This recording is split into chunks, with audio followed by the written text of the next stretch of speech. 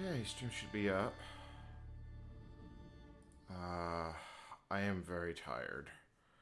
So we are simply going to, let me make sure everything is up and running. Mostly up and running. Alright. There we go. Yeah, this is why I don't normally start my streams from, yeah, a bunch of my settings got messed up. Alright, there we go. And I am recording. Alright, so this probably won't be a super long stream, but the build, I ran for quite a bit longer after I shut down last night, and then it died.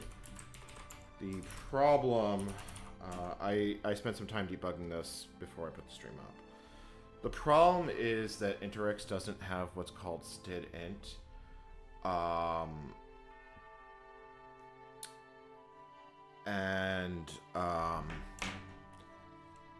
just going to let it get to the build failure. It gets there pretty quickly. Yeah, so it doesn't have stdint. The problem here, I was looking at how GCC handles this internally, and apparently for platforms that don't define stdint,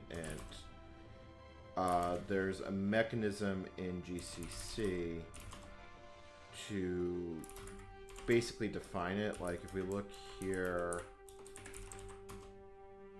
you can see that there's a sigwin and a mingw stdint. So I think we just have to change the configuration file to use one of these because it should effectively be the same platform. The problem is I think I have to rebuild GCC because I'm not 100% sure how this file gets read in, aside from the fact that it does. Like if I look at, I gotta look at configure because if I have to actually run auto reconfig on GCC, that's gonna be fucking miserable. Hey 2002 Windows 10. Like I said, this isn't gonna be a very long stream, but I gotta see if this file is okay. So that file is not used.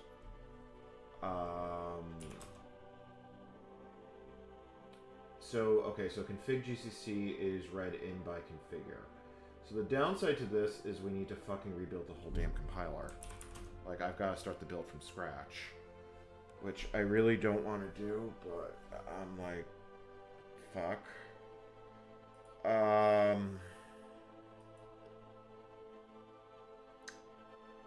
I might be able to get away without having to do the whole thing from scratch. So here's the Intermission target. So I've already added the i486. Yeah, so this is the part. So yeah, I was experimenting with this and I decided just to throw the stream up. I've had a long day today. I may have gone a little bit too much sun. So this is how it looked before I touched it. So I think we have to add to the TM files. We have to tell it what stdint to use. And then you have to add this flag, use GCC stdint. So we have to add that there. The problem is now I need to actually reconfigure the compiler, which I really don't want to do, but I don't think I get a choice in this matter.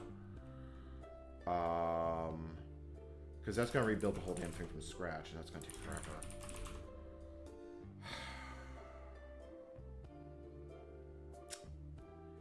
That being said, while I'm here, I might as well try and fix some of the other issues. I'm trying to build GCC 4.6, which in theory supported Intermission. In theory, it had bit rotted, so I've got to fix the bit rot. So there's a fair number of problems I actually have to resolve to get this to work. I also want to know what I have to tap to make this work, because it's leaving out a file for building the base part of the compiler. So if I do cp lang here, where is this file defined? It's not defined here. So there a CP1 plus folder here? Probably not. This is GNU grep. Yeah, it is. So I can do that. I can see if I can find it. Hey, this is Bash on Windows in an environment provided by Microsoft. Like I said, I don't know how long I'm actually going to be streaming. I had a very long day today, and I let the build kept running after I shut the stream down, and it hung once and then went completely kaputski.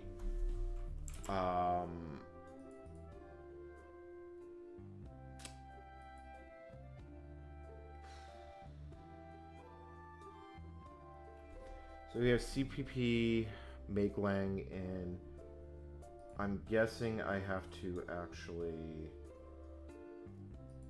I gotta go to the top level folder. GCC. And that would be under CP for C++, and then we have makelang in. So is there i386 in this file or C i386? No, there isn't. So I have no idea how this file actually gets called in. It looks like it comes in, it looks like there's something like CXXC objects, which looks like this then gets read from CXX target objects. So it sort of, yeah, I was able to fix this by doing it by hand, but I'd rather not do that if I can avoid that.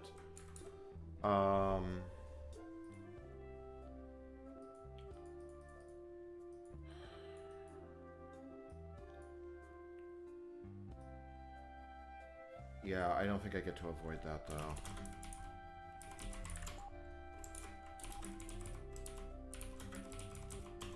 The joys of flipping bit rot. I mean, I could handhold it again. It's not like it's the end of the world if I have to do that. Where did I put that script? Cat source build sh. So the file that I'm looking for is i386c. Let me see if I can figure out how that actually ends up. Because that's the one I had to add by hand to actually make this work. I'm assuming there's a config option in GCC somewhere that has to be edited. Oh, that's not good. Why did remote desktop disconnect? Please don't tell me I was logged out. I may have been logged out. Oh, you're fucking kidding me. No, okay, at least that's fine. Alright, so... Okay, so there's actually something in config.gcc that handles that. So, i386c or ci36 helps if I'm in the right file.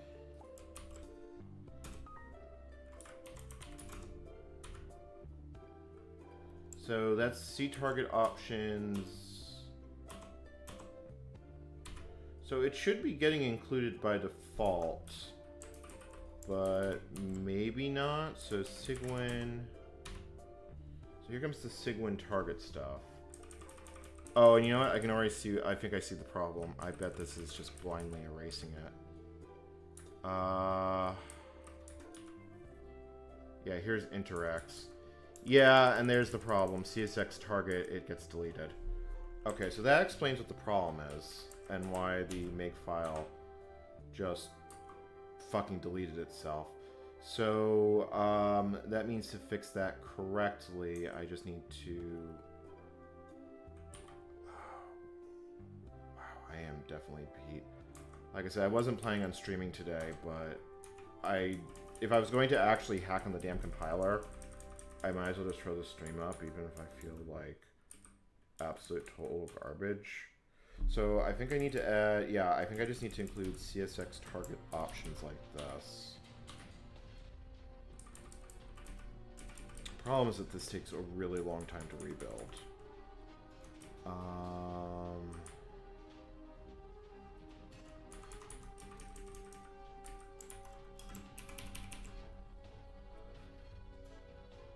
Alright, Alright, so we now have use GCC stdint wrap. We have it using the Ming stdint definition, which I'm going to assume is correct. I mean, it is still a Microsoft C library.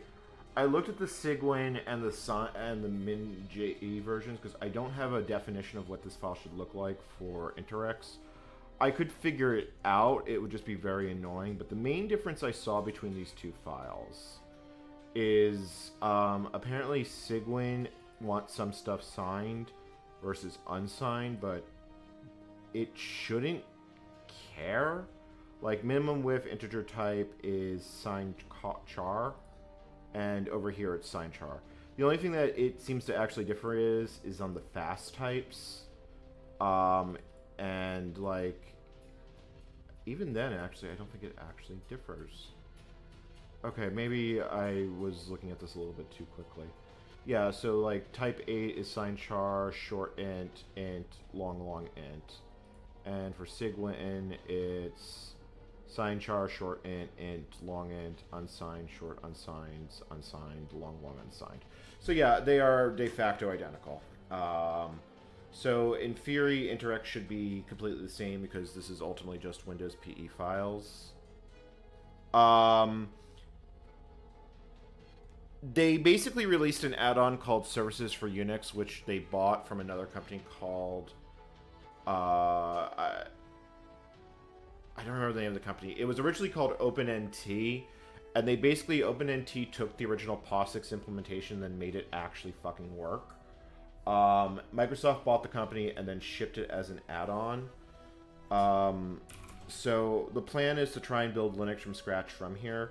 The problem is that under the hood, this shipped with GCC 3.3, which when XP shipped, that was recent, but if I really want to build something that isn't completely ancient, I need a newer GCC. So I've got an updated GCC, config GCC. I am probably going to have to fucking make clean, which I really don't want to do. Like, this is going to take fucking forever to build.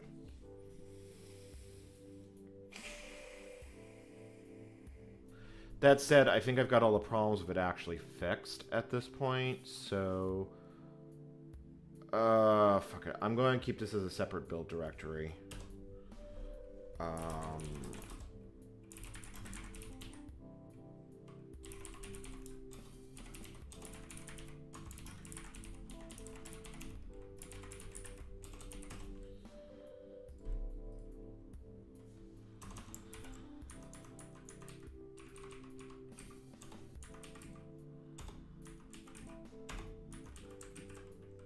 Like I said, this is bit rotted very badly. And I may honestly go silent on the stream after a bit once it starts building. I mostly just want to have this fully documented. Like I said, I spent some time looking at this before I fired the stream up, but I haven't actually tested it yet. I've given 6 cores. The problem is that GMake is... nope, this is Windows XP. It's Windows XP running in what is essentially the Microsoft successor to the POSIX environment. So yeah, I have to kick off the fucking build. I could disable Bootstrap. It should theoretically build with GCC 3.3. I really don't want to do that because I want to make sure the environment is goddamn sane.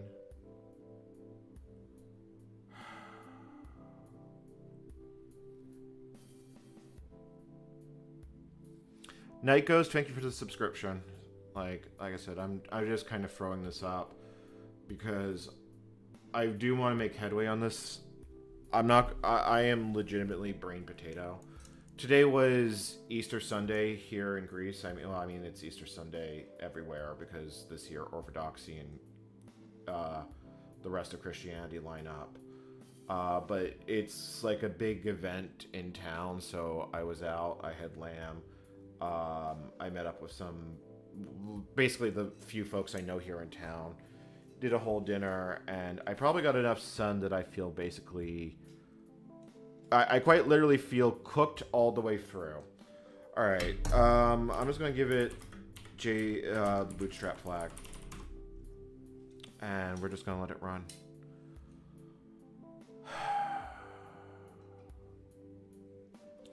This is legitimately probably just going to sit here and go.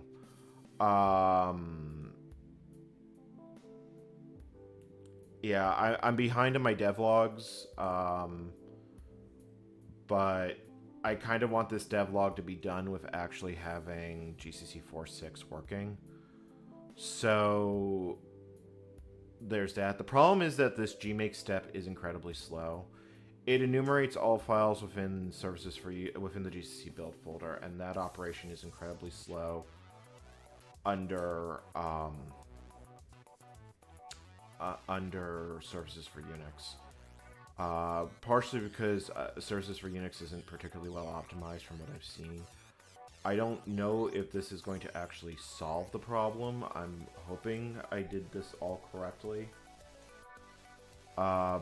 If this doesn't solve it, or at least give me some hints on how to solve it.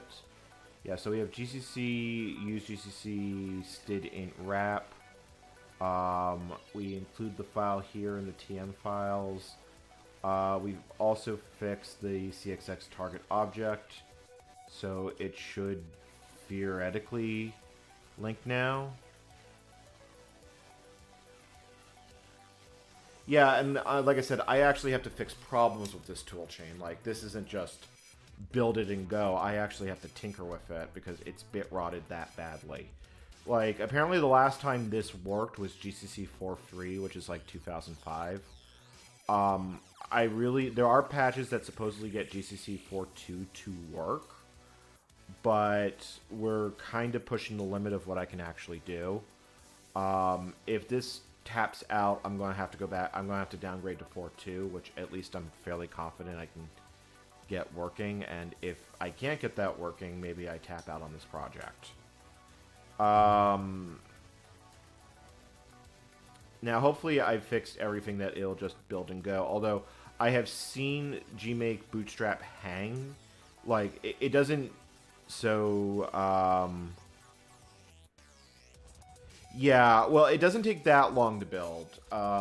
It's probably from when we were building it yesterday...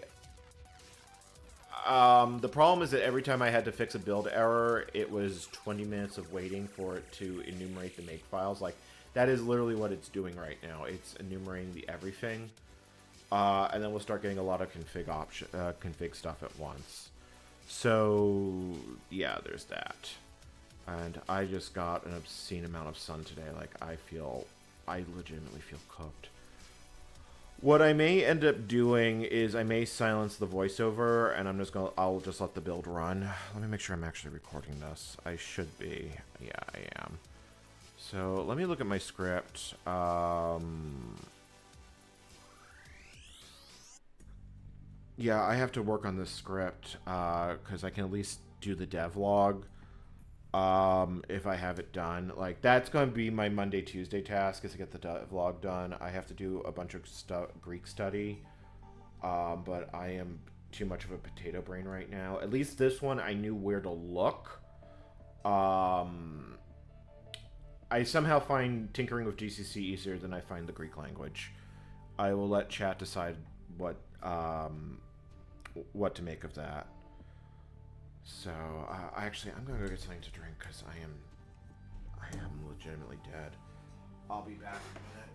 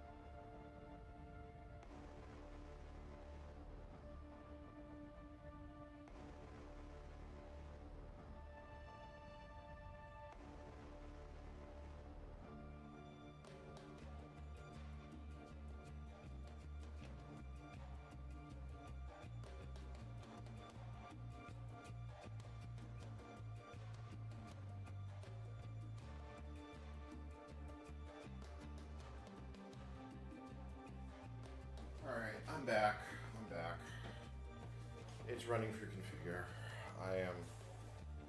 I'm just gonna sit in the chair here and stuff. Yeah. Hey Sarah H, sorry for stepping away. I do feel like Windows 7 was kind of the zenith. I didn't actually mind 8, but 8 was... I know a lot of people found 8 very polarizing. But yeah, I mean... I think 10 was the first one that really wanted the Microsoft account. I feel like I don't remember having to make one with 8, but that could be brain fog. Because with 8... I'm really trying to remember if I had to make an account with 8. Yeah, so long story short is the build fell over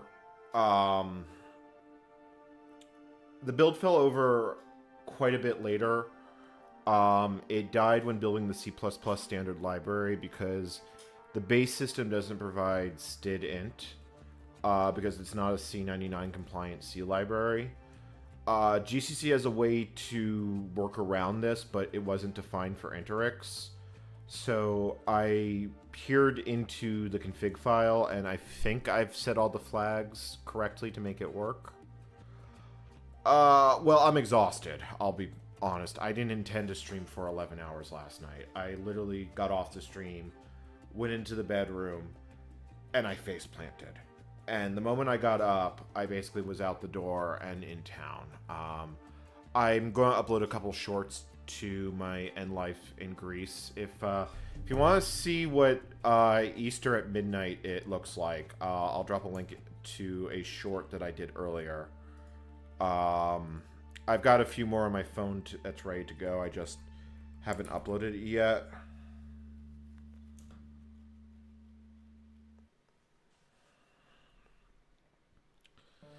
I mean, see, Windows 7 didn't really offer all that much besides that XP didn't. It just worked, was kind of what it is. It basically was the improvements from Vista and just updated stuff, but like, if we had just kept an up-to-date XP like we got in a Service Pack 4, like, it wouldn't have been all that different.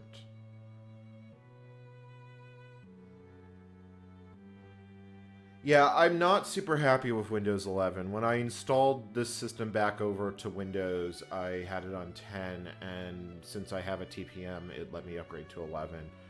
I don't regret doing the upgrade because I need this machine for work, and Windows... I've always been of the impression that you should get the pain over with and just do the upgrade when you can instead of trying to stick on old versions. It just causes more pain.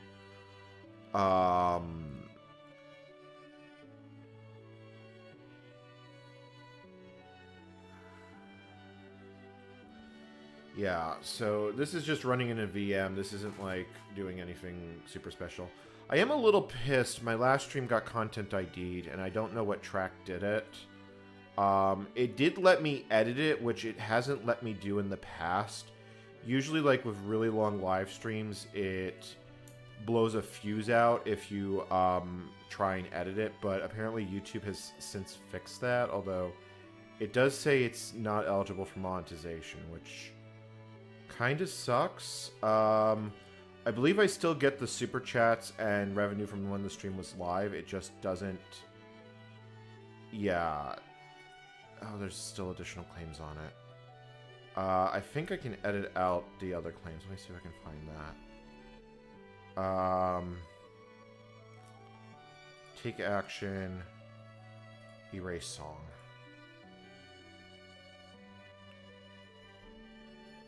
Yeah, I can mute it out in all the claim sections.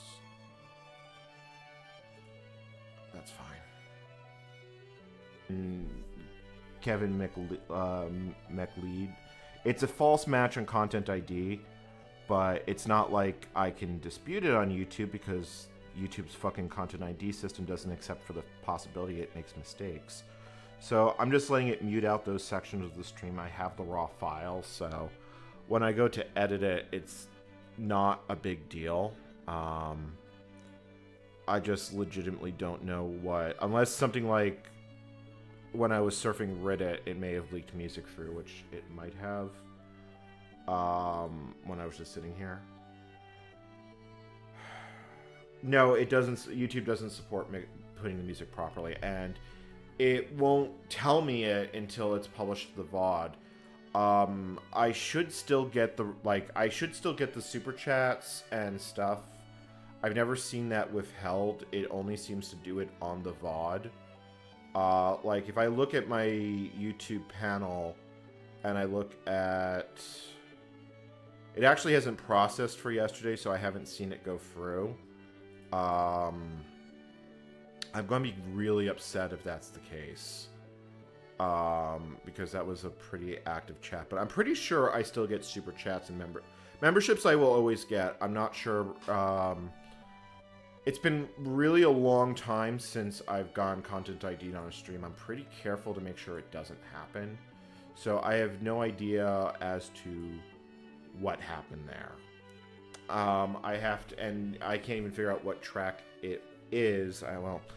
I guess I could look at the VOD and look at the timestamp and use that to tell me what it is.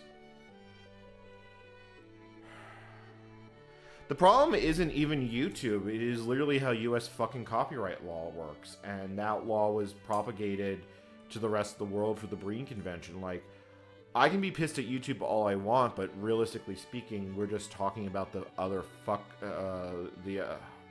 need to watch my obscenity. We're talking about the mess that is U.S. copyright law. Yeah, so I am basically potato right now. Just call me Potato Commander, because that's currently how I feel. Someone did make a 7.24 kilometers per hour emoji to go with the 4.5 miles an hour one. I have to add that one to the panel. So hopefully YouTube doesn't fucking screw me out of chat revenue for the last one.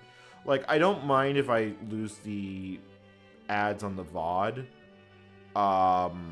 but I'm going to be kind of pissed if I lose the rest of it. I'm pretty sure I don't lose it on Super Chats, though, because Super Chats essentially are... YouTube takes 30% of Super Chats. The flip side is that because it's baked into the platform, people are more inclined to do it than... I can put a link to the tip jar up. I haven't put a new devlog up because I basically just threw up the stream in like 3 seconds. Yeah, Streamlabs and Commander. So let me put a link to the tip jar in chat.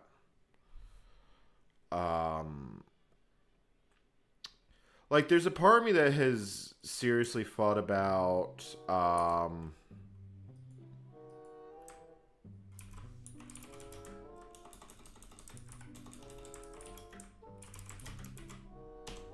yeah, let me stick a pin on that. Usually I've got a little bit more planned when I throw a live stream up, but this was... If I'm going to work on this, I'm going to throw the stream up. That was kind of my rule with this project, because I always will have the footage from it. I can always use VOD footage if it comes right down to it.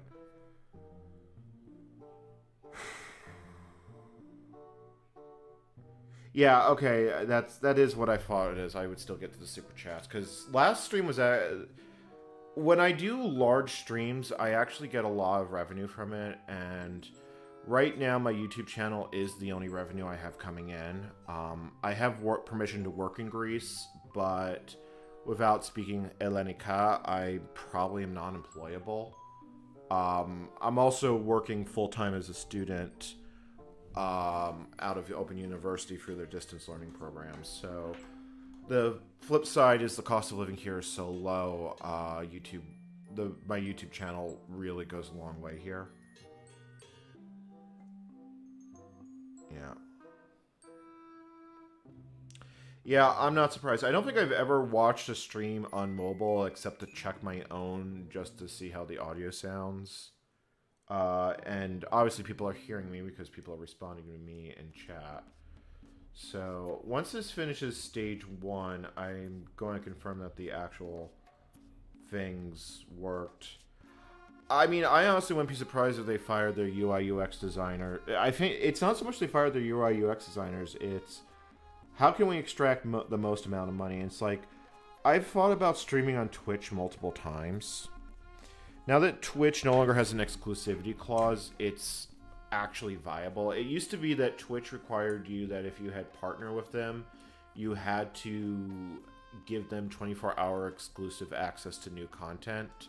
They still do that for a couple of people, like if you have a signed, like not the generic partner program, but like if you have actually a signed contract, they still do that. But my channel was built on YouTube. I only started live streaming after it was established, so I wasn't super inclined to jump ship. Well, I am set. The YouTube channel is set up as a limited liability corporation out of the United States.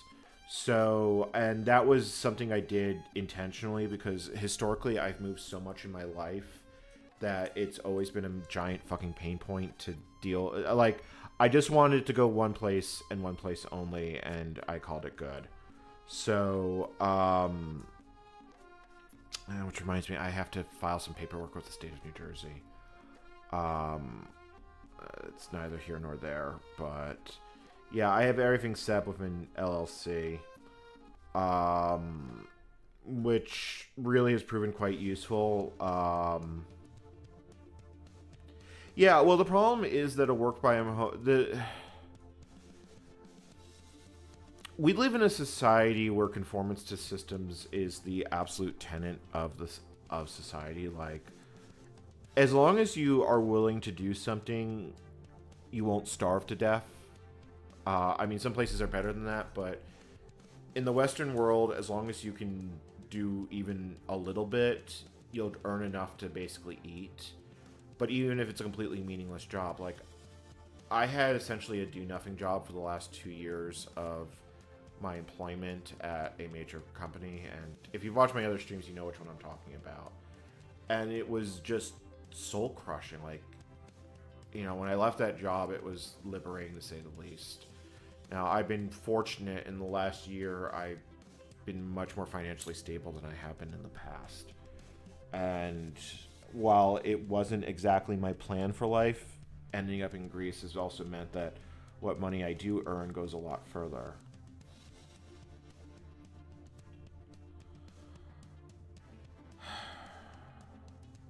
Yeah, I mean, that's exactly what it is. But the thing is that if you can work remotely, you know, how do you justify the office space? How do you justify the middle managers? This is a line of thought I've been trying to develop for about a while. It's only started to come into, like, an idea I can actually talk about. Like, the sensation that I've seen this idea expressed in other places, but it tends to fall into like conspiracy theory crap, and thus gets discounted. Like, because it's easy to say, oh, the man wants to enslave all human beings, blah blah blah blah blah, and that's not kind of where I'm coming from. But it is one of the places I've actually seen that. Like,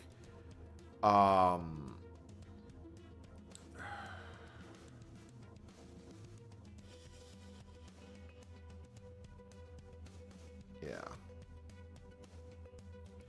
I definitely understand the feeling of trying to get Windows running in VirtualBox running in a flat pack. Flat packs I hate. They're fine from a user point of view. Like, they're essentially no different than application bundles on Mac OS.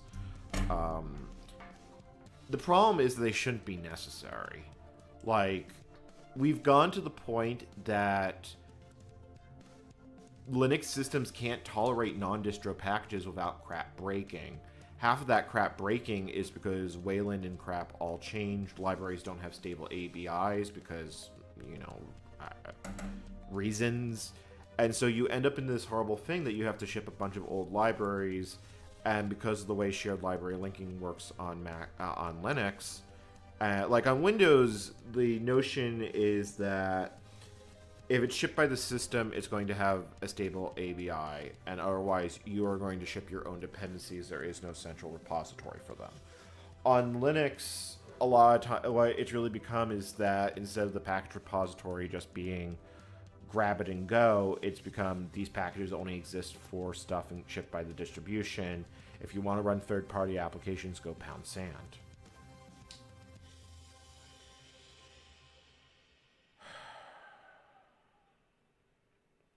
I mean, Sarah H, I agree with you fully on that one.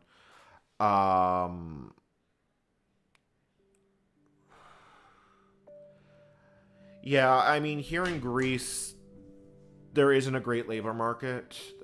Even at the best of times, the Greek economy is not particularly strong, especially compared to the rest of the EU. I mean, Greece ended up in what is de facto Western Europe just because the British saw Greece going communist as an existential threat. That was essentially the reason why they intervened in the Greek Civil War at the end of World War II, which eventually led to the defeat of the communists here. Well, I mean, I understand it. I mean, oh, please, did this hang or is this actually doing something?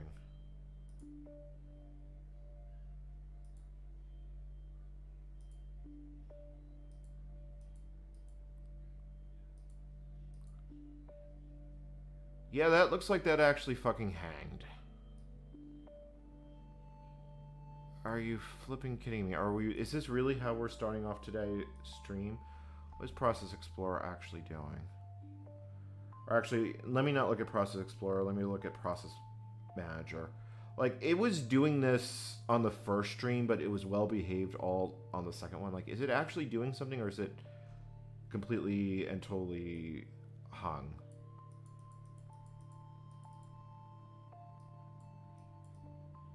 I can't even scroll. Like...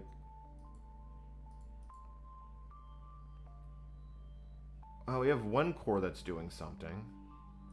Processes, CPU...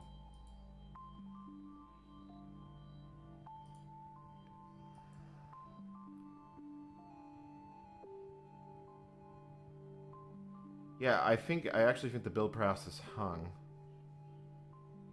Yeah, I don't see it making any sort of headway. Control C.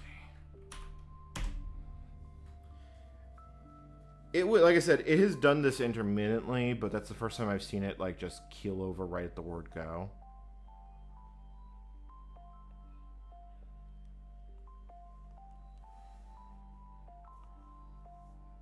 Yeah, you can. Process Explorer does not seem to work very well with services for Unix applications. Process Modder can see it, but it's very, very laggy.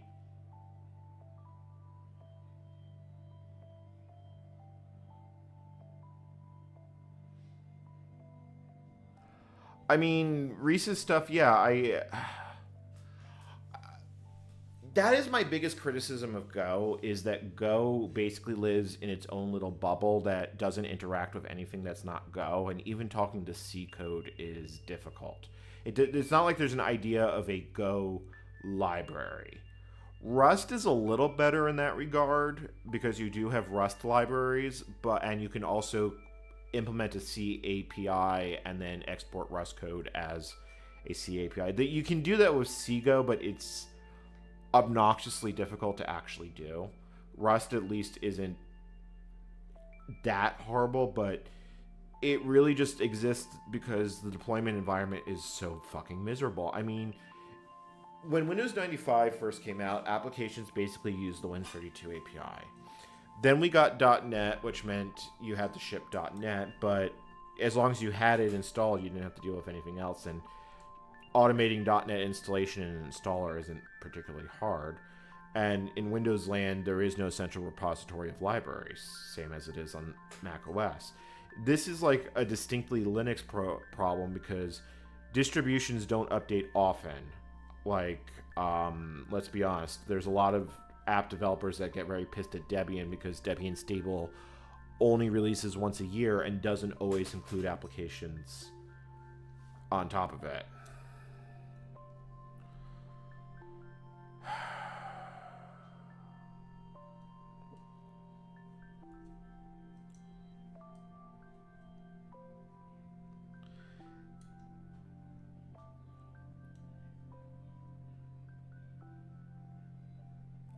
the way dynamic linking works has always been kind of ooga booga magic sauce. Like, R paths are like a band-aid that make it work for user-compiled stuff.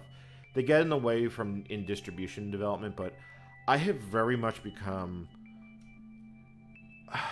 I've really just become meh about Linux as a whole. Like, I'm not sure what went wrong. It's not like it's one thing, but I feel like it just feels like it gets worse over time, especially when I load up older Linux distributions as compared to, like, modern versions of Ubuntu. Debian is less bad, but you still kind of get that fundamental bit rot that feels like it's seeping through the entire core.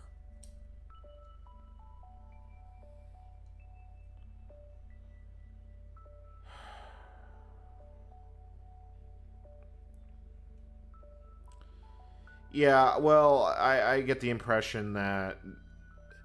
I mean, the vast majority of Linux's use cases embedded in server, which really doesn't seem to care anymore.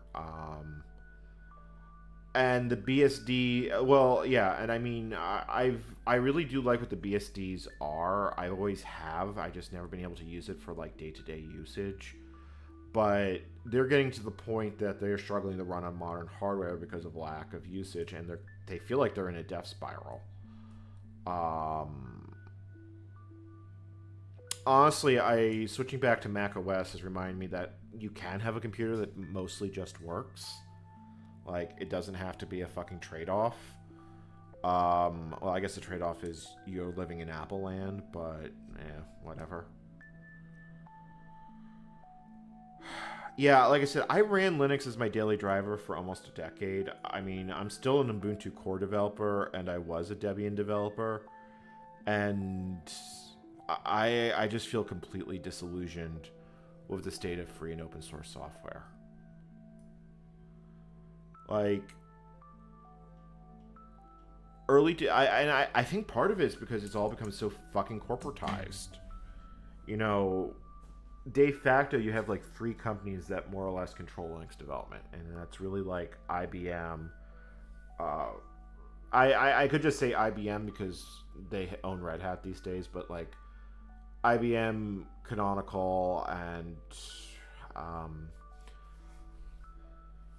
I forgot who owns SUSE. Is SUSE still owned by Marvell? I just said Marvell. Novell. I feel like they spat them out, but I've been losing track of that. Like, I am legitimately running on fumes. I just had a glass of water, so...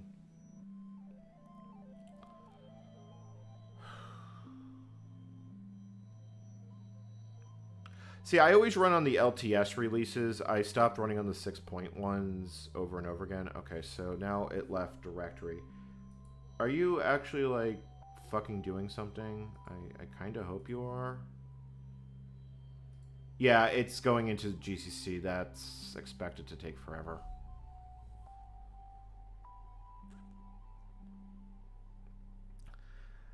I mean, Valve's in... You're not wrong including Valve on that list, but Valve... SteamOS is much more an embedded thing than a general purpose OS, so I'm not inclined to... I'm not super inclined to include them, but they've also done a lot on making gaming on Linux work, so it's like, I probably shouldn't complain.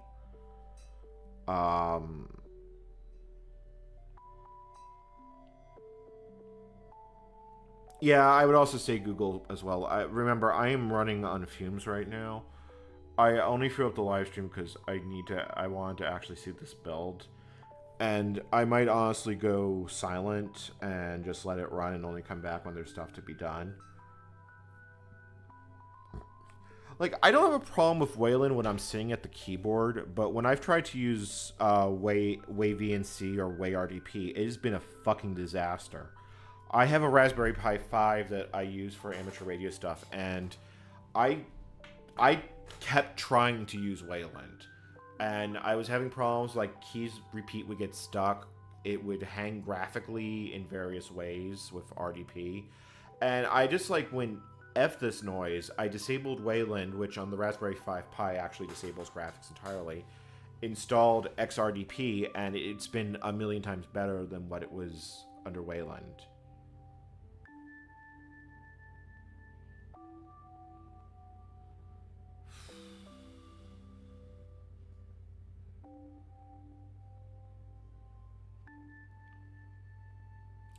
I've never owned a Steam machine or Steam Deck, so like I legitimately don't know. And you like it. I feel like Wayland doesn't.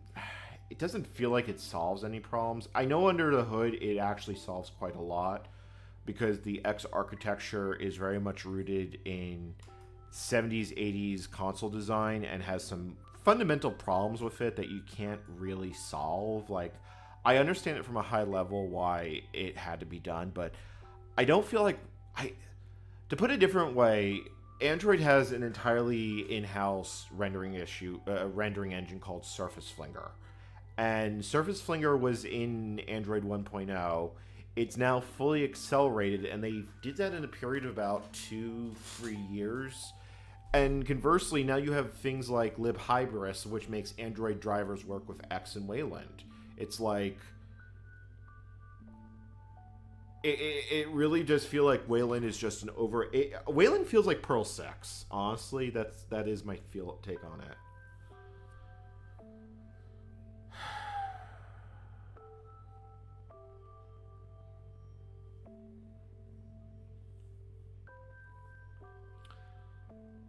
I mean, the problem isn't so much that companies contribute back. The thing is that you get things like Android, like what modern ASOP is. You just get random code drop, and it exists in its own little ecosystem that you have to either fish out the bits or not do anything with. Like, stuff in the kernel does get fixed because it's to everyone's interest to have the kernel have all those bug fixes. But, you know, I worked in ARM platform enablement for many years, and companies don't push back if they don't have to because, for one, a lot of upstreams just make it obnoxious. Like, new upstreams, you have to sign copyright assignments. If you want to push something to Ubuntu or a canonical project, hey, look, another copyright assignment, and so forth and so on. It's like a little, and every time you say the words copyright assignment, legal has cold shivers.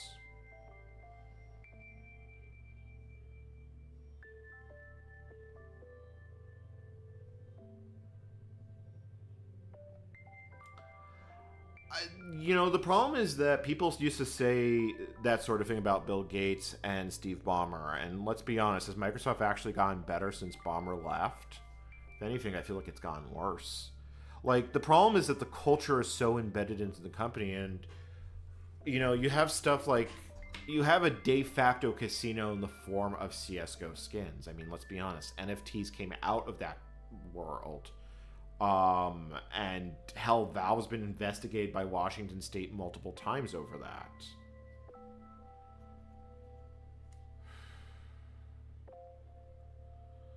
So, you know, ultimately the investigation went nowhere, but, you know, the idea of basically NFTs all comes based down to, it basically got started in the CSGO community.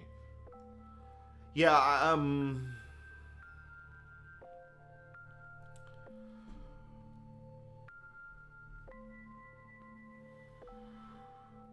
yeah, Silogen was awesome. I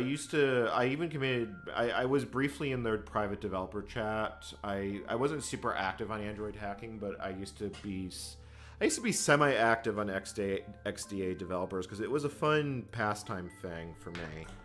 I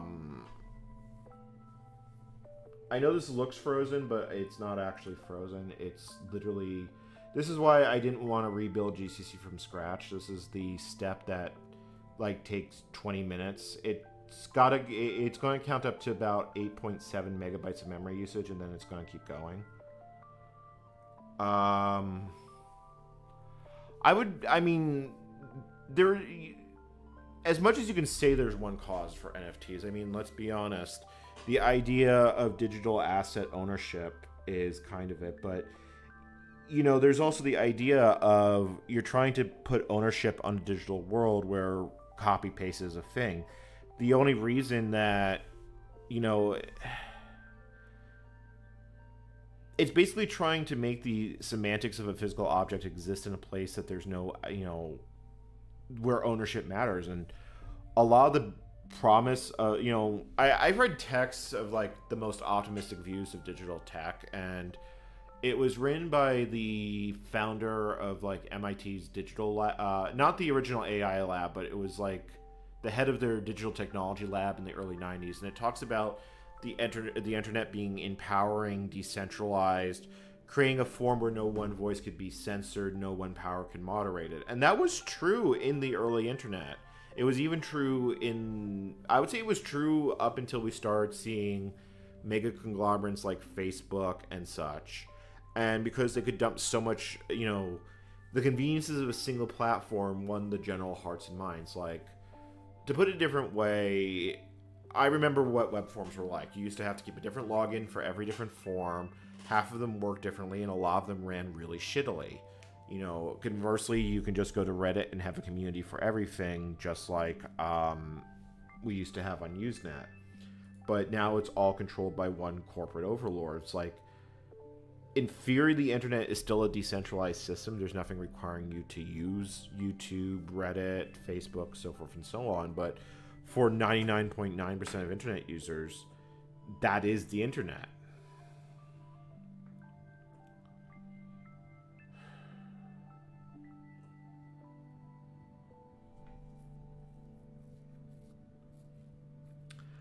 I mean, let me put it like this. I was at Canonical at the time, but I understood their reasons for Mirror. I don't know if I agree that a fork was actually the right call, but I can completely understand why they were not on that, on the Wayland ship.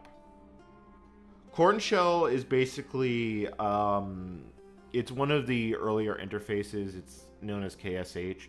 I installed Bash because I like my tab completion, like, okay, thanks, bye. Alright. Yeah, this should start moving again in a moment. This is why I didn't really want to make clean, and it's why I also threw this into a new build directory. The thing is that when you tinker with build scripts, you usually have to because of the way autoconf actually works. Now, I'm hoping I fixed it correctly, because if I didn't, this is going to be sad and miserable.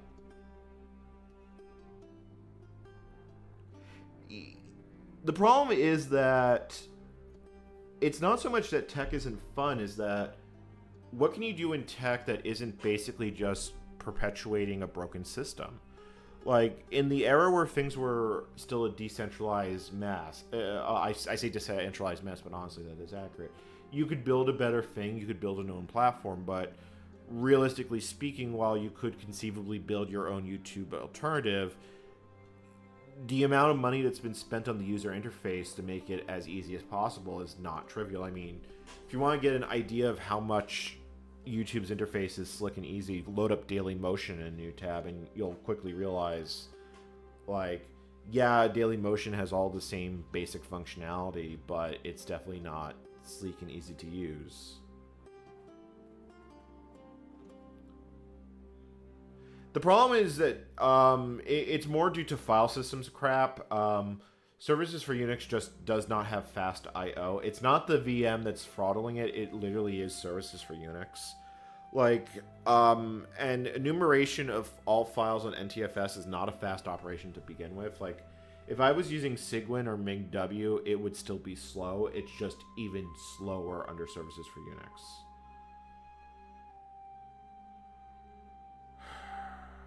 Like I said, I just fired up the stream because I kind of wanted to see if I could get this to work.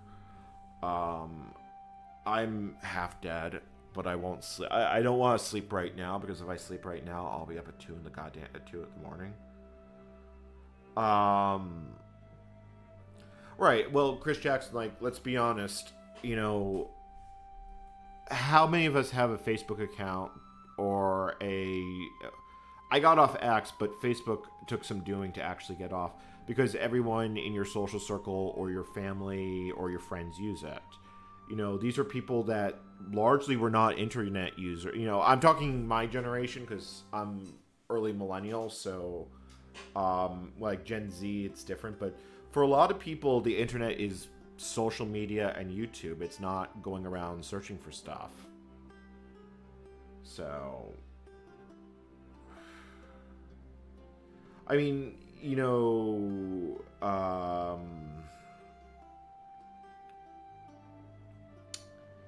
and I mean that's kind of what it is. Basically, like a handful of websites have like basically monopoly status.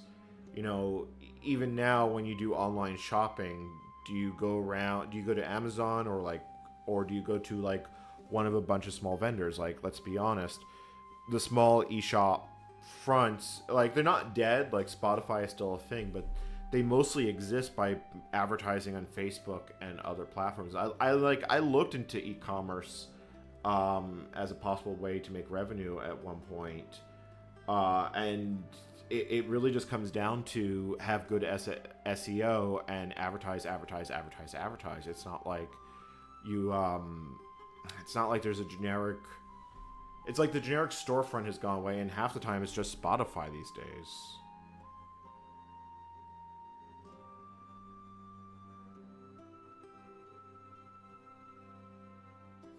Yeah, I completely got off Facebook. I still have my account active, but I don't use it regularly.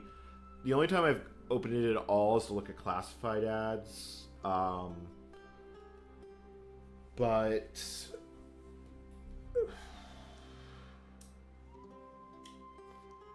I mean, like put it like this: imagine you're a Magic the Gathering card player.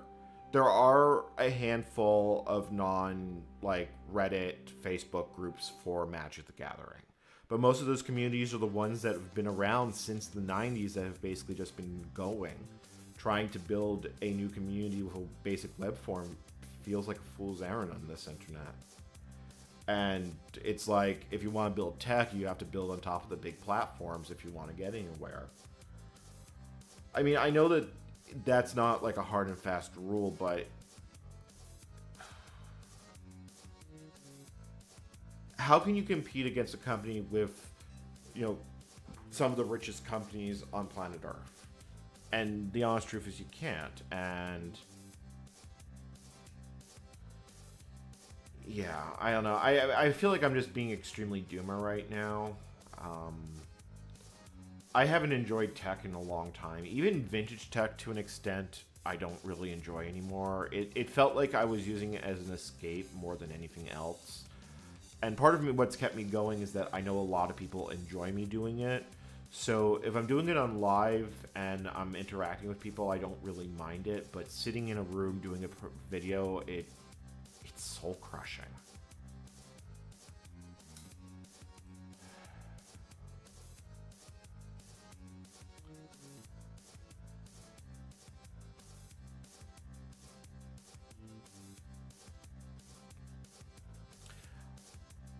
You know, and that actually brings up a good point. Like, I had a lot of Windows CE phones before Android was a thing, and I really meant... Yeah, no, I meant Shopify, not Spotify. I am very tired. I never had a WebOS device. I've heard that it was a pretty amazing platform. And I had a couple of Palm Pilots. I actually really liked the Windows CE trios, although it felt a little dirty to run CE on a trio.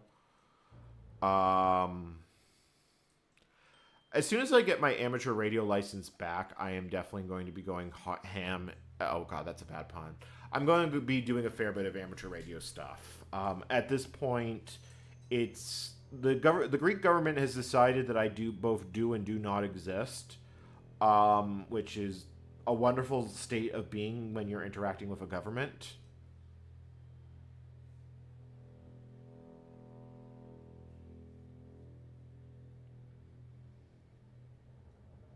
Yeah.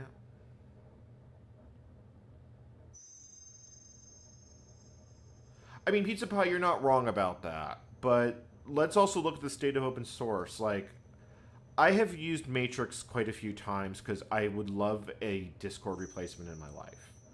My experience with Matrix is it loses messages. When it's federated, the problem gets a lot worse, and it just kind of goes downhill. Like, I have never had a good experience on Matrix.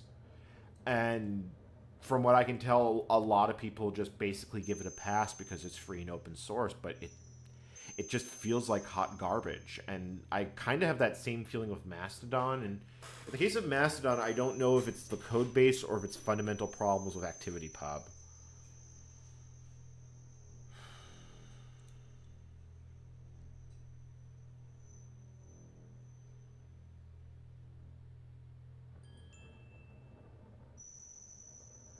Yeah, so I did do some beaconing tests as SV3/KD2JRT/M. Under Greek law, I was only allowed to use my American license for 90 days. So once I ticked past that, my license is no longer valid here. And even then, I had to upgrade it to Amateur Extra, so I only really could operate for 2 weeks. But I did make a whole bunch of QSOs. I literally just threw copper wire in a tree, plugged it into my antenna tuner, and I could talk with all of Europe except for Greece. I have yet to see another Greek station on air, and I know what the problem is. I'm essentially in a valley, and what's happening is that the radio signal, when it gets out of this valley, it's got such a takeoff angle that by the time it comes back down from the ionosphere, I am out of Greece, and I'm like in... I think the closest station I've heard is Italy, at about 500 km on 20 meter. So the solution to this is I either need to make a cloud warmer, also known as a near vertical skywave, or I just have to use 80 meters, which will bring it back down. But I'd have to put another... I'd probably have to put another 10 meters of wire in a tree, and I also can't get that high enough. I do have a vertical antenna and a loading coil that I did pick up specifically to try and work 80, so I could actually talk to stations here in Greece. But by the time it got here, my license had turned into pixie dust, so until I can get a new license from the Greek government, which in theory I might be able to do this week, it's not a thing.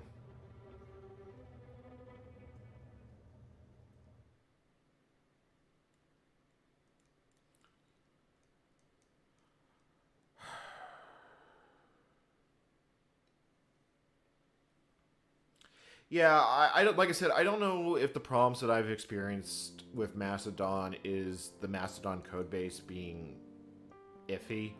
Although I'm always very annoyed when I log in and I get critical security update. It felt like through March I had to patch the server 4 times in 4 weeks. So 40 meters, I was not successfully hearing anything in Greece. I was hearing everything but Greece. The closest stations geographically to me that I was able to work. I worked Austria a few times.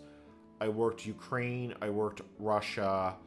I heard Israel, but I couldn't make two-way contact. I think I heard a station out of Istanbul, but I wasn't able to make two-way contact.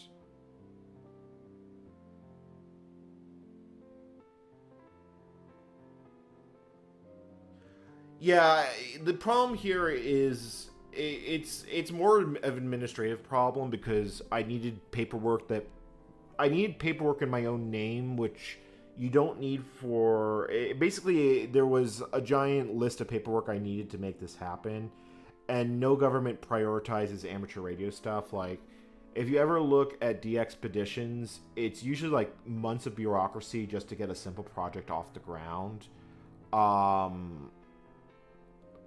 And that's just for like actually, short-term things. Like, if I wanted to just work short-term, I could, with my US Amateur Extra license, I could work in all of Europe, most of Central America, and about a quarter of South America with either a SEPT or an IARP. The rest of the world gets much harder. So, the problem with stdint is it didn't exist, Alberto. The C library that is shipped with services for Linux doesn't have it. And GCC expects it.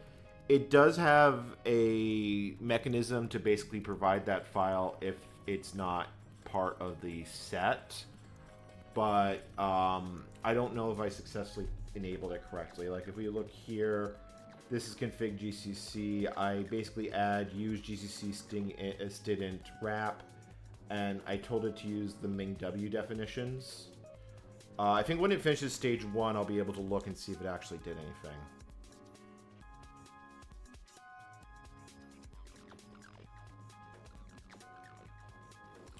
I mean, I understand the Steam Deck hype. It's basically, you know, for those who that like doing gaming on a Switch, it's basically that, but you get all your Steam games instead of being in Nintendo's ecosystem. And like, I completely understand the appeal of something like that. It's not something I think I'd ever buy because realistically, the only gaming I do these days is modded Minecraft and Factorio.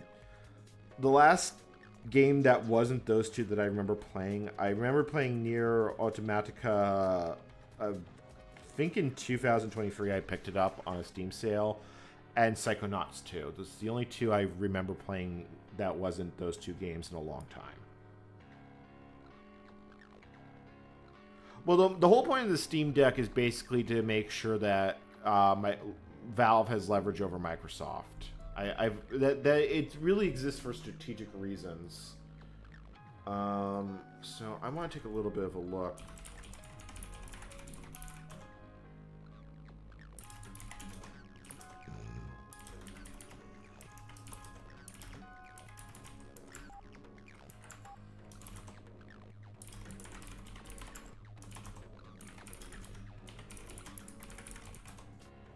I want to see if it actually built the... Yeah, look, it actually did make the header.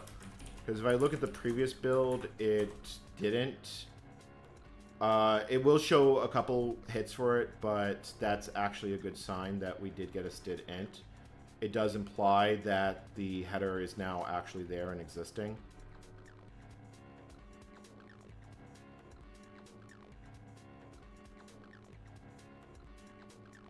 I've never played Belatro. I've heard it. I've heard of it several times, but I've never actually played it.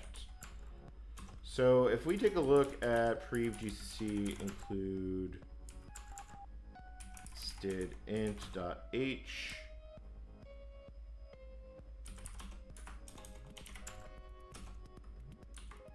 Yeah, and that actually looks like it did generate exactly the way it was supposed to. So that's a good sign. So it does actually look like my config fixes actually fixed the toolchain.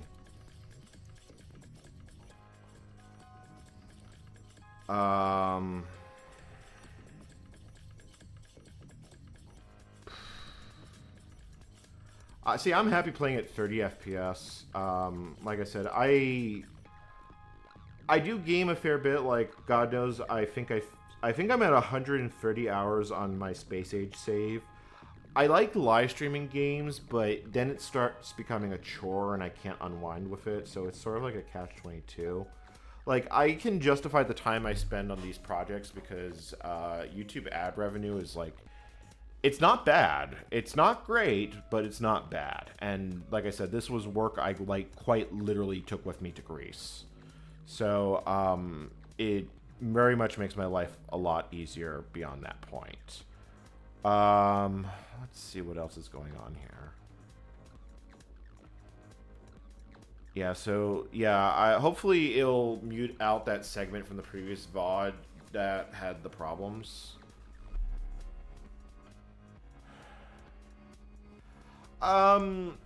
Okay, so admittedly, I kind of like the grind to... Like, I'll play... Actually, old school RuneScape is another game I do play from time to time. I pay for membership, but I probably only play it once every other month. Belatro. Yeah. I've heard of it. I know it's a roguelike, but I don't know anything else beyond that.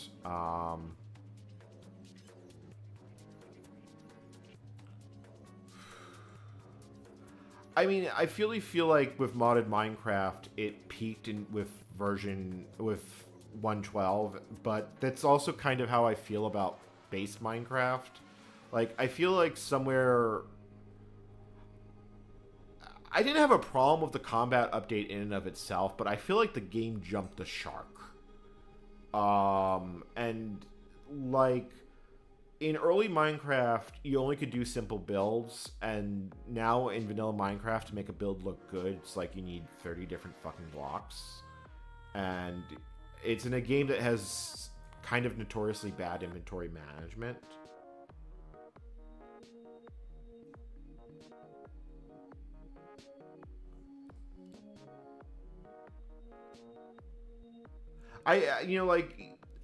I honestly do kind of agree that Beta 1.7 was peak, because that was the last version before they added structures that weren't just dungeons. Villagers hadn't been added to the game yet. There was no boss fight.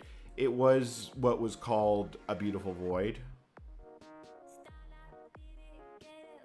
Catherine, that's kind of where I'm at it. But even, like, the only thing that in the last decade that I thought was a good upgrade to Minecraft was the when they added the caves. And caves and cliffs, instead of being one update, was 3 separate ones fed over time. Now, part of that was due to the pandemic, but honestly, the feeling I get from Minecraft, it's gone very corporate. And if you ever load up Bedrock Edition, my God. Yeah. The main reason that vanilla inventory management sucks is that it was designed in the era of alpha, when there were basically 12 blocks in total, and it never has gotten better. Meanwhile, if you're mining underground, you can run into you can get stoned, cobblestone, copper, iron, redstone, lapis, diamond, all the deep slate versions of said ores. Like, it's a mess. It's like inventory vomit. There's a reason why modded Minecraft just dumps backpacks upon backpacks. And instead of, like, giving us, like, we have shulker boxes, but you can't even use a shulker box in your inventory. You have to place it down.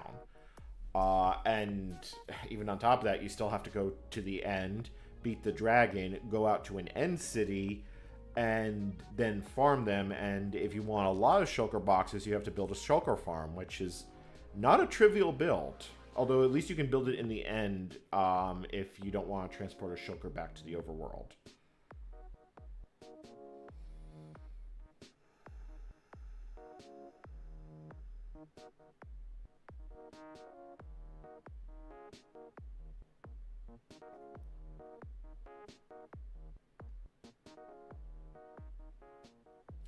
Yeah, I mean, that's also a fair point. I mean, it does feel like you need elytra to basically get around things. And, like getting elytra, you have to go to the... It feels like you can't even start playing vanilla Minecraft until you've gone to the end, gotten enchanted equipment, either by being the dragon and raiding end cities, or grinding out a max tier enchantment table and doing it the hard way. And then the current meta is that you basically just roll villagers until you get the enchantments you want. Like, I have so many complaints about the mending enchantment and what it does for the game balance. Like, if you're going to have durability, commit to it. Don't have a really annoying to get enchantment that makes durability not matter.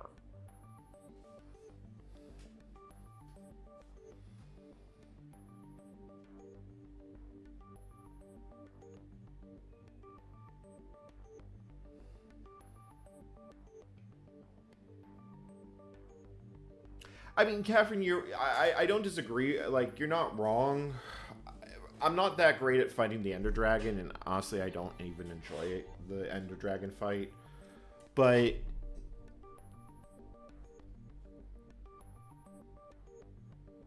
I don't know. It just... There's something about the way vanilla Minecraft... It's basically you can hit max tier power if you just grind for an hour. But the only thing you get for that is the ability to play the game, and it just doesn't feel fun. It just feels like block collecting the chore, because if you want to make a nice looking build and not just box with walls, you have to go collect 30 blocks. Conversely, like if we're playing modded Minecraft and you have chisel installed, you craft a chisel, you throw some stone blocks in, and then you have access to 27 variants that look nicer than many of the vanilla ones, and avoid all the flipping inventory problems that you get with it. I mean, I've built a lot of structures out of chiseled factory blocks, and I honestly think they look better than a lot of the things that come out of vanilla Minecraft with a quarter of the effort, out of it.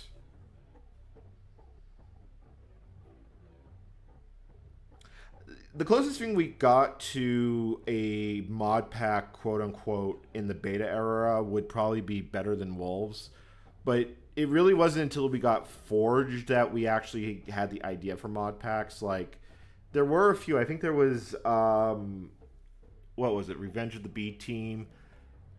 Tekkit Classic started in beta, but I'm pretty sure it didn't reach its final form until like version 1.0 or 1.1. We had the Aether, like we had a couple of large mods, but the idea of a modern mod pack, I really want to say that was probably Minecraft 1.5 or 1.6 final at the latest.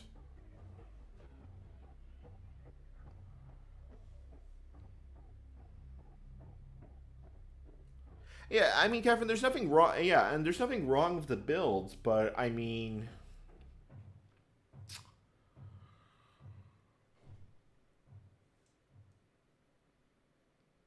when the game was back in beta, it was Beautiful Void. It was literally just a landscape and whatever you could do with it. Now you have things that are dotted with pillagers, villagers, like lots of other stuff that make it feel very much not an empty void. And you can turn off structures and such, but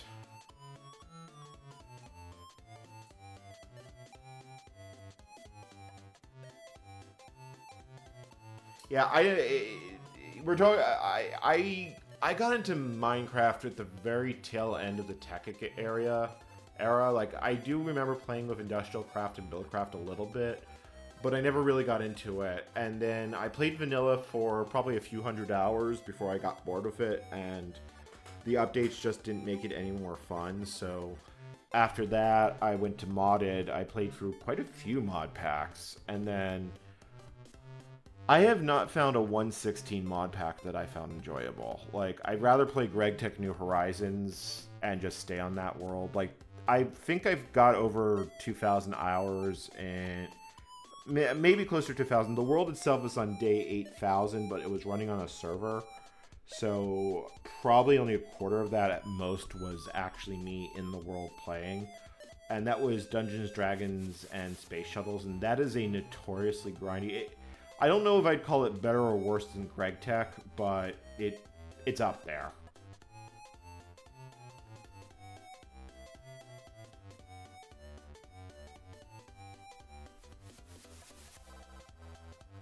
No, this is me still trying to fix the native compiler because it fell over. I showed it at the start of the stream, but it fell over due to missing stdint. So I figured out why that was, and more specifically how to get around that problem. So we had to do some patching. I would say that the end game of Dungeons, Dragons, and Spaceships, the creative tank took 2 months of the world AFKing at about 10 TPS. After I had to breed the temporal bee, get multiple tick accelerators, because you had to basically do singularities without Project E in a pack that it doesn't even give you max tier mechanism. It only gives you elite tier. It doesn't even give you the ultimates. So the way I churned out the singularities for the tank was I used the ritual from Astral Sorcery to turn stone into minerals. I use an RF Tools miner to mine them. I tick accelerated both the ritual and the miners. Those went into a mechanism 5x line, and I had to run 2 of those in parallel for about 2 months to get it was something like 1 trillion ingots to get all the singularities required to get the creative tank in that pack.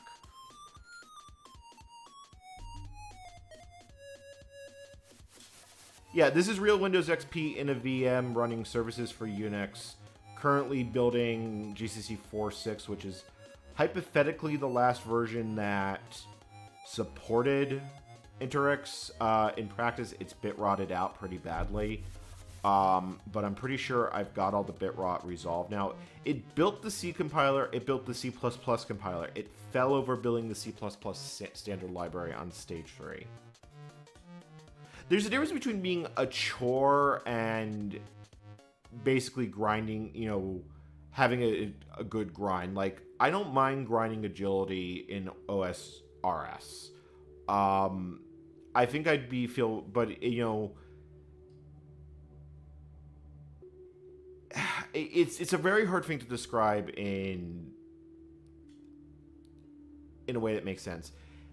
there are things in games that are enjoyable even though it takes a long time to get somewhere. Like, I used to play Dwarf Fortress. Trying to do anything in Dwarf Fortress takes a long time just because of the way the game works. Uh, Hello, hey, Kolek Zero. I hope you're having a wonderful day today. I am really hoping I'm only going to be streaming for maybe at most 3 hours. I don't know how much I have in me.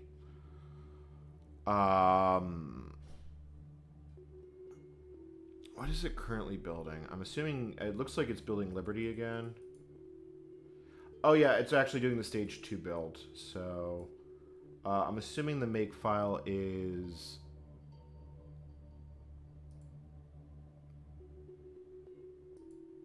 No, this is where it hung last time, wasn't it?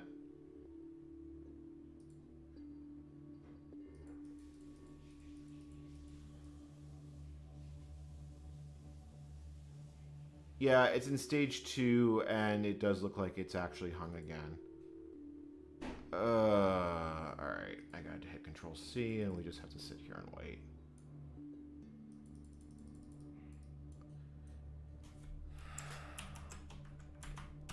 I don't know why it keeps getting stuck on Liberty. It was a long day, but it was a very tasty day because lamb is tasty. Lamb is my favorite stuff. Yeah, I think my highest skill at this point, I think, is agility. I might have mining higher, but I don't think I have any stat in the 80s as of right now. Yeah, lamb is my favorite, tastiest animal. I used to look forward to Christmas because my grandmother used to do lambs.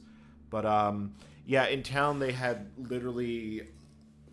They literally were giving free lamb away for Easter. They had an entire row, something like 20-something lambs, just roasting on a spit, and it was delicious. And then dinner was more lamb with potatoes, wine, some salad, and then it was... I don't know what the dessert was, but it was tasty. But I was at stick a fork in me, I'm done sort of thing for the night.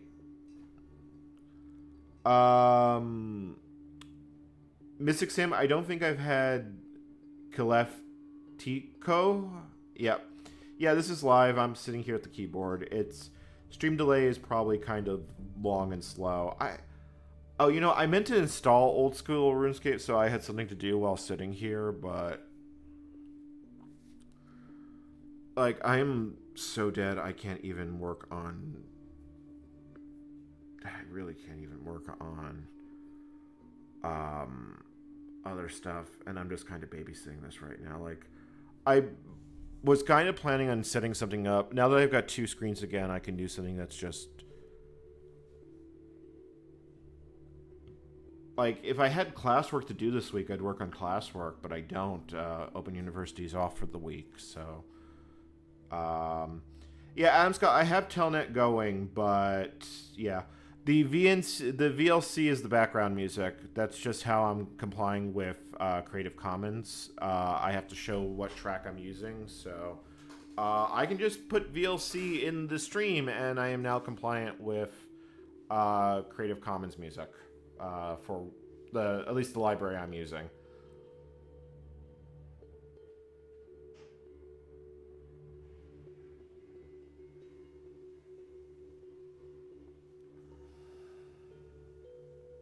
Yeah, I'm pretty sure I did, lamb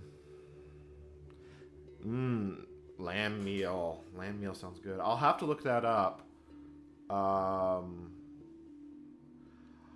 wasn't planning on going live today, but this build fell over, and I looked at it for about 20 minutes, and I was pretty sure I knew how to fix it, but I didn't really want to keep working on this project without it being live, so I decided to kind of just bite the bullet. I'm sitting here basically in pajamas with my mic here. And I'm not going to, if this falls over, my guess is it's going to take about 4 hours to build all of GCC. or at least that's my hope in Copium right now, because we fixed all the other issues that it took to get to stage 3. So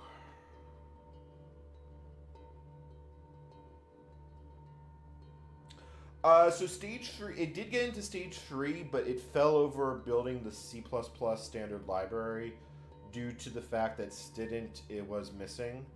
I had to make some pretty hefty changes to the GCC configuration files, like the actual platform definition files, not like config options to tell it to generate a stdint header and use it. Like, I'm surprised at how good I'm getting at bending GCC to my will. It's not the first time I've had to do this, but it's definitely one of the more invasive surgeries I've had to do. I'm going to go get some tea. I will be back in a little bit.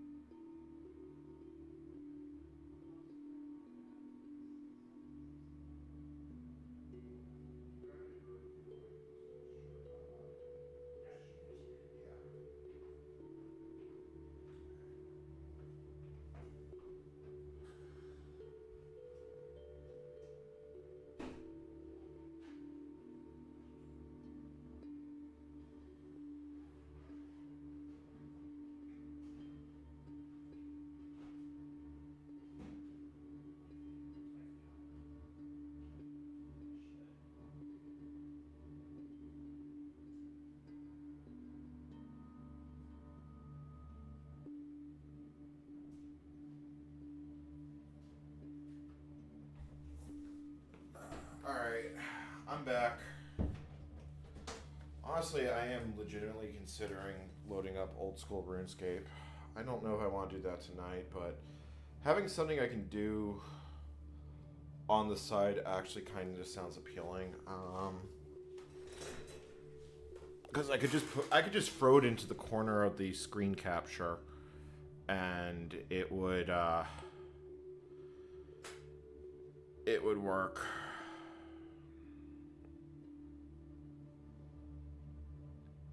All right. Thank you for subscribing, Big Chin. I'm sorry. I am literally spaghetti. I do think I have. Yeah, I do have the Jagex launcher on here. So I could conceivably. I probably just would run agility laps if I'm going to do anything in the game or work on wood cutting. At least it gives me something to do, because right now, like I said, I am just complete potato brain. And it's not like this is going to run for a few hours, so maybe I can finish off a, let me see if I can log in. Pretty sure I have the credentials on this system. Yeah, I do. Okay, cool.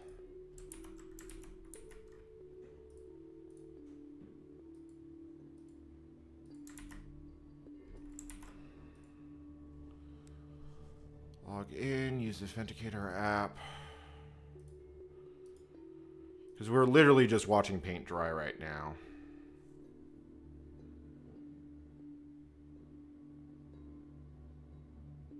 Let's see, our old school RuneScape. RuneLite, install.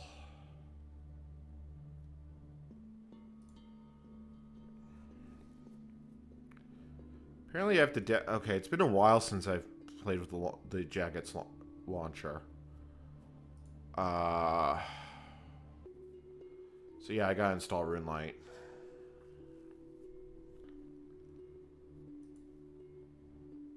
I'm just gonna put OSORS in the corner. I'm just gonna overlay it on top of the stream so there is something to watch besides build progress. So yeah, I'll fuck it up. I might as well do that. Alright, so RuneLite just finished downloading. I think I'm just gonna run agility laps. I was running laps on Pond and Niche. My character might even already be there. I don't even remember the last thing I did. Playing. Let's see here. Alright, official client, RuneLite. And it tells me to install. There we go. Play. Probably should make an Iron Man. I mean, I could do farm runs, but I don't really feel like doing farming.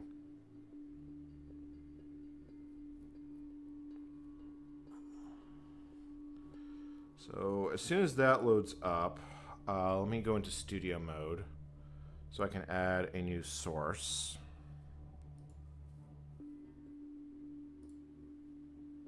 Let's see here, window capture. New source.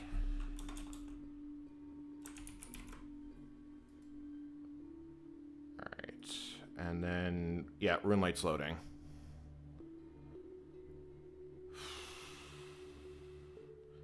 Hey, Callion, I'm hoping you're having a good day today. Yeah, you know, I can even just play it in a window. I don't even have to go full screen with it. I never got into World of Warcraft, and Blizzard has pissed me off in so many ways that I'm not inclined to give them money if I can avoid it.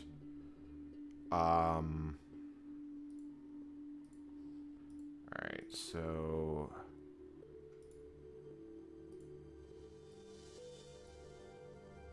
Yeah, I'll just put RuneLite up in the corner. I don't even know where I am in game. And then I only want that visible on stream. Okay, now we have old school RuneScape. Oh yeah, it looks like I am in Ponded Niche. Yeah, I've got full graceful. And a crud ton of stuff in my inventory. Let's see here. I'm assuming, yeah, when I maximized it, it went a bit crazy. All right, now we have something to actually watch while I work. Let me resize this. Nope, that's not the element I want to resize. I just have to keep an eye on the build. Come on.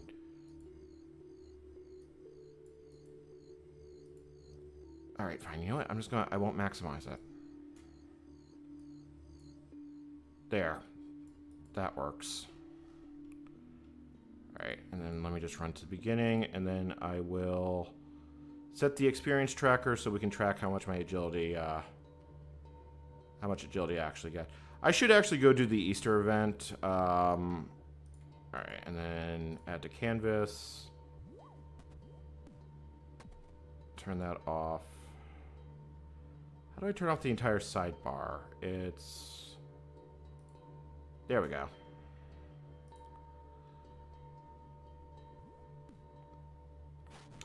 I find old school RuneScape is basically... I enjoy skilling in this game because it's kind of mindless.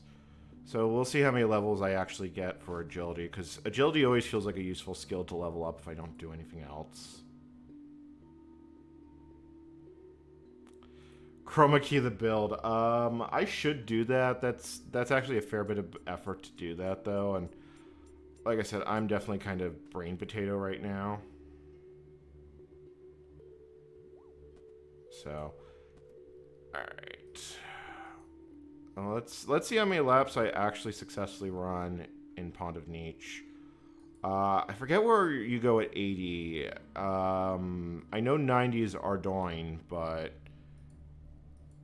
like the idea of getting 99 agility on this account as my first 99 amuses me. Also, apparently I am shooting that guy, and I don't really want to be. It's a little hard to play with it as in a small window. I don't even know if I'm going to grab the Marks of Grace.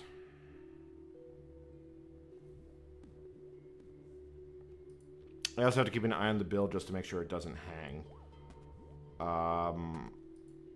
Like, I'll check it every 10 laps. I can see it on the other screen, but I'm just worried it's going to hang. Okay. I ran Cinnamon as my main UI on Linux for a long time, so yeah, there's that.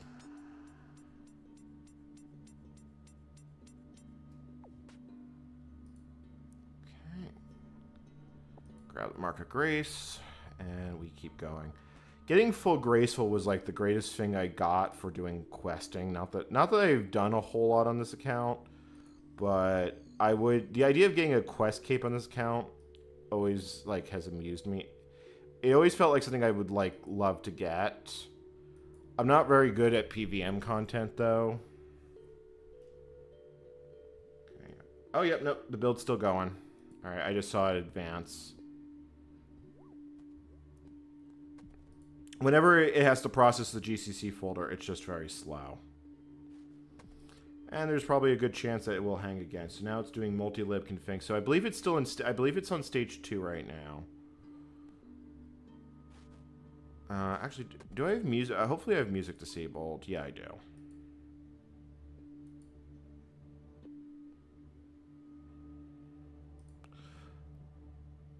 So now I can play both old school RuneScape. I can both grind in old school RuneScape and let the build run.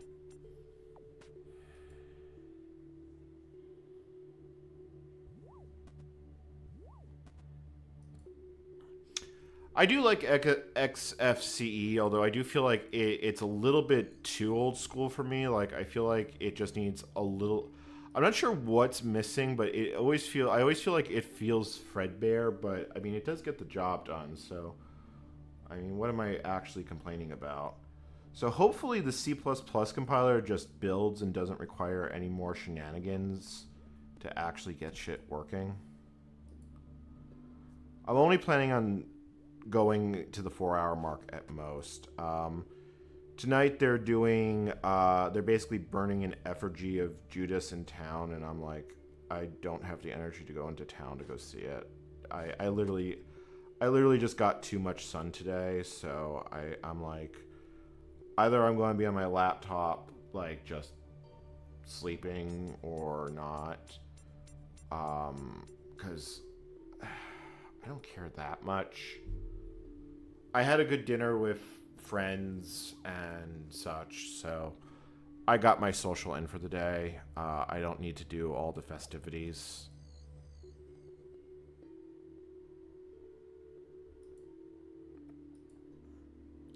Alright, that's libgcc done.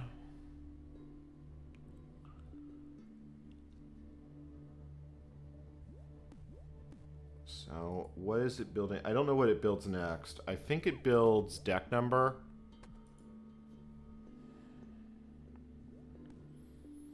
So I'm about an hour from 75 agility. I could unlock Haunted Zilburker.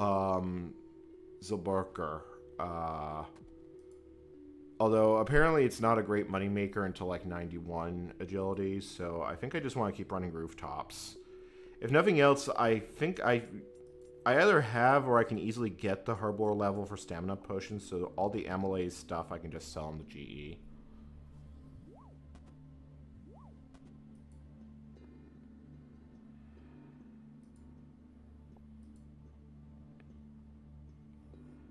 I do feel like this is like peak. This is peak paint drawing to the point that I'm loading up old school RuneScape to just basically keep going through it, because 99 agility is not the worst grind in the world. I'm pretty sure it's I think it's 60 hours for the whole thing. Not that I'm even at the halfway point. 92 is the halfway point to 99.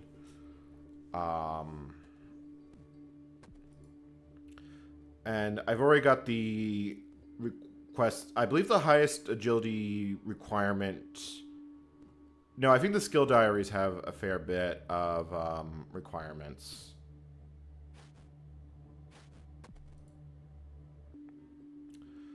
But my biggest thing for tomorrow is I gotta do a whole bunch of Greek study. I gotta keep working on trying to get the that passage translated. Like, I have to be able to do it off the top of my head, and I'd be doing it tonight if I wasn't completely fried.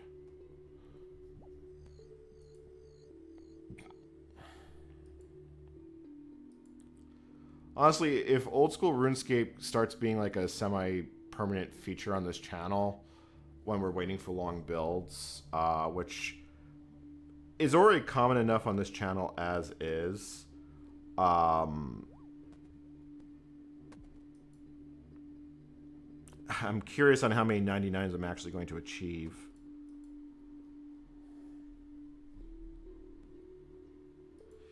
Agility is not a particularly long 99 as compared to some of them. It's just tedious because you have to kind of be. There's no way to AFK agility.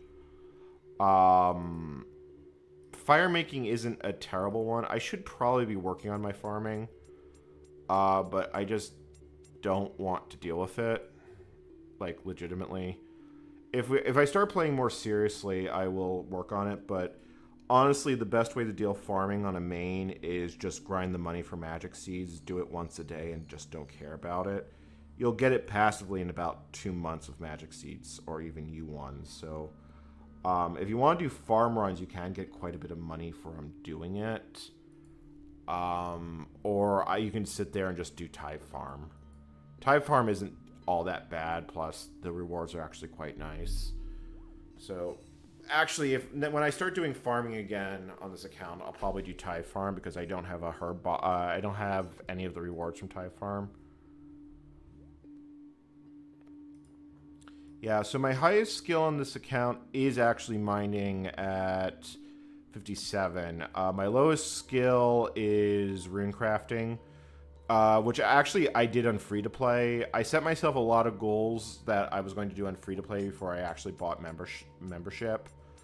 And one of those was I was basically just AFKing at Ruins of Kamendozol for a lot, and I raked up like a ton of body cores hunting the mace, which was one of my goals. So I decided just to grind up rune crafting to cash those in, and then I haven't touched the skills since. Like, rune crafting, if I really would just want to make a ton of money, getting rune crafting to 99 would kind of be the winning move there.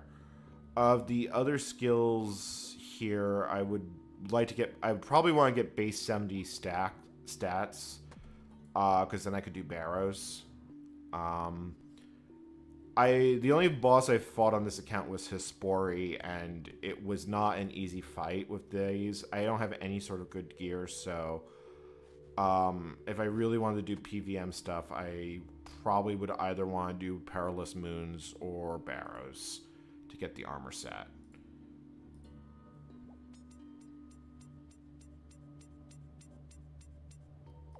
If I'm going to do money making, I probably just charge glories. I think it would be more interesting. But I hate just doing pure money making. I find it incredibly boring. I did it a few times when I was free to play. Like, I have about... Do I have my cash stack on me? I have part of my cash stack on me. If I actually had food on me, I'd be feeding my cat. And growing a kin, because I actually need an adult cat for some quests. You know, I could actually get food for... Oh, there's no bank in Pawn of Niche, so I can't actually do that easily. I don't think I have my house portal here, so I don't even have a quick teleport back. So I think the closest bank is actually either There's one in Narda. Yeah, that's Narda, isn't it? Yeah, there is a bank in Narda if I really wanted to go, like, get... That being said, I don't think I have all that much fish in the bank. My fishing is very low. Yeah, it's only 54. It's probably my least favorite skill to work on. Yeah, Barrows seems easy enough. Like I said, I just haven't been doing any sort of PVM content on this account, and agility never feels like it's a waste to me. I haven't done a lot of Slayer in this account, but what Slayer I have done has been Wildy Slayer, and the agility shortcuts have been great for getting away from PKers. So I haven't gotten any tasks in the Reverent Caves, but I know that would definitely be a really nice thing to have. I think my combat level, yeah, my combat level is high enough to get tasked from Sheldar. But I feel like 80 agility would be a nice thing to have on this account. Plus, that would also get me to the next rooftop course. Of course, if I ever decide to make an Iron Man account, it's like, yeah. That being said, like, when I played Kingdom of Loathing, I played hardcore. I just did hardcore Ascensions, and it was like, yay, but, you know, I also like to be able to trade and interact with other players, so I didn't want my main to be... I decided I wanted a main account if I was really going to play old school RuneScape.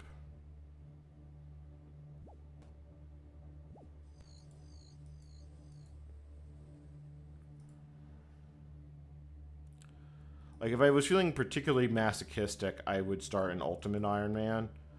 The idea of not having to bank in this game actually does kind of appeal to me to some degree.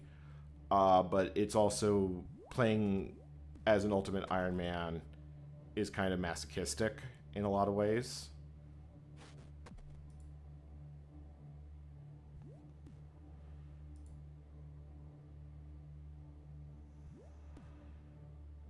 That being said, I did watch the finale for Settled's Nightmare Mode video.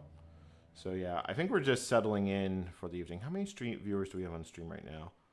About 100, so that's not bad. I'm assuming it's not stuck and it's just doing...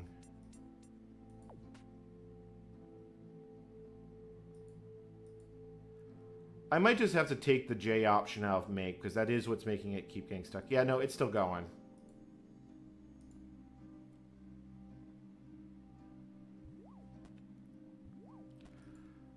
Well, I don't have any friends that play old school, and I felt like I never played it back. I played it a little bit as a kid, but not all that much. I'm just basically running agility laps to raise my agility level. It's literally the only... it's literally a mindless task that I'm doing just because it's something I can do with, like, the low amount of energy I have right now. Like, I am literally a potato.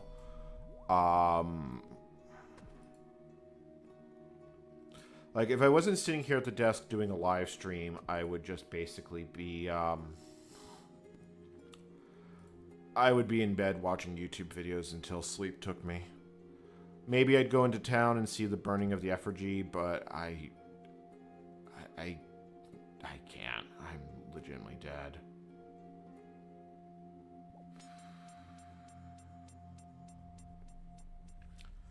Well, maybe if there is enough people here that actually start enjoying watching me play RuneScape, maybe I'll start a clan.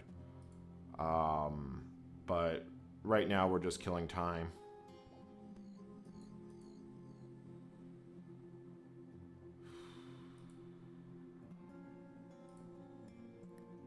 I do hope everyone else has had a decent Easter, just because mine was really good, and I haven't had a lot of enjoyable holidays in my life, so I really appreciate the ones that are.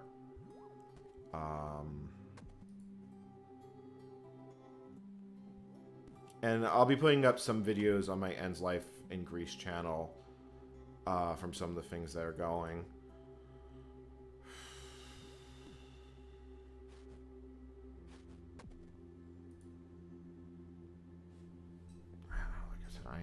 legitimately just exhausted. Well, you might as well try, if you want to try it, Huntertron, free to play basically encapsulates the beginning. Like, if you go through free to play and complete all the quests and you enjoy it, you'll enjoy the main game. And if you don't enjoy playing the quests and the skill requirements, because you need a fair bit of skill requirement. Like, you probably need base 50 combat stats. Like, there are ways to beat Dragon Slayer without base 50s, but for a new player, that's kind of what I would expect. And probably adamant gear at best, at minimum, so you'd have to scrounge it. You can get rune gear in free to play, but it's not easy to get.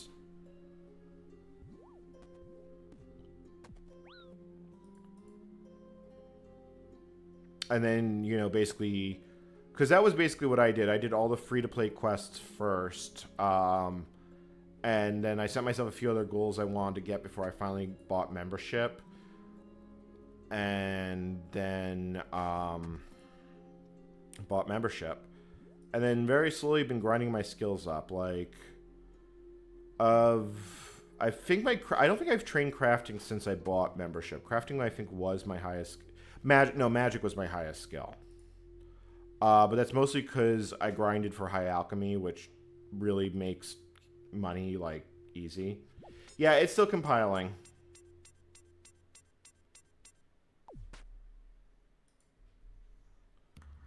Yeah, it's still going. Like, I'm keeping an eye on that. When the memory usage reaches 8.7 megabytes, it will start going again. It's the only way I can track progress on it.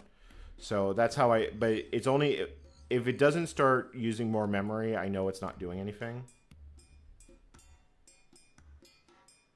Yeah, I can switch the views. Hold on. The main reason I wasn't going to switch the views is I am recording this, but I think it's a little bit moot at the moment.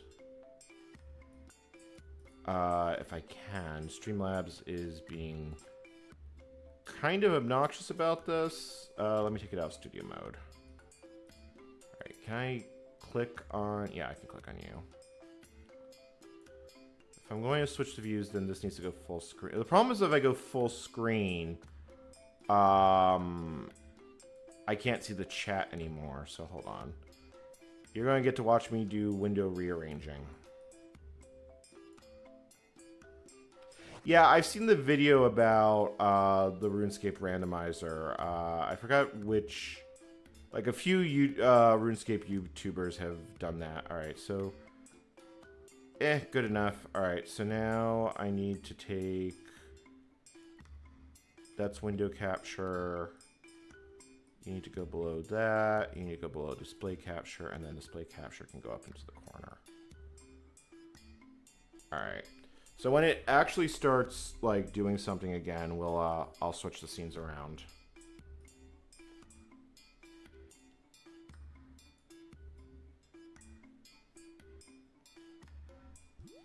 Oh, I forgot to get the sandwich from the sandwich lady. Hold on. Maybe I can get the stale baguette. Hold on. She'll teleport here in a moment. Maybe?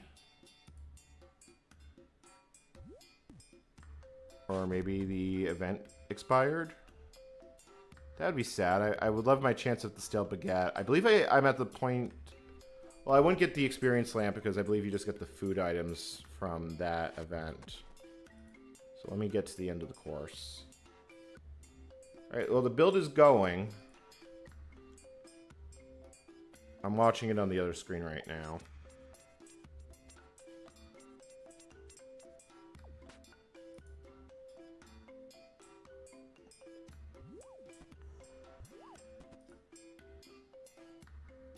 I also could turn off the screen recorder right now. I guess the random event must have dismissed itself. I think I took too long getting to it.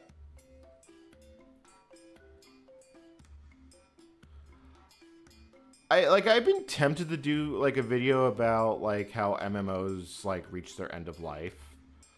And I was thinking about doing something with RuneScape Classic for that, but I've tried to write a script for that one a few times and like it's never come together. So, you know, that is what it is. So 27 laps until we reach 76 agility. The agility grind is real. Probably going to Haunted well, I have to do Sins of the Fodder, and that quest has a lot of requirements. Like, I'd have to do a lot of Slayer for that, which isn't the end of the world. It's just, it is time consuming.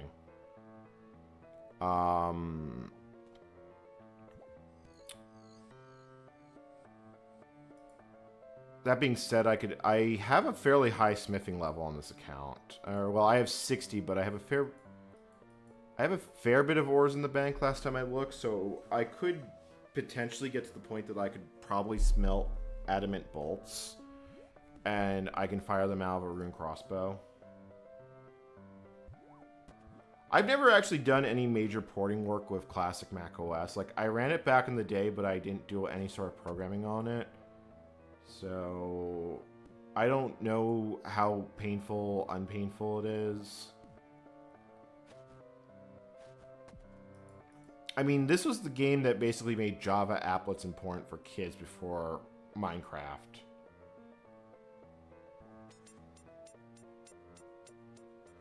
Cross-compiling to classic Mac OS is not trivial. It's not impossible, but GCC has never supported classic Mac OS as a target. There was the Microsoft Macintosh Programmers Workshop, so that was a cross-compiler. I've been tempted to do something with that. I just can't even think what. Although I do know that the source code to the classic Mac OS version of System Shock was released as open source. So maybe it'd be interesting to see if I could actually build it. This isn't Alcared. This is Pont of Nietzsche. I finished the Alcared agility course quite a while ago.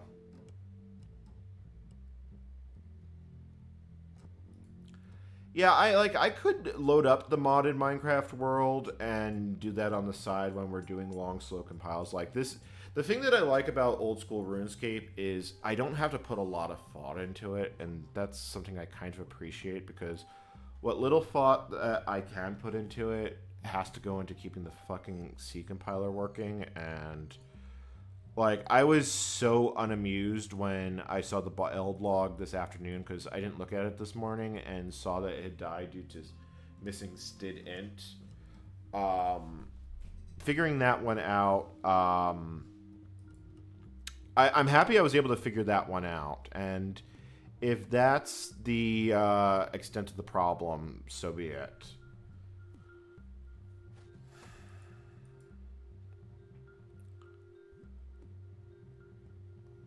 See, you don't have to play old school RuneScape for the quests. There are a handful of quests you have to do to unlock regions of the map, but they're pretty few and far between. Like Priest in Peril for Mauritania, Fairy Tale Part 2 for Fairy Rings.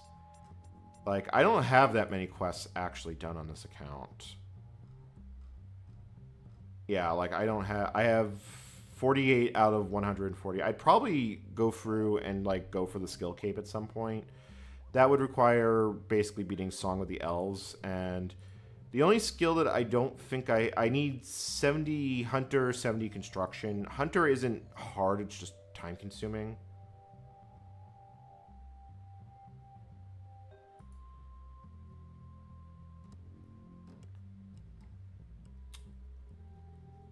But like I said, I kind of am just in the mood to do agility right now. Like, there's nothing...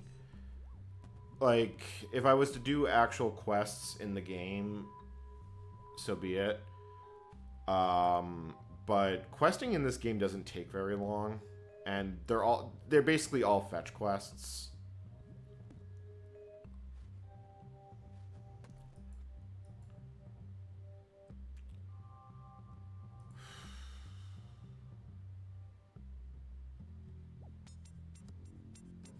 Yeah, because I could like knock out Guardian of Tranquility. Like, the thing that I would probably do next on this account is probably knock out like some of the achievement diaries and just figure out get the skill requirements to do those. Because I feel like that's a good mark of how far your account has actually come.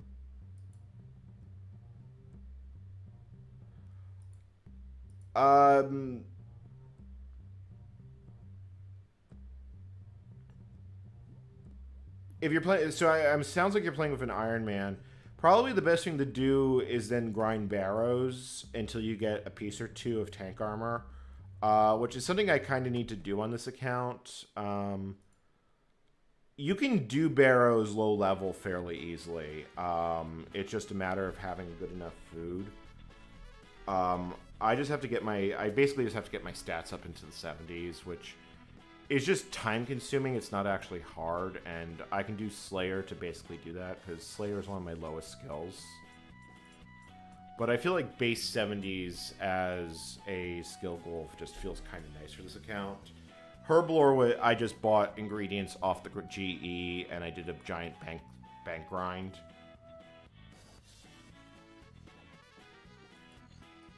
See, I got to 750 total level free-to-play, so I was definitely playing a lot of old-school RuneScape as free-to-play. I kind of go with phases with this game. And the cooking, like, if I got to the point that I maxed this account, I would probably go and start an Iron Man or an old-school or Ultimate Iron Man. I don't know if I would do an Ultimate. I'd really have to think about that one. But having a high-level main account does feel like it's a nice thing to have.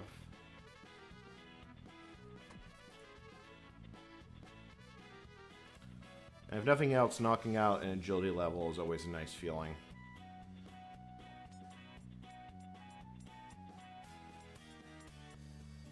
How many people we got on stream? 93. Wow, I'm actually kind of impressed that this many people are enjoying watching me play RuneScape as we build GCC in the background.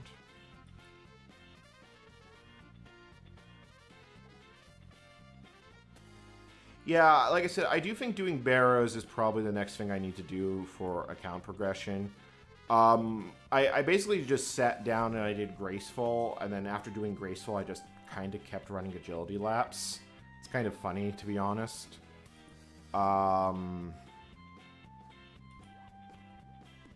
Like, I find doing agility kind of relaxing, to be honest. I know a lot of people, it's their least favorite skill.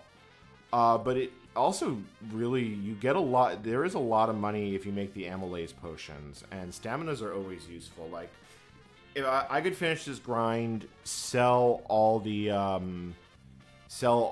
baked staminas, sell them all. What is the level you need for staminas? I'm pretty, I don't think it's 70, it's fairly high though. Potion, super strength, prayer restoration, super restore, divine super attack, ranging. Oh wow, it's 77 and it's a super energy pot. Super energy pots require what? I'm assuming it's not terrible, like...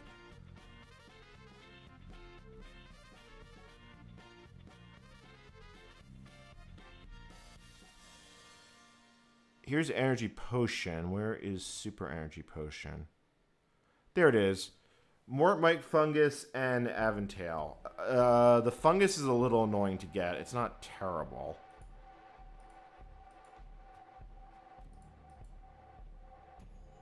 I'm on a member server. I'm, what world am I on? I'm on world 375.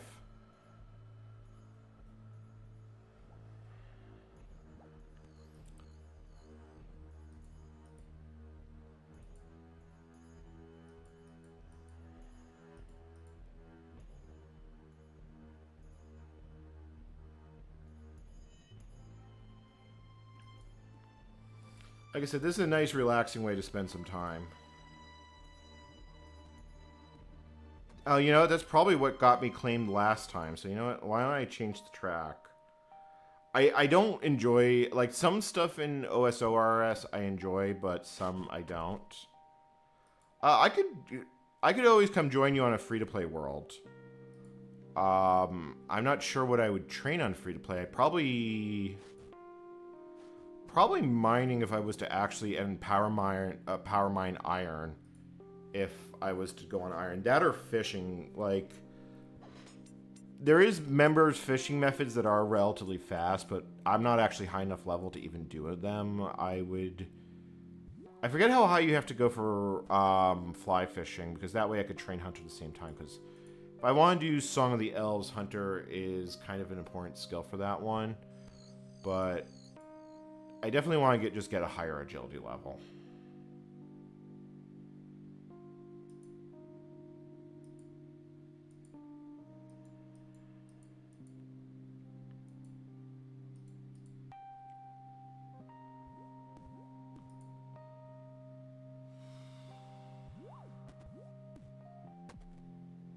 Oh, the music's too loud? I apologize. I will lower it a little bit.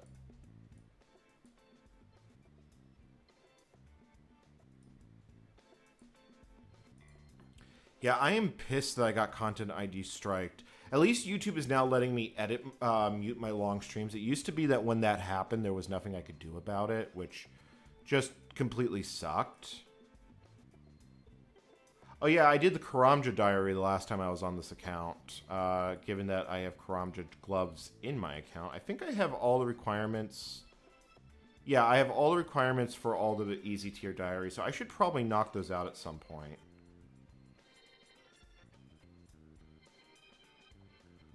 I don't think I hate my wrist enough to do tick manipulation, though.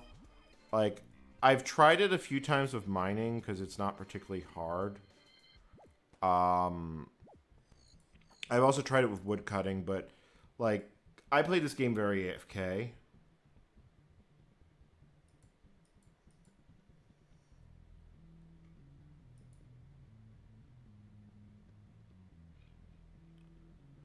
Do you forget what the I don't even know what I unlock with this agility level. Like, what is the shortcut? What shortcuts do I even get at 75?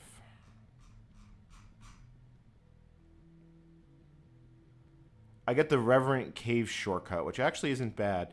76 actually would be really nice for doing Zora. Because then I can use the fairy ring to get out there. And Zora is kind of like... Zora is a great thing for mid-tier. I still have to get, like, good equipment to do that, but I'm assuming Carol's crossbow, like, if I just lock myself to barrows for a fair number of hours, I'll get it.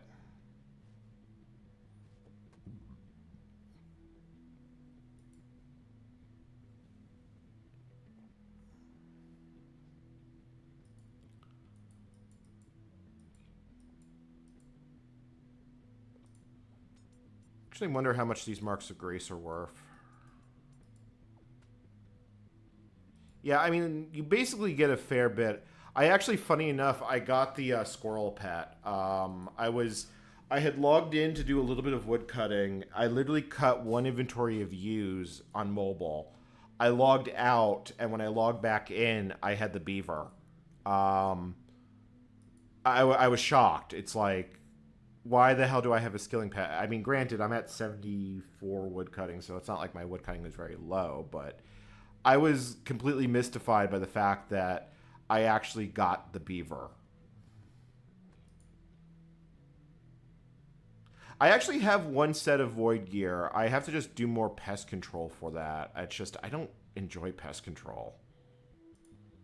But I do have the helmet. I think I was halfway to the chest plate, so I could just knock out... I could just lock in and, like, actually... That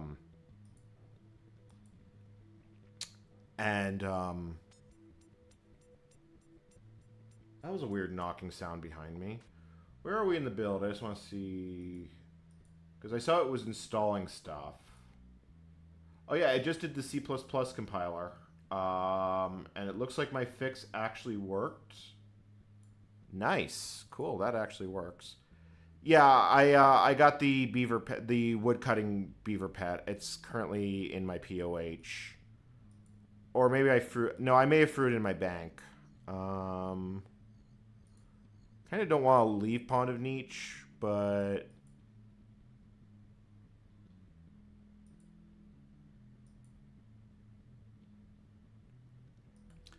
no. The problem with it hanging, I know exactly what the problem is. It's a race condition in Gmake, and right now it's running through the GCC directory again because I can see the memory usage going up. That's how I know it hasn't hung. Sometimes it will hang like completely, and when that happens, it kind of sucks. Oh, those are fireworks I'm hearing. I actually did go see Minecraft movie. It was terrible, but Jack Black as Steve, completely worth it.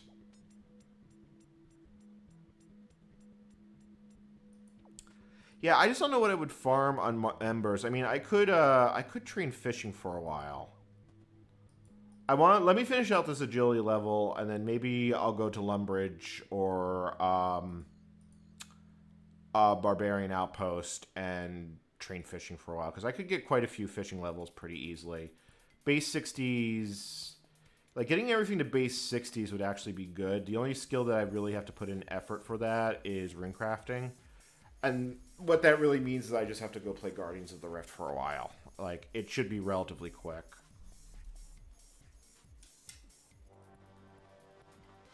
Honestly, I could, if you want, I could just... Actually, I have the level to... Let's see here. I don't have enough to make full adamant, but I do have the level to make full mithril. I don't know how much that would actually help you, though.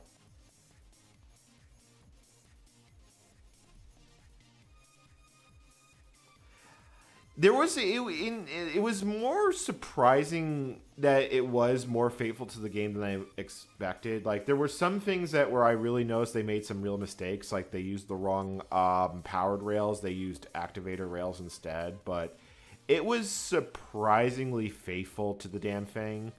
A lot of the plot is very cringe, but the idea of Steve just longing for the mines amused the crap out of me, and like it had its moments. Let me put it like that. I'm a little surprised I'm surprised they went with like the end invading the Nether invading the overworld. It's like maybe they should have had to go to the end to get a new Earth crystal. Yeah, it is. I'm not going to deny that it basically is cheap money grab. I still went for it, and like it didn't feel like it was the. I enjoyed it enough that I didn't feel like I had wasted my money by going to see it, which is better than a lot of movies that I've gone to see in a few years. So Mithril would be 30 defense. Honestly, what I would recommend you do is then if you've got a bow, Orgris is on. Oh no, you have to actually complete Dragon Slayer to get to that dungeon. So I don't think you'd be able to do them. At least I think you do. I know Kosar Cave is free to play because I've been out there quite a few times. Honestly, I just grinded Hill Giants for a while.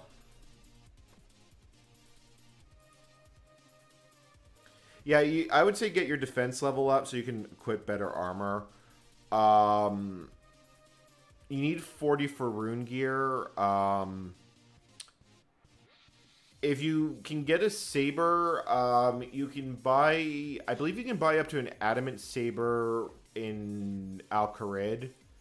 But sabers are basically the fastest weapon you can use because it's a free tick. Honestly, I have to do Monkey Madness, but every time I do Monkey Madness, I'm stuck in that quest because I have to pick the lock, and it's like, ugh. I do not enjoy a lot of the quests in this game.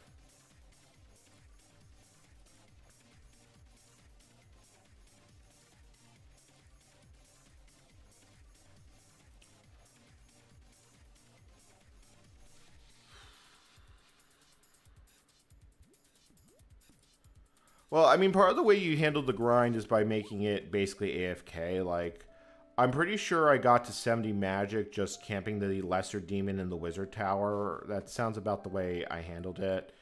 You can get a lot of runes by killing dark wizards, like if you just pick them off quickly. This is still going, right? Yeah, it is.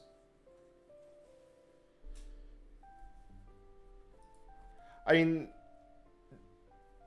I hate to say that is or isn't a lot of money. I mean, I literally have 1.2 million just sitting in my inventory right now, and I know I have more in the bank. I also have more on the Grand Exchange right now.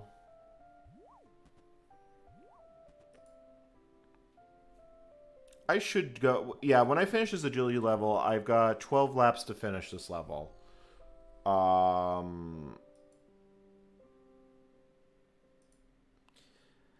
I mean, RuneScape 3 has a lot of true AFK activities, like where you don't have to click and do stuff.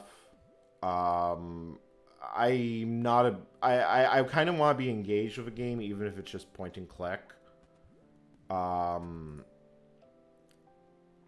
But, like, old school RuneScape has a reputation of being one of the grindiest MMOGs in existence.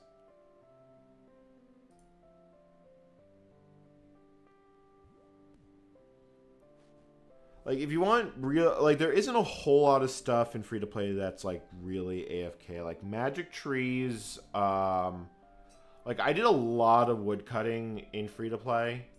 And actually, what's my woodcutting level? I am... Wow, I'm actually 77 woodcutting. Apparently, I was doing a lot of woodcutting. I could go to Drainer Village and cut willows. That's, it's not the best experience per hour, and willows are kind of garbage for value, but I've had quite a few good conversations cutting willows there. I believe the fastest free-to-play woodcutting experience... It's either... there are maples in free-to-play, but there's no way to bank them. Unless you want to go all the way from Kosar Cove, or... which is nowhere near a bank. Or, what is the other way to... the oak trees. The oak trees in... Oh, come on, brain. In Varrock. Yeah, I believe... basically, you get the dog and you use that to free tick the oaks. Yeah, and unfortunately, bond prices are insane. Trying to grind out a... Like, bonds are something like... How much are bonds at the moment? Like, they were...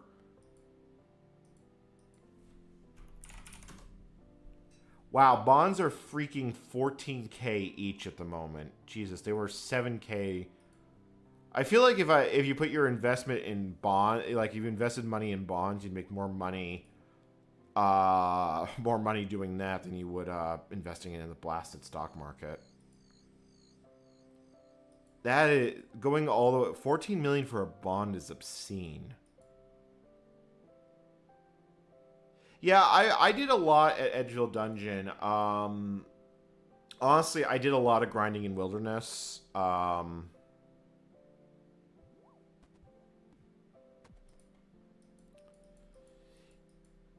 mean, let's be honest, Jagex keeps adding like a lot of major money makers, and I'm really annoyed I failed to pick up that Market Grace. 10 laps until I finish this level, though.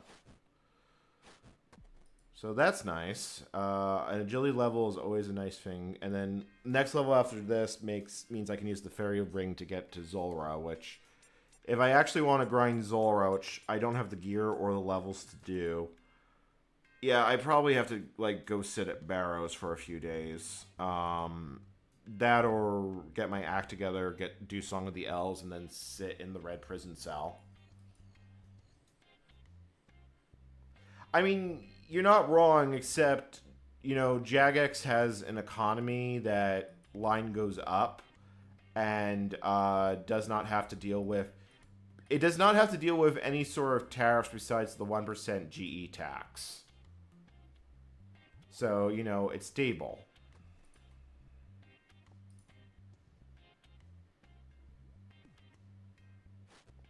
I've never done barrows on this count. The only boss I've killed is Hispori.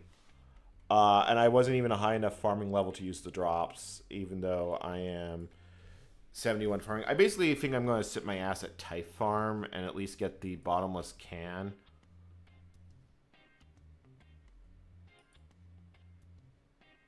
Yeah. For Song of the Elves, I haven't done any of the Elves quest line. I think I need 70. I know I need 70 Hunter. I don't remember what else I need for Song of the Elves. Oh, I've done Biohazard because I wanted the teleport, but Song of the Elves, what am I missing? Yeah, I need 70 construction, 70 herblore, 70 smithing, and 70 hunting.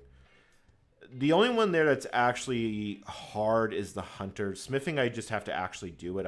I've even got the money to buy the bars. That's basically I just have to sit my ass at Blast Furnace and do it.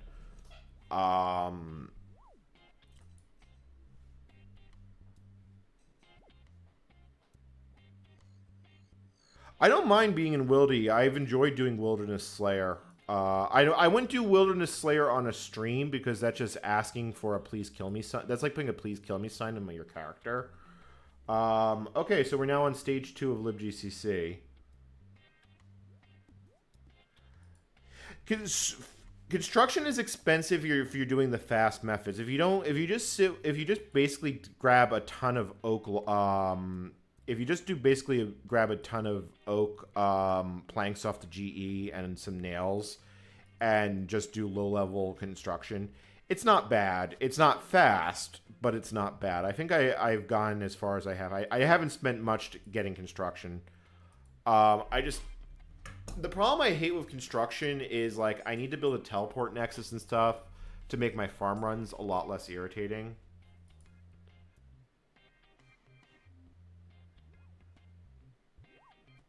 So when your combat level gets high enough, low-level mobs actually start ignoring you. So, like, the wizards in Varrock don't even attack me because I'm more than twice their combat level.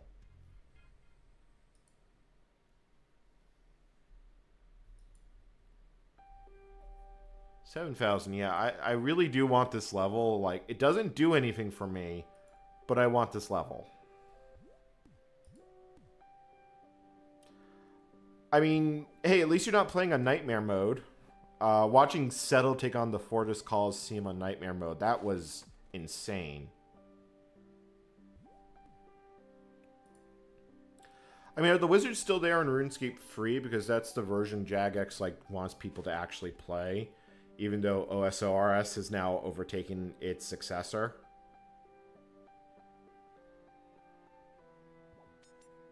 So now it's building libgcc. So we probably have another hour of building ahead of us.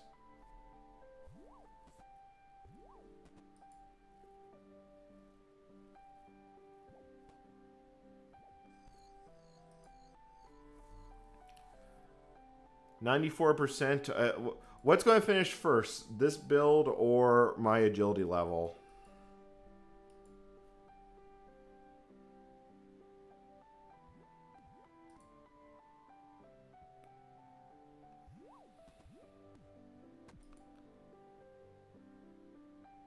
Yeah, farming in Edgefield Dungeon's not a bad thing. Plus, you also get the big bones for prayer. There's no way to get boosted experience from them in free to play, like by using there's no Wildy altar. But overheads. See, the nice thing about overheads is if you mix them with prayer monk robes, you can make your prayer last a long time.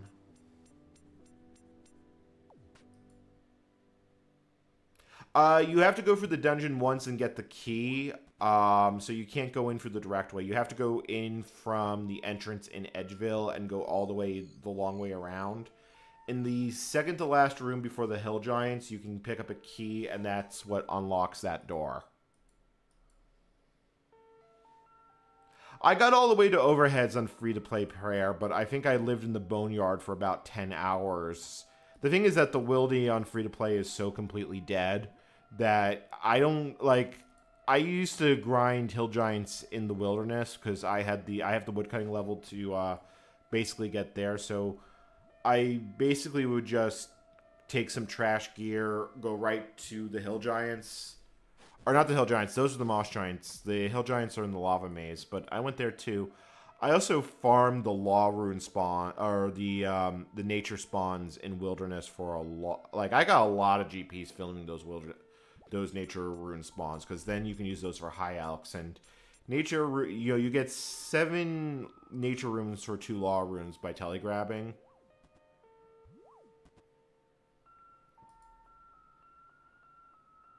This is old school RuneScape. We're currently waiting for GCC to build, so I'm kind of killing time while seeing what dies next in the build process.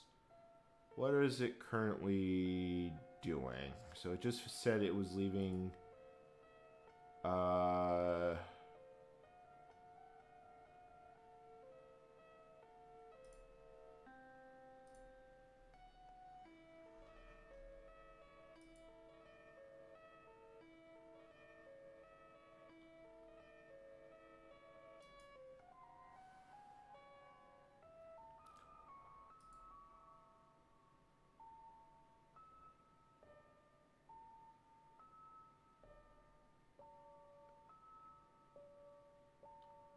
waiting to see if this is actually frozen or if it's doing something.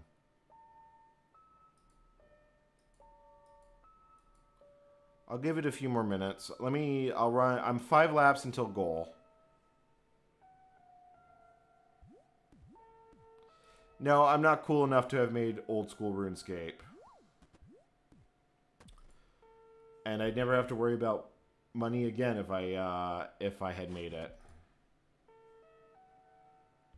Oh, I'm kind of worried the build froze again. I need to take the J option out and just let it build on a single core, because this is kind of annoying.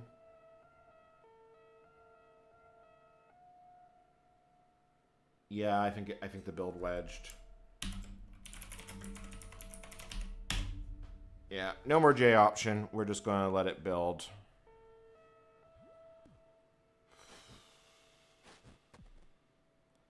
It is indeed extreme parkour. That is what agility is.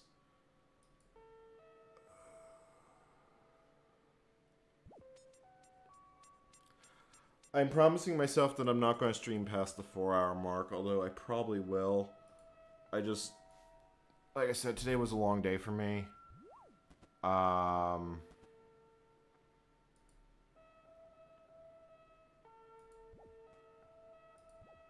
And I also should probably make the playing field just a little bit bigger so it fits entirely on screen. Like I said, we have a build running. The main focus of this live stream is actually in the corner. The problem is that we're literally just kind of killing time here. I could even probably kill my recording and like call it good. I'll leave it running just so I don't forget it, because disk space is cheap.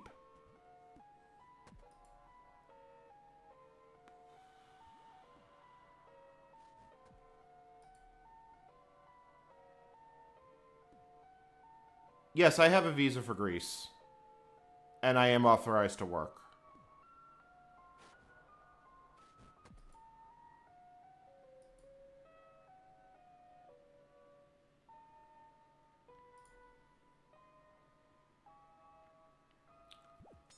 I don't really want to go into details about it, the more details about it on stream right now, Catherine. It's something I will talk about with time, but it's... You should be able to figure it out if you kind of pay attention to some of the things I've been saying, but like I said, there's some personal things involved. Yeah, I've been out to Wildy Parkour a few times since they updated it, and I've gone PK'd every single time that I've gone. So, like, that's been fun. Alright. I'm going to finish... We are 3 laps until this is done. We would be 3 laps if I didn't actually fall off the thing. Hopefully the build doesn't get stuck again. But I'm reasonably confident that I've got this fixed.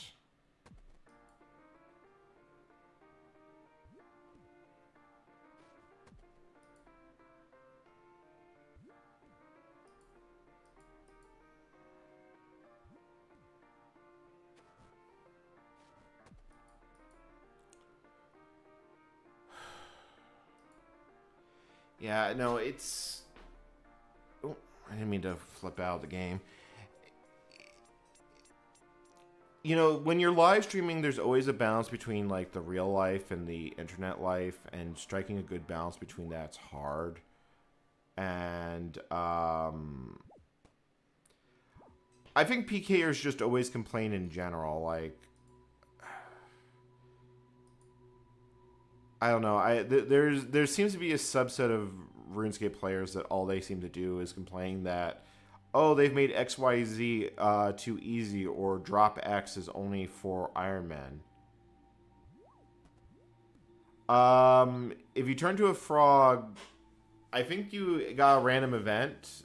Did, like, all the frogs pop up around you? I hate how long the GCC build actually takes, especially if I can't paralyze it. Like, this is the part that I hate the most, is that I have to fucking babysit it.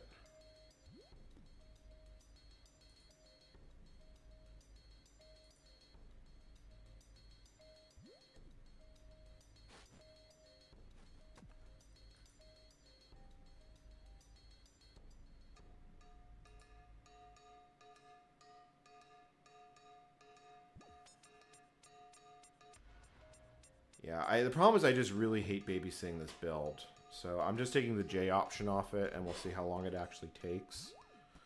Hopefully it won't be too terrible. Okay. Well, it's still telling me I have 2 laps to go. How much experience? 1,000. Okay, 1,061 K before I finish this agility level. It's almost done.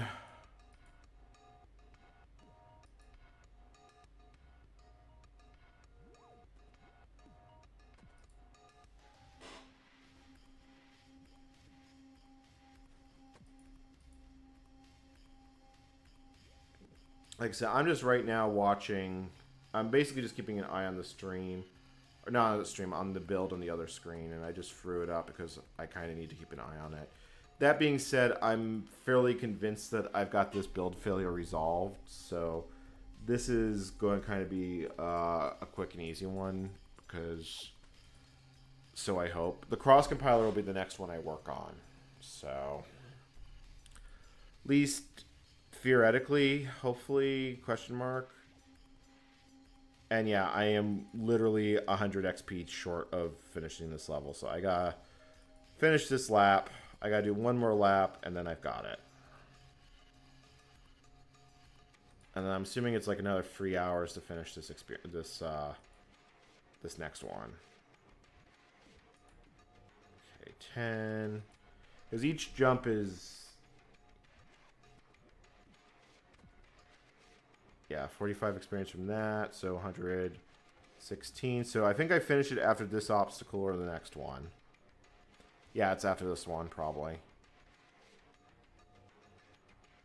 Or not. I have 16 experience to finish this level. There it is. I am now 75 agility. I can now use the Perfidious agility course and the medium reverent cave shortcuts. Nothing amazing with that one. Yeah, that's normal. They're just set pieces. There's not a whole lot in the Edgeville dungeon.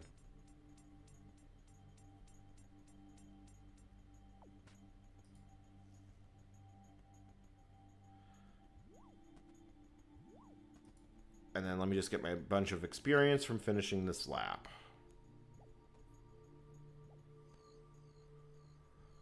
Ooh, so it'll take 3 hours to finish the next agility level. I don't have Prif unlocked, so I've never been there. I'm pretty sure this is working on GCC right now. Yeah, it is. So let me put XP up for the moment because I'm going to take a brief break.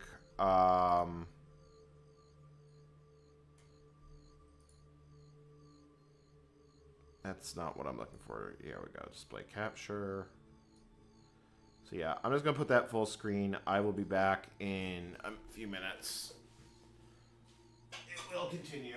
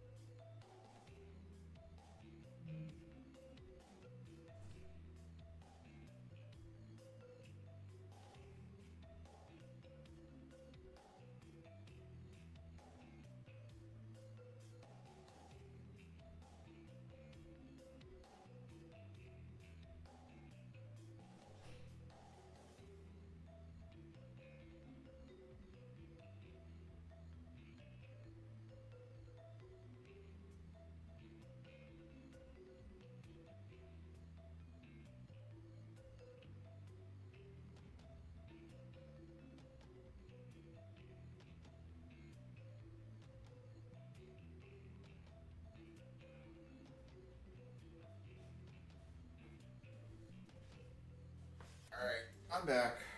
It is still ticking up slowly.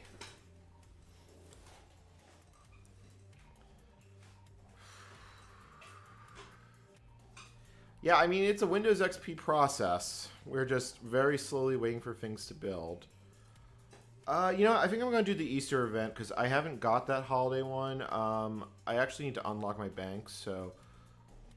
let me just teleport to Varrock. I think the Easter event's in Varrock.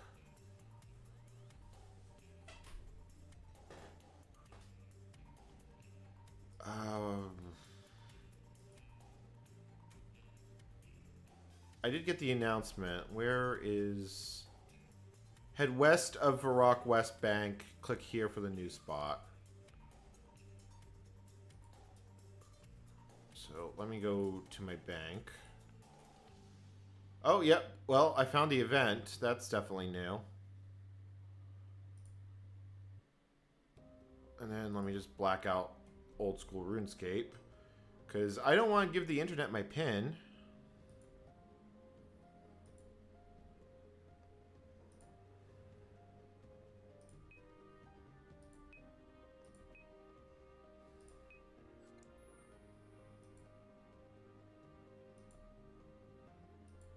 There we go.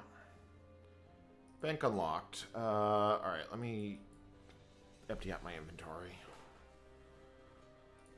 I don't even remember why I have half this stuff in here. Chromed gloves can go in there. I am starting to run out of bank space. I have to get a room pouch on this account eventually. I think I was doing fishing. Yeah, I can check the marks of grace in there. Do I have... how much fish do I actually have? I have a bunch of tuna.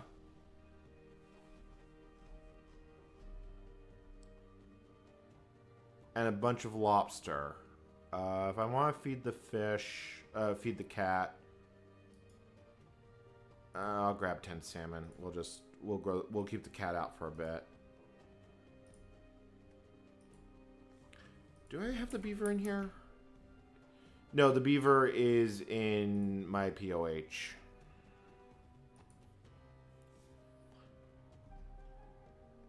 Yeah, so this is the Easter event. Concerned man. Excuse me, you don't look very happy. There's an egg-shaped hole in my life. Oh boy. Usually Varrock is filled with Easter merriment by now. Wagons hauling eggs being hauled through the streets. Giant rabbits hopping about and building stalls, putting up decorations. It's a bloody racket and dangerous. But I gladly stand on a rusty nail and plank so to have one more of those delicious chocolate eggs.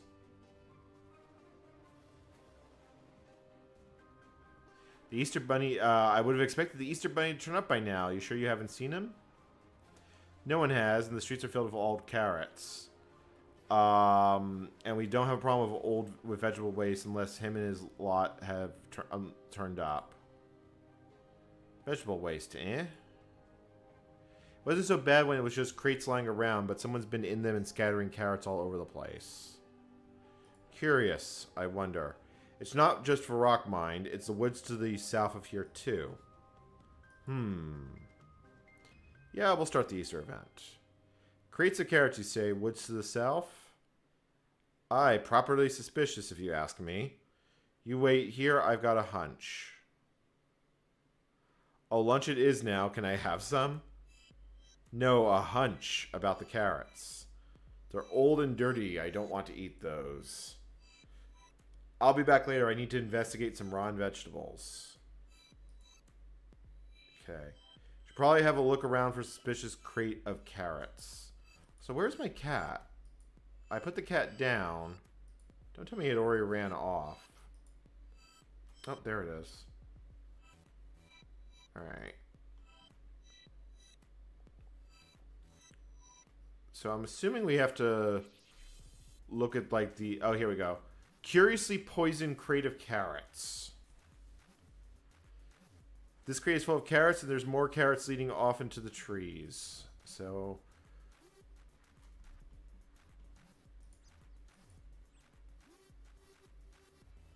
Assuming we follow the trail cap. Oh, I can see where they've edited the map. The color doesn't match. More carrots. I must be on the right track.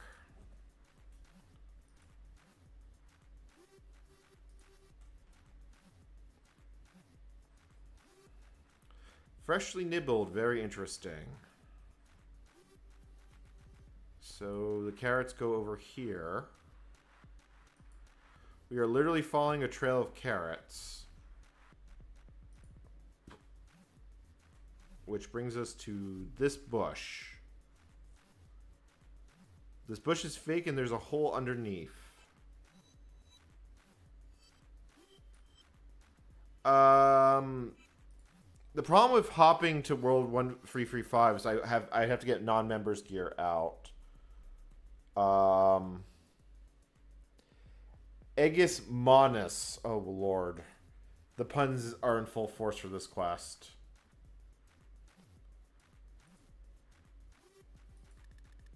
Have you seen the Easter Bunny? He's not his usual self. It seems that he's strayed from the path of Easter. Not good at all, especially those who walk the golden yoked path. As soon as I found out, I set out to track him down. How did you find him? Well, as luck would have it, I met a pair of hardy hunters that were up to the task. Glayton and Reiner are their names, and what a help they've been. They're very capable, although they've yet to tell me what they usually hunt. Hopefully not rabbits. Don't even think it. They've been nothing but the utmost gentlemen. We've been trying to cheer up that poor bunny, though. How's that been going? Well, I've tried everything I can think of. Reading our holy Easter books have done nothing. Reciting eggy poetry, nothing has worked. Is it really all you can think of?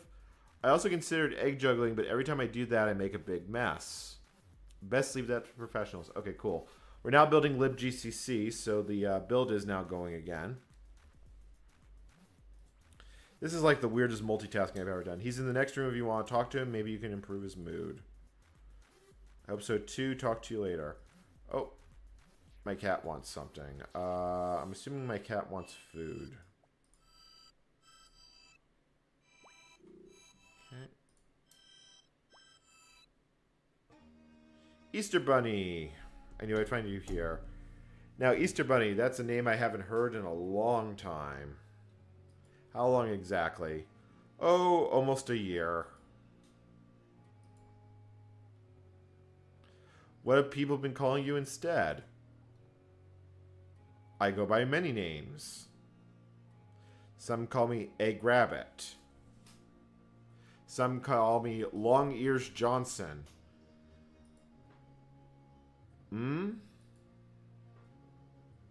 Many times I've been walked past Varrock West Bank and I've been called Selling Lobbies 200 GP. Oh, God, Lord. I really don't understand that one. Yeah, because that used to be the trading area before they had the Grand Exchange. Perhaps they weren't talking to you. Who could blame them? I'm a failure. Oh, come on now. What do you mean? You call me the Easter Bunny? What right do I have to that name?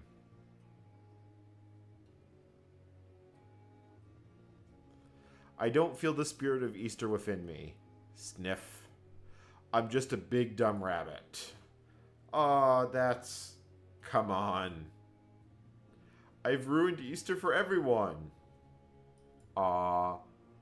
Oh, now the rabbit's crying.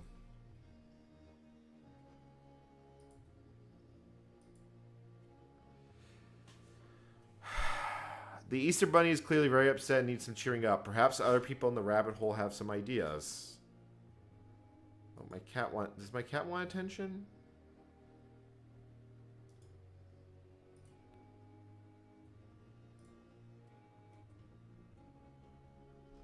Forgot how tedious. So let's talk with some of the other guys.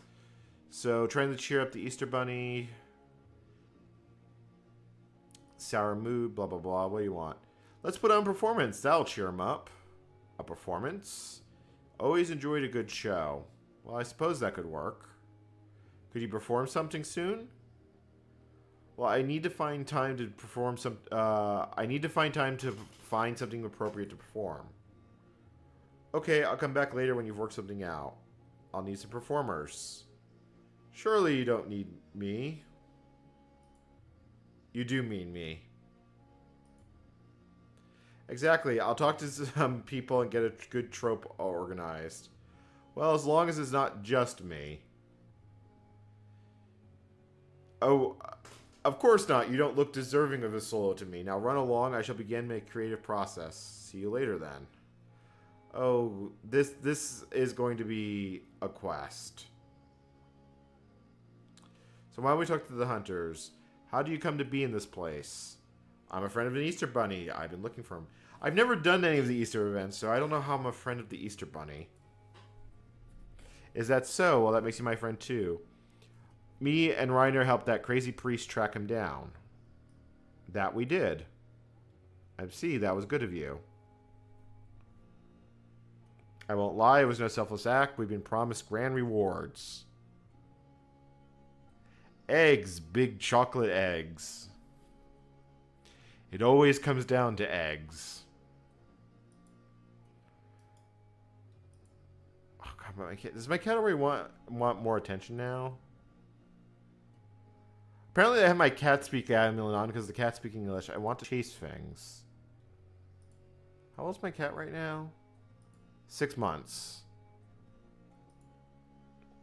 So it's more than halfway. So let me just interact with cat.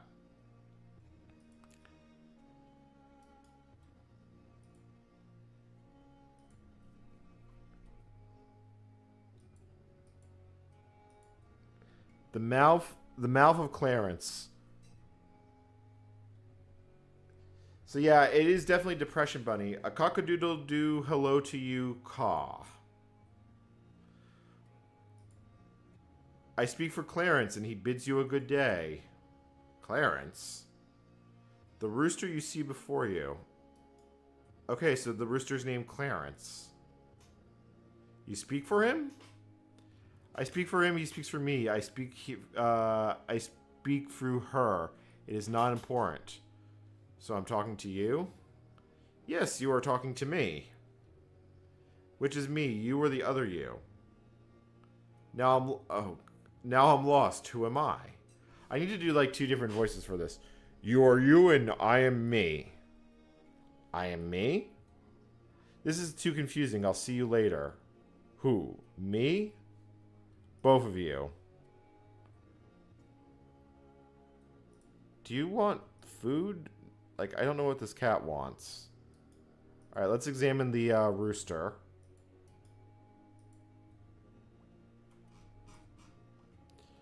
Very nice, very evil, very important. Well, he's a sensible bunny. I'm sure he'd love to go carrot bowling. Bowling? Where can we do that? Just so happens I have a carrot bowling alley right here in the rabbit hole.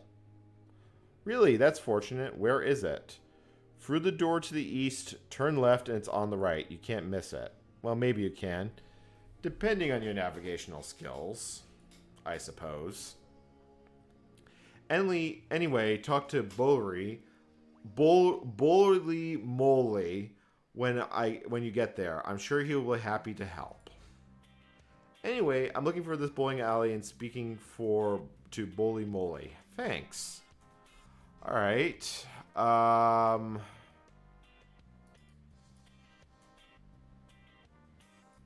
guess, can we talk to the rabbit and go bowling?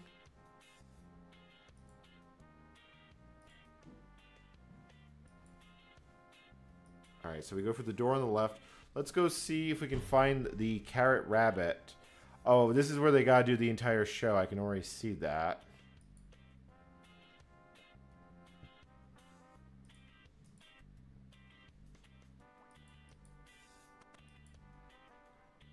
Yep, here it is. Bowly Moly.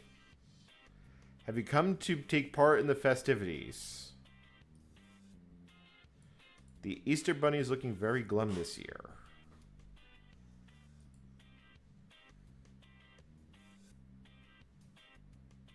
perhaps we can help raise the Easter spirit. Wow, this is lagging. You want to do some necromancy to cheer up the Easter Bunny? I don't think I can play OSRS in Greek. No, it's just a figure of speech. So what is it? Hold on, let me look at the build. It's currently iterating through the GCC again, so another few minutes before it actually does anything. Wondering if there's anything we could do to help. Leave it to me, boss. I happen to know that the EB is a big fan of bowling. In fact, he used to be a wizard in the lanes, a champion. I also have the ability to rig the game in his favor, which is handy. He's very out of practice. Won't you suspect something? Oh no, you see, I have these gears set up just here. Wait, are you trying to get my trade secrets? This is strictly a humanitarian effort. Bunitarian? Oh. The writing in this game... Look, I just want to get Easter back on track. You can keep your hustle going. I just want to help the Easter Bunny. Oh, alright, since I owe the big softy, but I've got my whiskers on you. Oh, we have a cutscene. So what is it you wanted to show me, Commander? Well, Boley has let me in on your secret. Bowling champion 3 years in a row? Oh, those are the days. I haven't partaken for a while now, though. I haven't this bringing a set with my egg responsibilities. Well, here's your chance. What do you mean? It's hardly fun without decent competition. And nobody here quite likes bowling. They what now? I've only gone spending out the age digging out this place and installing the machinery. Nothing to worry about, I'm sure. I'm pretty sure I'm about to get bowling. Long Ears Johnson, come to terrorize me pins again? We'll see about that. Yes, apparently I'm quite good at bowling that I've never done in this game. I'm actually going to turn off the recording because we're literally just recording RuneScape content. There's nothing else to catch. So it's been so long since I have a decent set with a worthy opponent. Chin up, bucko. I'm here and I'm ready to challenge you to the rules of these alleys. Well, I suppose I'm not doing anything else. Why not? Alright, that's me rolling a bowl. And I knocked down 3 carrots. Fine shot, but not enough. Watch this. Funk.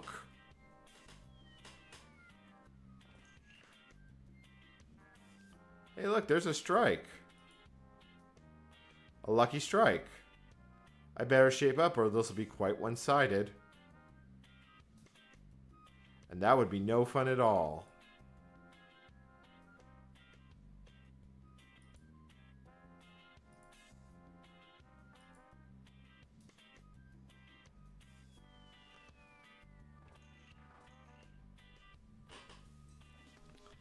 Ah, so I do have some fight in me. I could do this all day. That's exactly what I want to hear. So now we're bowling with the Easter Bunny. I'm surprised I haven't heard of your prowess before, Commander. Well, you know me, the most modest adventurer in Gillinor. Well, I suppose I should pack it in while I'm ahead. But we should do this again. Aye, we could, and if you could also get word out about my establishment, I'll be raking it in. The rabbit hole would enjoy all the visitors. Well, anyway. It was a close match. How are you feeling now? Oh, it was fun, but I think I'm going to sit in the rabbit hole a bit longer. I should be off. Always a pleasure, Boley. Aye, until next time.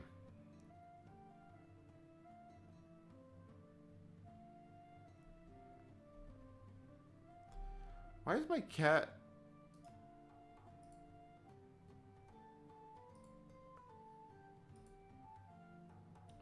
So the cat wants to chase things. How are you doing? Does it want food?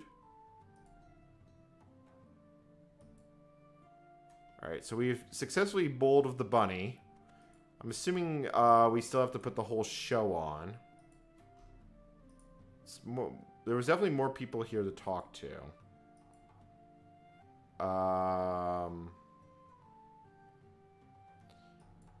Cookly Weasel. Get out of my way, Stinky. I've got stew to make. Yes, there's a range down here. Dough pile. I'm wondering how long this wondering how long this event is.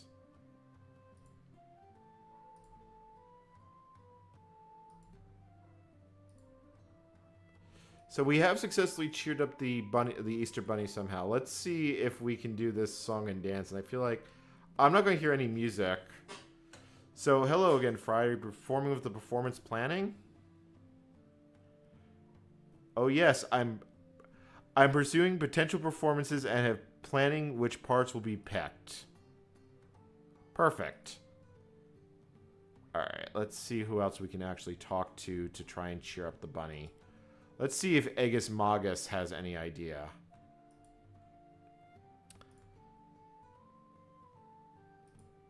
Okay. I need some help cheering up the Easter Bunny. What is your favorite part of Easter? I couldn't possibly choose.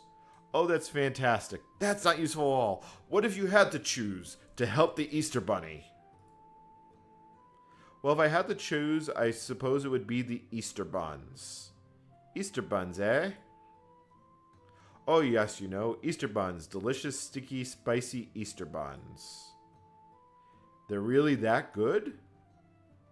Oh my, you've never had one? We'll have to change that. I have the recipe right here. I implore you to make some and try. I don't have the ingredients here, but I'm sure you could ask around. If anything's going to make the Easter Bunny happy, it's these Easter buns. All right, I'll give it a go. Bring one, give me one too. I'm assuming we were going to get a recipe. Oh, here's the recipe.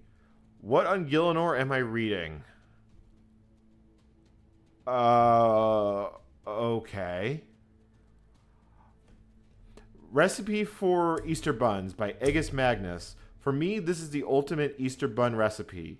Rich, delicious, rich, and eggy. I remember when I was a young lad, the smell of these buns would fill me with my house as my grandmother would prepare them in the kitchen. Ah, it must be Easter. I would exclaim and then rush and grab them fresh out of the oven. Oh, how I burned my hands, and how I burned my tongue. Well worth it, in my opinion. These wonders are perfection. Okay, we're now building libGCC again. While it can be hard to find the spices and raisins, depending on your local provider, it is absolutely worth tracking them down. I love to serve these with butter alongside a steaming hot mug of strong tea, followed, of course, by a healthy stack of eggs. Boiled, fried, scrambled, poached, chocolate, it does not matter. Surely this is the essence of Easter. Scoff them down and make them something more than burst into song.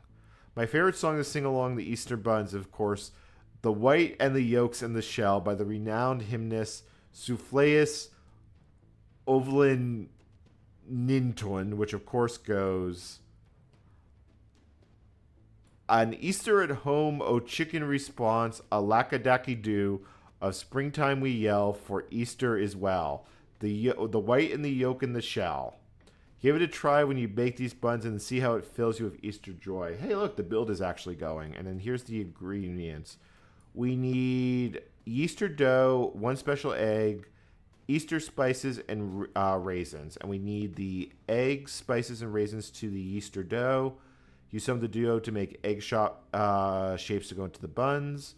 Bake in the oven and then okay, so presumably everything we need is in the kitchen. They usually make these events like you don't have to like go hunting for crap.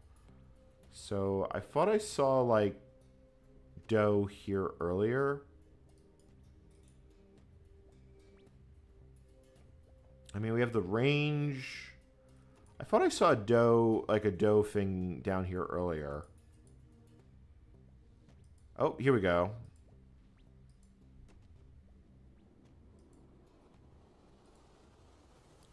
Okay, so this guy hopefully will just give me dough. So now we have the yeastier dough. Let's see if this guy gives me anything. I need some ingredients. Do you have any of the fall?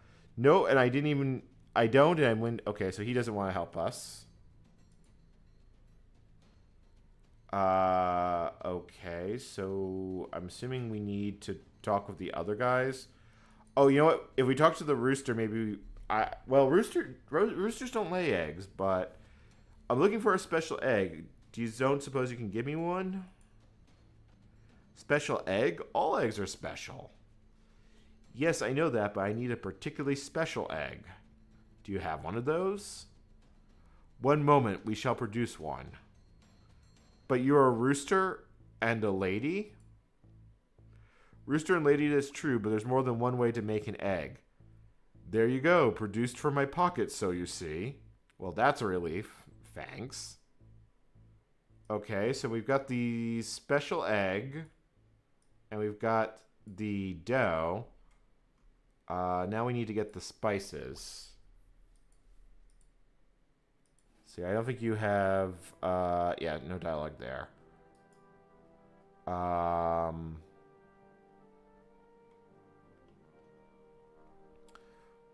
think I need the... What else do I need? I need the spices, and I need raisins. I don't know where I get raisins. Oh, well, that's probably where I get. Do you know what raisins are? Okay, so apparently the other one knows... You have raisins? And why should you think a man like me has any raisins? Well, I'm not sure. I don't know what raisins are, to be honest.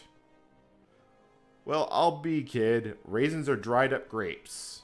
Well, do you happen to have any of those? Not yet. Not yet? That's what I said. I have a sack full of grapes in my possession. How convenient, dare I ask why?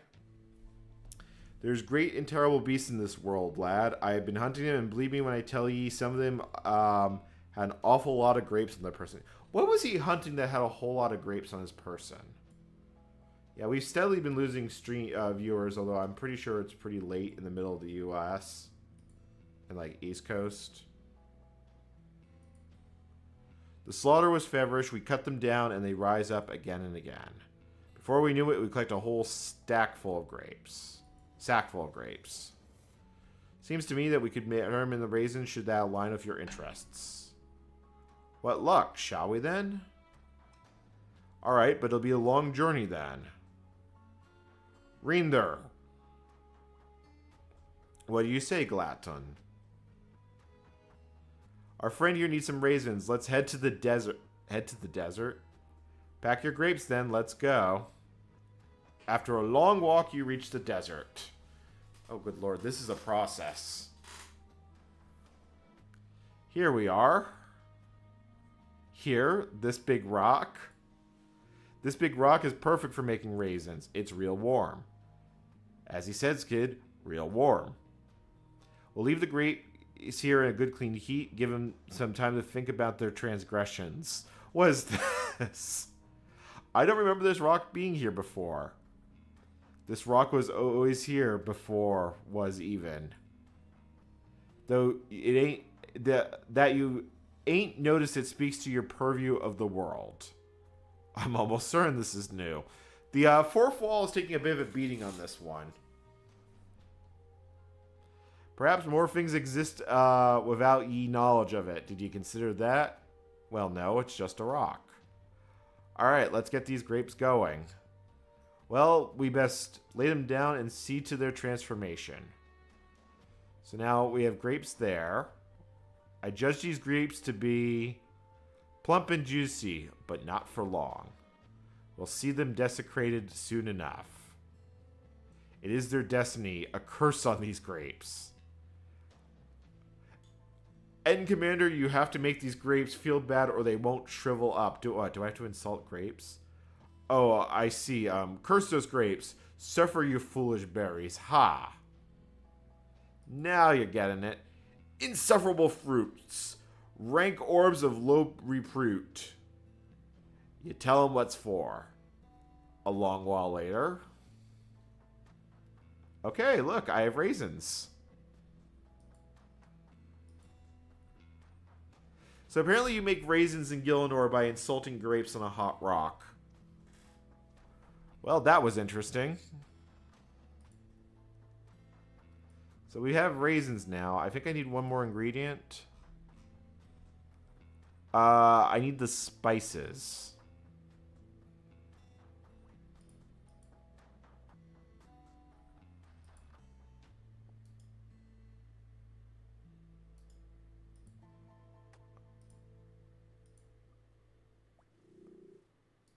Oh, there's someone here with a max cape. Where do I get the spices? Like, I've talked to almost everyone. Let me see if that guy in the top will help now that I've got 3 of the 4 ingredients. Nope, he's not going to help me. Dough guy, let's see here. There's got to be... Someone here's got to have spices. Oh, here's a guy. Wheeler. Talk about the buns. So I need some Easter spices. Do you have any I use? I keep plenty for cocktails. There you go. Well, that was easy. Like, I didn't have to go to the desert and all, like, crazy for it. Does he also have something about cheering up the Easter Bunny? Because he also had... Yeah, he had the dialogue. So let's see here. Do you know the Easter Bunny? I do. He's just over there. Lovely guy. Does he seem unhappy to you? Now that you mention it, yeah, he does. He's always cheery, bouncing around by a big, fuzzy avatar of joy. He's been in a sorry state lately, though. Indeed, I've never seen him like this. Have you noticed anything odd? Well, he used to drink pint after pint after orange juice, barely sips the stuff now, just stares into the glass. He used to love it. Interesting. Could I try the carrot juice, please? Absolutely. One CJ coming right up. Ew, that's... Good, right? I made it myself. It's definitely an experience. How do you make it? I put some carrots in a juice press and then add some good old-fashioned elbow grease. Well, that would explain the flavor. Do you have any particularly nice carrots that we can use to make some special juice just for the Easter Bunny? But I think you'd appreciate something different. You can ask Weasel in the kitchen. He chooses which carrots get used for the juice. Be warned, though, he's not much of a people person. What do you mean by that? Oh, you'll find out soon, though. Just tell him I sent you and you're trying to help the Easter Bunny. He'll give you some fantastic carrots. Once you have them, you can use the juice press to extract their goodness. Alright, so... I think... Let's make the Easter buns. So to actually do that, add the egg, spices, and raisins to the egg spices to the Easter... Okay. And then we have to shape it. So we use that. Alright, so now we have uncooked Easter buns. So I'm assuming I can just throw them in the oven and cook them. Alright, let's see here. Cooking range. Easter bun. And I get exactly 1 point of experience for that. So I get 3 Easter buns, and then talk to you. What do you want, Sticky? You must be Weasel, then. Yes, I am. Cookly Weasel to you. Finest cook this side of, well, pick an object or a concept or location. I'm the best cook of any of them. Is that why you're down this hole? Hold this fine establishment. This was a fine establishment, at least until you stank it up. Good grief, this is going to be a long day. What was it? I told Wheeler you might have some extra nice carrots I could use. Wheeler sent you, eh? Why would I give you my good carrots? Them's be roasting for honey, not stinking up with your grubby mitts. I want to make some special carrot juice for the Easter Bunny to try and cheer him up. Oh, well, why didn't you... That's like the most cliche line. Why didn't you say so? Smells like a good idea to me. If anyone deserves some good juice, it's him. There's free fancy carrots for you, Stinky. Now go and get that juice made before your stench rots them. Thanks. Seriously, why is my cat, like, constantly meowing? That's why I don't usually, interact with, raise cats in this game. So where's the juice press?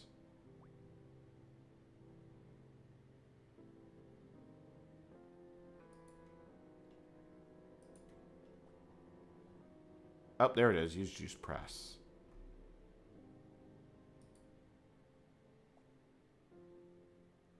Oh, we need to get some glasses, I guess. Yeah, it's a long day, and we're basically building GCC while playing RuneScape. Let's see here. So now we have a carrot juice glass.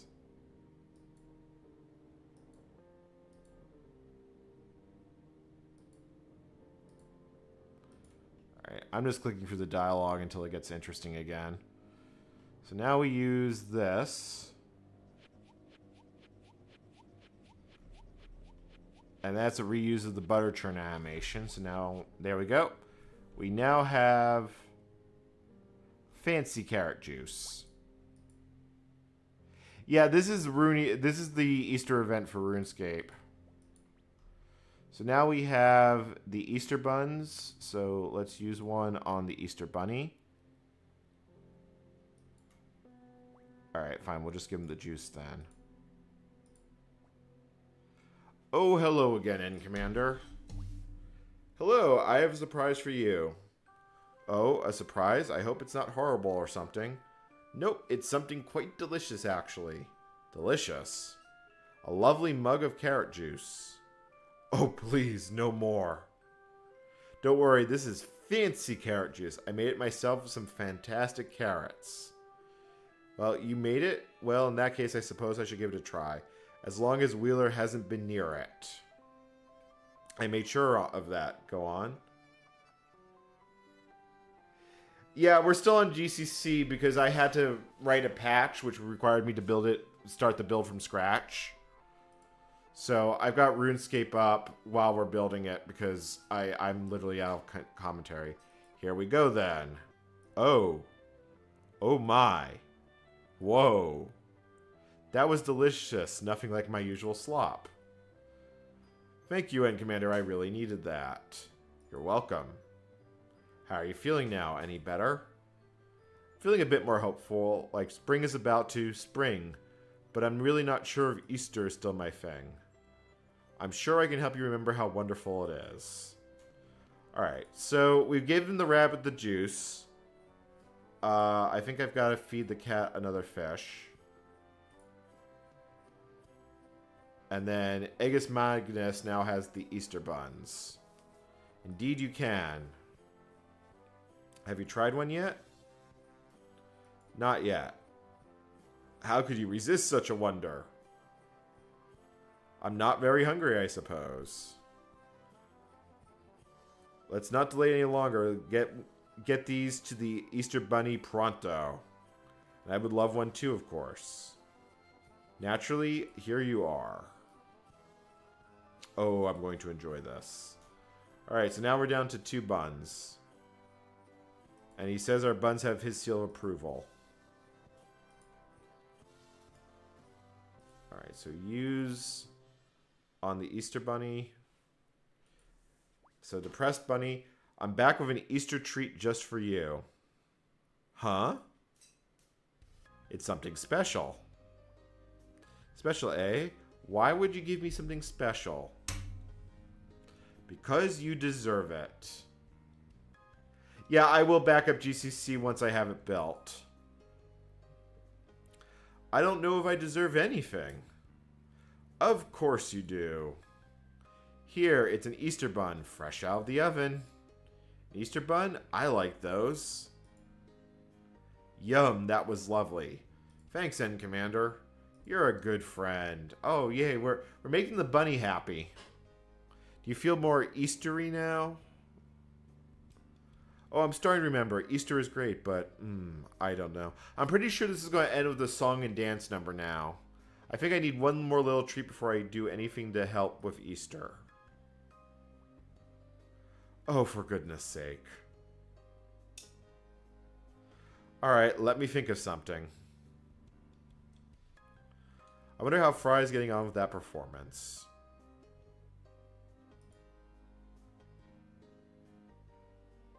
Oh, nothing. I just need to fry. Okay.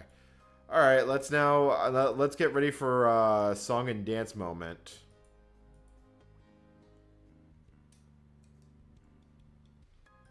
I think we're ready for a rehearsal. Oh God, this is going to be. I don't know if the death and resurrection of Jesus exists in Gillinor. The Pantheon doesn't seem to include it. Oh, hang on. We don't want to ruin the surprise. Easter Bunny, there's some more fancy carrot juice at the bar. Ooh, out of my way. So the Easter Bunny has been distracted. Righto, then let's get to it.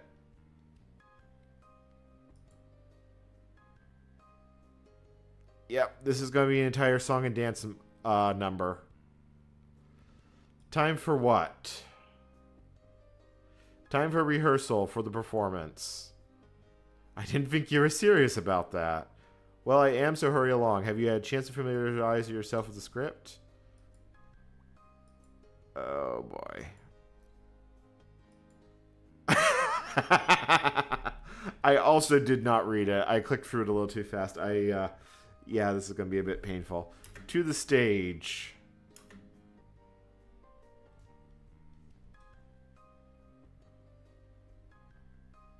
All right, here we are. Let's see what we got. I will tarball GCC when it's done.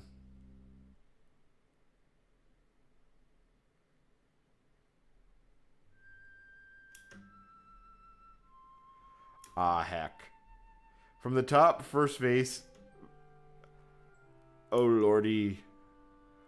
When the foreman bears his peels. Oh, God. I'm not even going to try. God. This is painful. That wasn't very Eastery. No, it was not. Oh, come on. It's an old standard. I don't even know what a faux man is. Could we try something else? Well, I don't have anything to hand, but you're welcome to look backstage. Backstage, right? Okay. So now we need to... We have to find stuff to help with the performance. We have...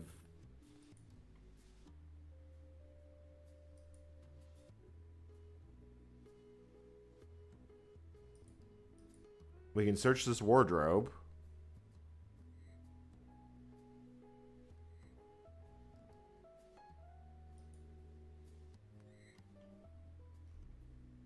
Apparently we cannot open a wardrobe. Oh, come on. Yeah, so every time my character is trying to open, and the wardrobe apparently stinks. Better check it again for costumes. What are those?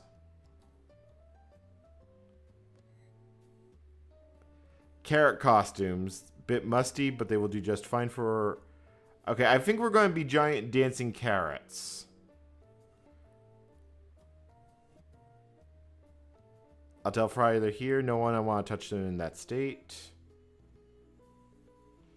Alright, is there anything else back here we have to search for?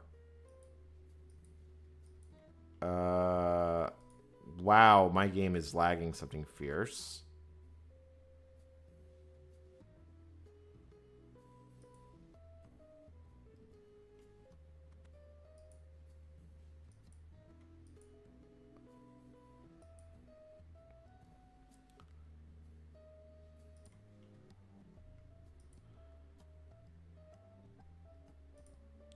I'm guessing I have to give the cat more food, or maybe not.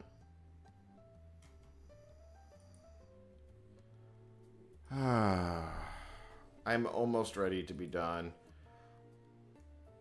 It is definitely building, though. I think we're on stage 3 of the build process, looking at the build messages. So let's see if the costumes help with this process.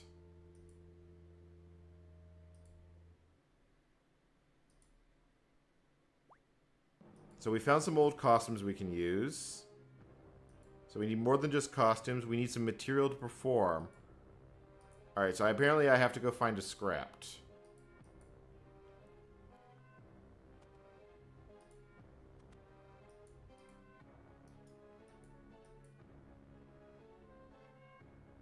Oh, there's an old bookcase back here.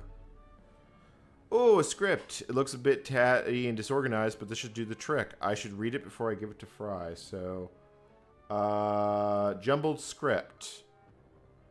It's all out of order, but it might have to do.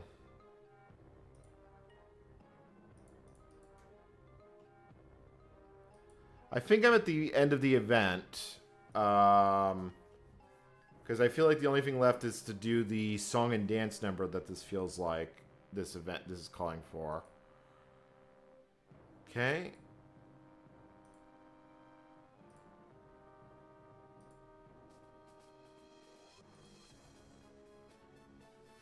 It's got the spirit of Easter, and we have carrot costumes.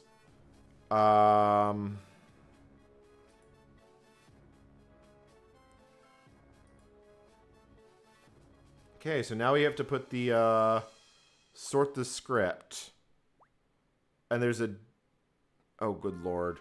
So we have to read the script. Dance moves. 2 dancers go to the back of the stage. Everyone spin and dance. Dance move. Oh. Oh, lord.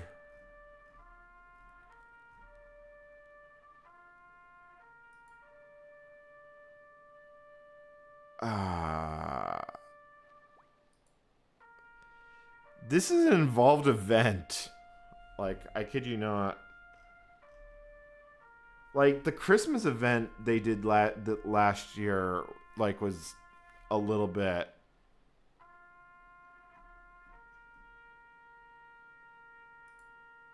Alright, so let's see here. How do we actually reorder these?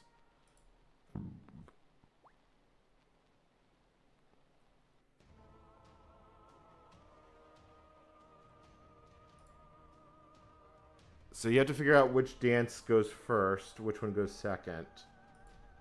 Oh lord.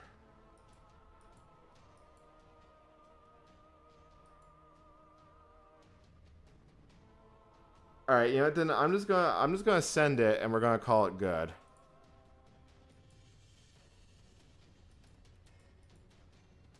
Yeah, I'm just gonna send it as is.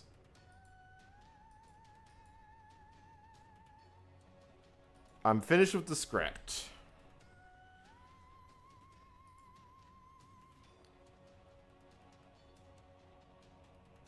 Alright, so apparently we're not even going to rehearse it, we're just sending it for the Easter Bunny. And now I think we're going to have a musical dance number. Oh, good lord.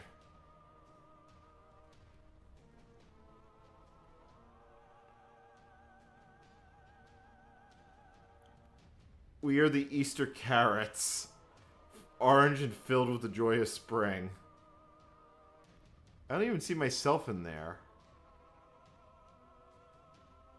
Watch us carrots do our thing. This, oh my god, this feels like a grade stew. This is...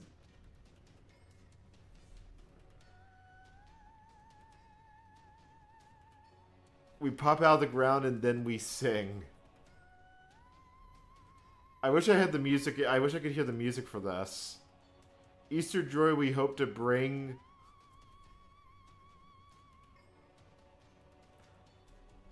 Well, that was a thing that happened. So much Easter energy, so much wow. Hey, look, the bunny is now feeling invigorated. I guess he's now the Energizer Bunny. Okay, we've now successfully broken the Easter Bunny out of depression. If it was only that easy in real life.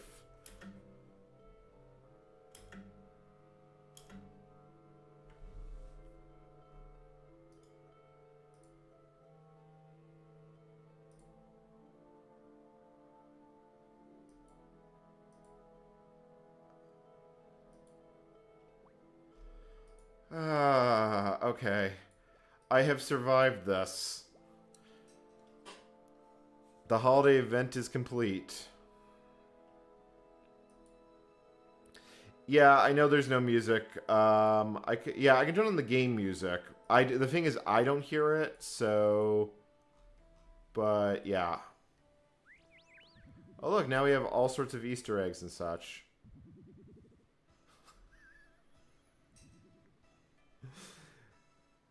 Okay, now we've been saved the bacon and eggs. And that's it. And the old school Team Witch is... Okay, cool. Easter event is done. Yes, apparently it is powered by the Energizer Bunny.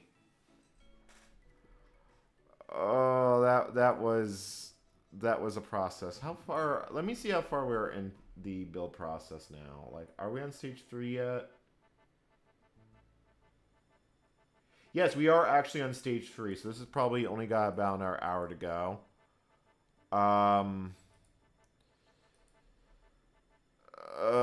What the hell do I want actually? Oh, do I have to freaking feed the fish? Okay, so I've gotten 2 Easter eggs, and I got a carrot costume. And I also ate the, Hold on, let me... I have a carrot outfit. Does this have an emote? Because this feels like this needs to have an emote.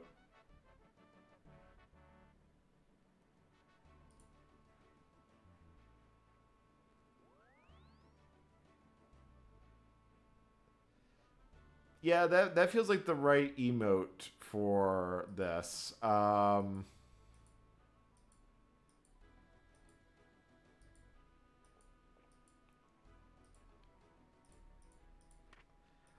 just gonna put my graceful back on. Forbidden, I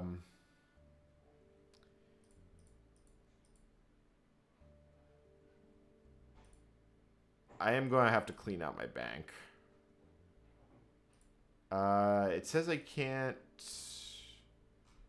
bank this. I think I have to drop it if I want to get rid of it. Or I just destroy it. Yeah, it's fine. The problem isn't the Threadripper. The problem is that when I paralyze the build, the build gets stuck, and then it's been so long recalculating the build stuff that it's just not good. Services for Unix has problems with multi-core stuff, as we've discovered from some service packs. The problem is that I applied the patches and it did not get better. So, yeah, there's that. We have now cheered up the Easter Bunny in old school RuneScape, and we are still making progress on building stuff. I don't really feel like doing any quests tonight. I could grind out... How far am I... 77... Wow, I have spent a lot of time on this account doing woodcutting. It's now building lib deck number. So after it builds that, yeah, I'm going to just go back to talking for a bit because I think I've hit my limit for RuneScape for the moment. So let me put the display capture back up.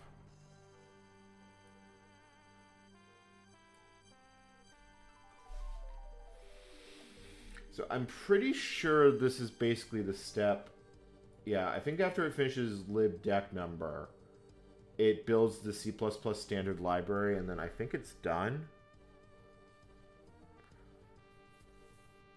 I probably should go to a free-to-play world and, yeah, I mean, it feels like it's a good time to go outside and touch grass, except for the fact that it's 10 p.m. here, and I already went out and touched grass and even ate some lamb. So, you know, I went and did the thing. I went and did the thing that they tell us to do the thing. So it's now looking for stdint. We've already patched stdint to actually work, theoretically. I should actually see that if that header is actually there. Like, it should be.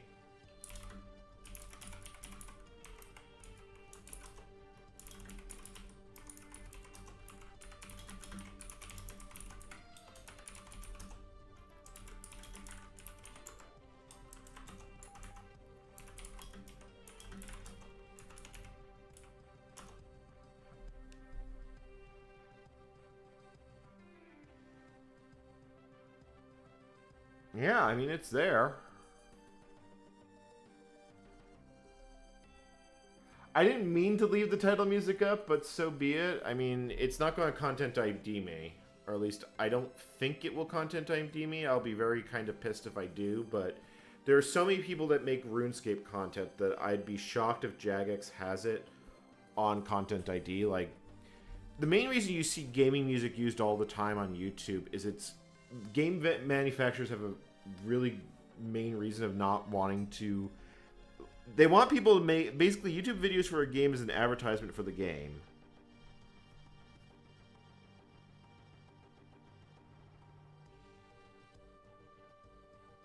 No, okay, that's actually funny. Fine, do you want me to change my wallpaper to something besides Bliss, aside from the fact that it would kind of screw up the video? So it should now be moving on to libstd C++. So I actually want to watch the build at this point, because I believe this is where it fell over last time.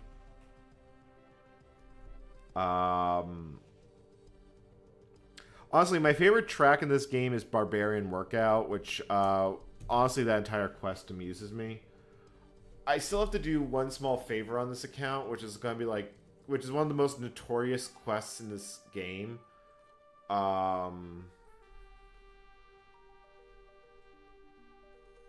Hey, come on, you can do it. I'm not running this with a J factor, so it should... Yeah, okay, it's doing... It's doing things. Alright, maybe I should, like, keep RuneScape up, because this is slow and painful. Alright, what the hell can I do for, like, just a little bit? Like, I don't want to do anything super intense. I can't have my cat if I want to go to a free-to-play world.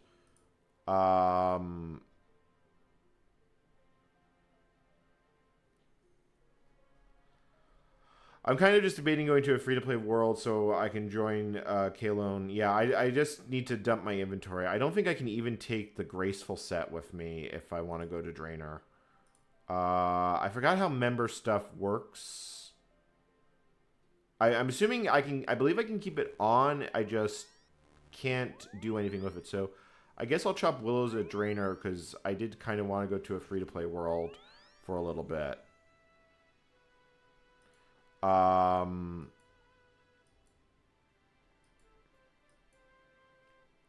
So let me get to Draenor, and then I will hop. I'll world hop. I think you said you were on World 335.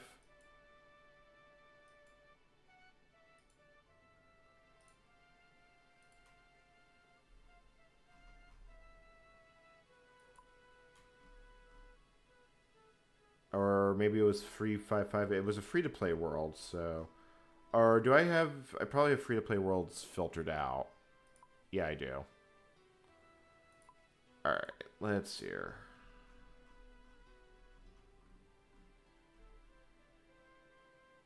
Yeah, free 5. Oh, it's going to want me to sign back into my bank, I bet. So I can't keep these items on me. I'm still going to have to bank them. But I can at least wood chop here without having to, like, dump my entire inventory. Yeah, gotta go this way. Just gotta go get... oh, I can't even use my dragon axe here. I have to use a rune one.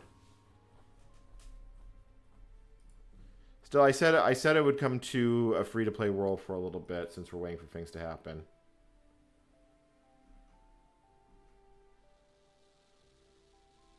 Yeah, I'm over here in Draenor. I could head to Lumbridge.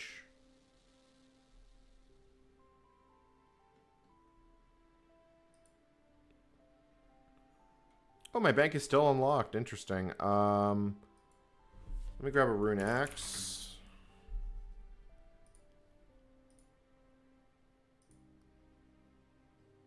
Apparently, I grabbed 2 rune axes. And then we can chuck the rest of these items in here.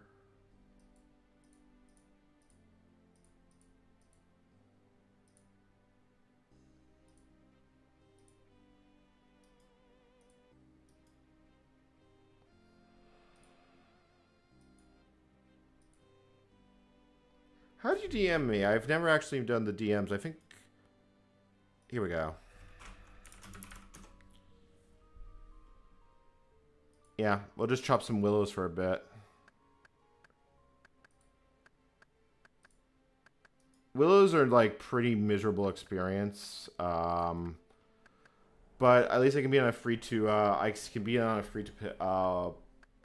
play world for a bit. Because there isn't a lot I can do on free to play. And that tree go away real quickly.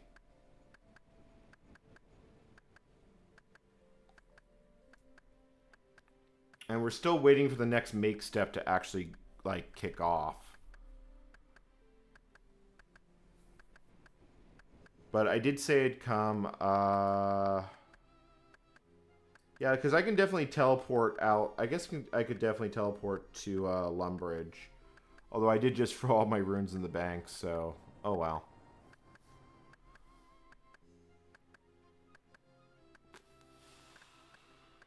Six megabytes of memory usage. It's going to start building again at 8.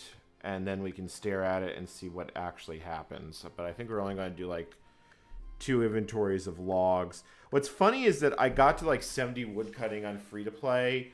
And then I've gone to 77 on members. And somehow I have the beaver pet. Like, I should not have the beaver pet. Because I only had a chance to get it while I was doing woodcutting as a member. And so statistically, it was very low odds for me to have the beaver.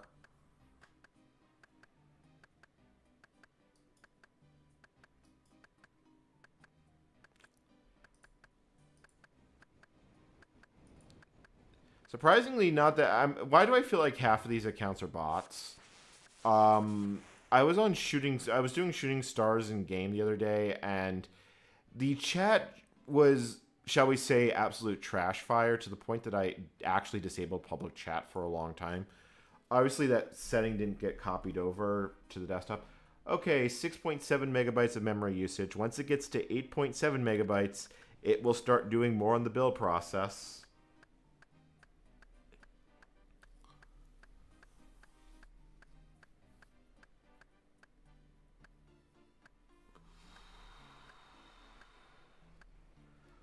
I still can't believe I've actually managed to patch GCC to this point. Like, I feel like I've stared too deeply into the hall of...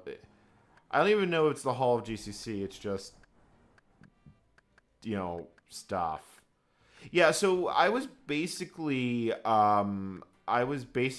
at Shooting Stars the other day, and Shooting Stars tends to not have that many bots, but it was such a trash fire of a conversation. It was... it wasn't just far right. It wasn't just like far right conversation. It was like a step beyond that, and it was bad. Like, normally I don't, you know, like random conversation in game don't care, but this one kind of disturbed me to the point that if it was any more explicit, I probably, you know, it probably would be enough for a Jagex moderator to step in. It's like, I remember when, like, playing RuneScape, you know, it's like it was not half it was, like, all political. It's, like, depressing going to Shooting Stars, and half of it is hearing about the current regime in the United States. Yeah, I'm well familiar with free-to-play spam bots. Actually, you know, this is decent experience. Like, Willows are not the best experience, but I could free-tick them as long as I got a knife. I think I can free-tick with them as long as I had a knife, but that gets really click-intensive really fast. It's just, Willows are not very valuable. Like, guide prices, add willow logs... Yeah, it's like each inventory is only worth 2k. I think the most valuable log you can get in... Like, none of the logs are all that valuable. Also, 8 megabytes of memory usage, so it's almost done. And then run to the deposit box. Yeah, my Graceful is completely useless here at a... It's the only way that I know that it hasn't crashed.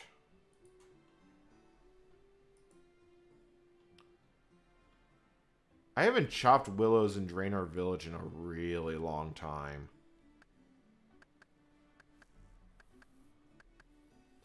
But I did say I'd come to a free-to-play world so I can meet up with people and here, so I might as well. I mean, let's be honest, it's people in chat that makes these projects worth doing. I'm putting on a show, but it's knowing that people appreciate that show that really makes the difference for me. Just like cheering up the Easter Bunny. Oh God, we apparently we found the moral of today's lesson. And then tomorrow I gotta do Greek and more Greek. I've never played GTA Online. Like, I played 3 and I played Vice City, but I never even played San Andreas.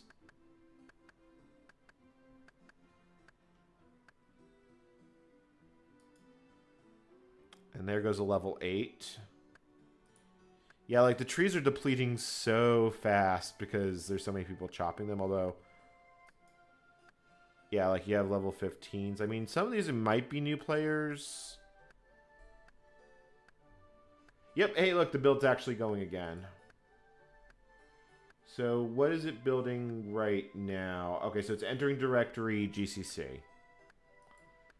So the build is going again.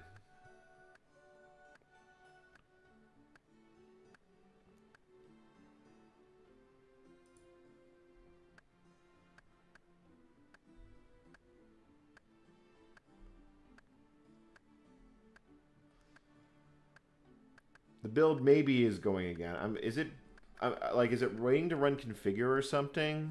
Like, I don't know.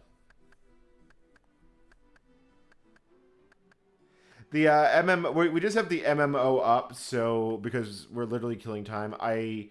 The build failed last night, and I figured out what failed, but to fix the fail, I would have to rebuild it all from scratch. So all I was going to do was sit on my ass and watch YouTube videos. Oh, hey, I see you in game. Let me give you an emote.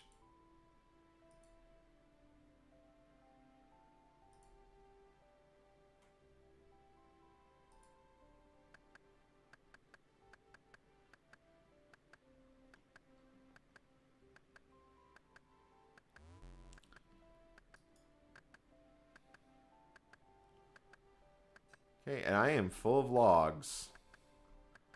I probably should give you some actually, like, I have a bunch of spare gear in my bank. You'll need a higher defense level to use it, but I might as well, yeah, let me see what I've got in terms of, like, stuff in my bank I can actually get rid of.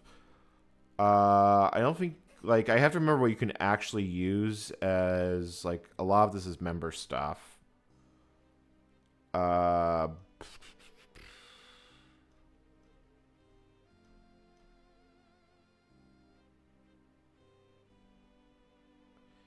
I do have some adamant gear that I'm probably not going to use, and yeah.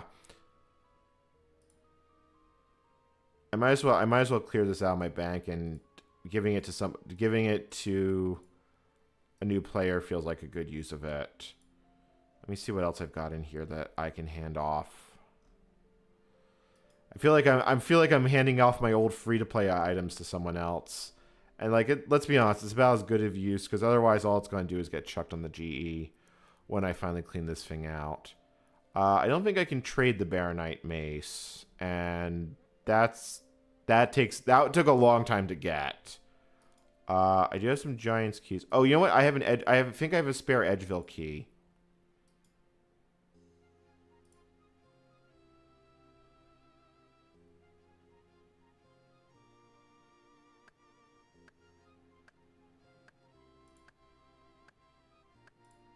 So, yep, okay.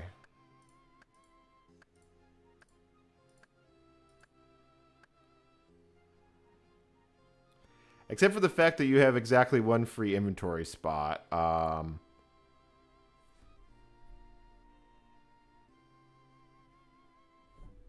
Okay, yeah, you're going to have to clean some room up in your inventory. You use the deposit box.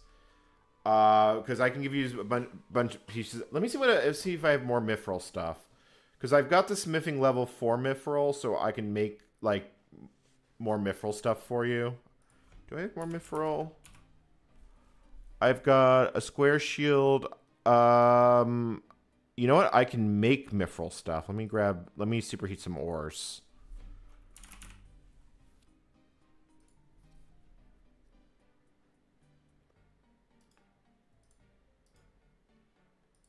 Because I've got the plate body. I can give you... Yeah, I can give you... I've got the square shield. I've got a mace. I'm not sure what else I could give you that's actually that useful. But...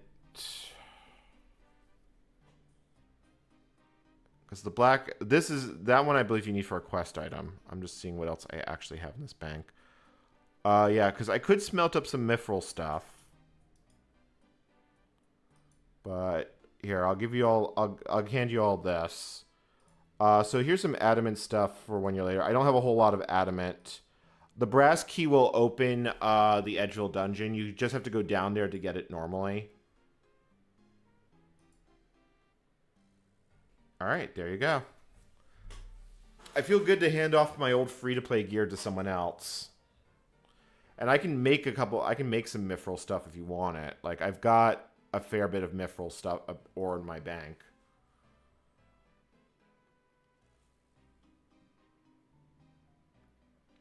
I mean, there was a time where, you know, like, you log into an MMO and, like, you know, there would be people handing stuff. When I was training cooking on this account, I made a whole bunch of pies, and I was just talking with random folks in the GE, and this guy bought my pies in mass for more than what the market price for them was, and was like, oh, that's awesome.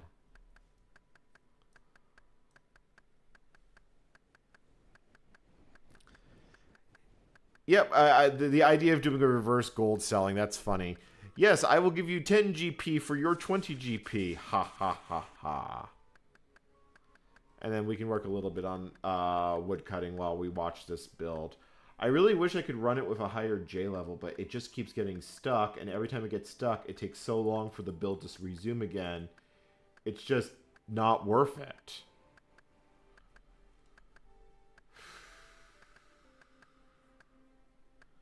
I just wanted to get to the point. I'm pretty sure after this it'll build libgcc, and then after libgcc it will build libs std c++. Like, it's so it should be almost there. I hope, theoretically. Kind of. I don't know. Like I said, I don't want to be streaming super late because I kind of need to be a functional and reasonable human being tomorrow.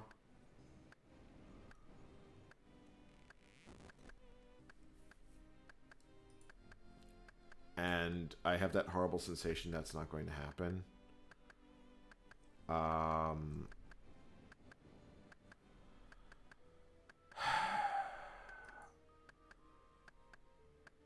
You know, I'm going to put the good music on. I can't hear it, but at least I know which track it is. Like, this is probably one of my favorite ones I've gone so far, the Barbarian Workout.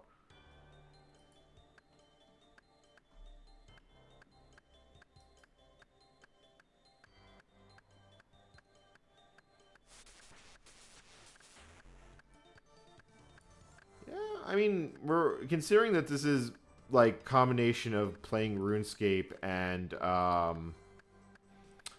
watching GCC build slowly, but I do think the build problem has been solved, which is, like, really nice.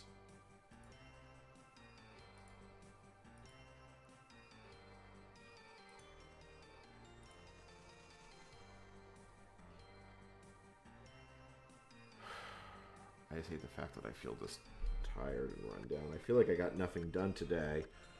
Like, I actually was social today, and, you know, being social,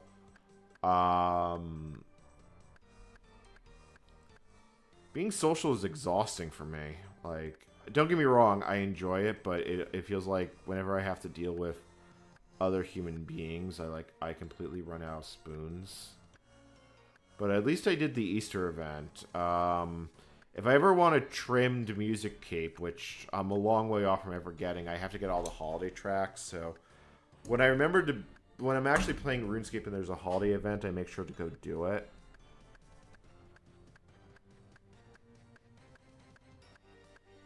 We're coming up on the 4-hour mark.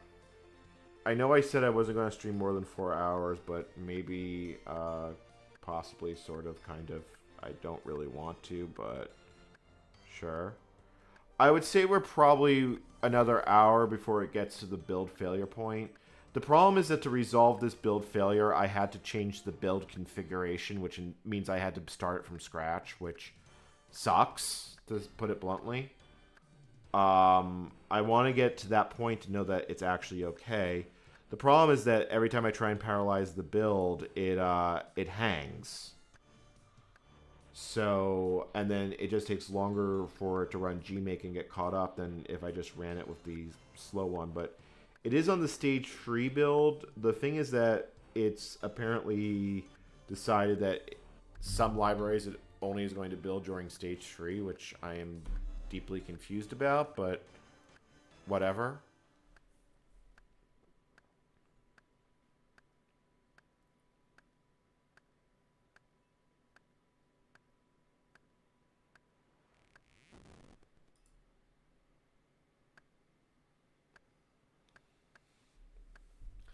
Like, that's building DBX out. Like, I don't know how many files it's going to take to get there. But yeah, this is basically been building for 3 hours. Notwithstanding the number of times I've had the CPR before I gave up running parallelization.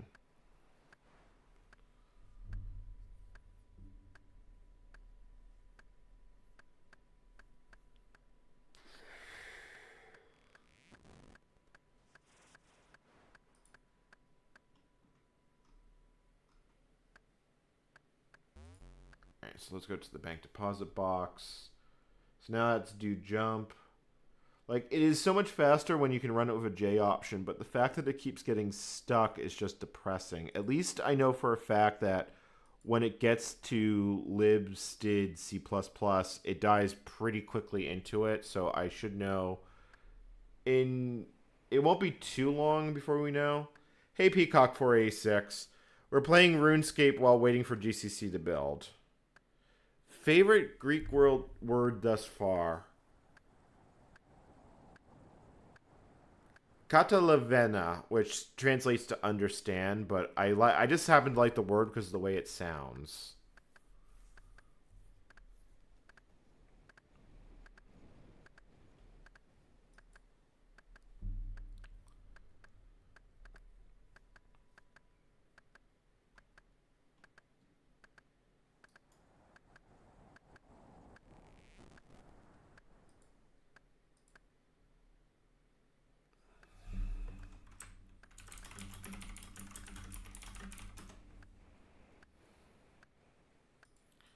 Oh, you know what? Let me see if I've got an axe that you can actually use.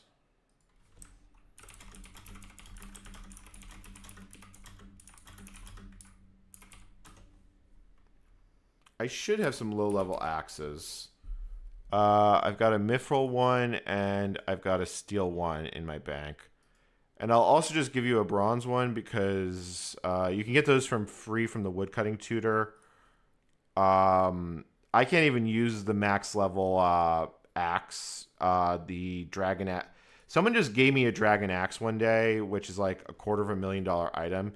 He said that watching me chop with a rune axe in the woodcutting guild just made them unhappy.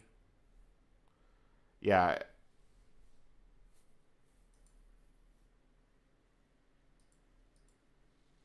And I don't know why my character went running all the way over there.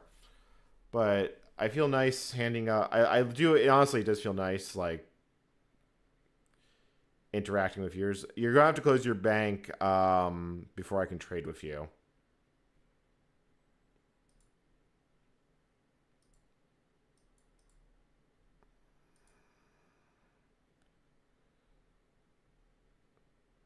Run, escape. Yeah, I mean, that's a good way to describe RuneScape.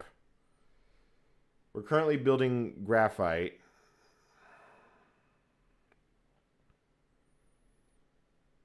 So I'd say we're about halfway through building through libgc. Can I look up your levels? I'm just curious what they are. Oh, there we go. And then that closed the trade offer.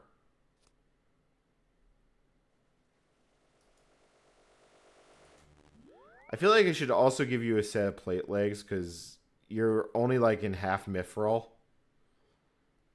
And I do actually think I've got enough. Yeah, there's an anvil directly under drainer. So I could just make like a set of plate legs for you, but whatever.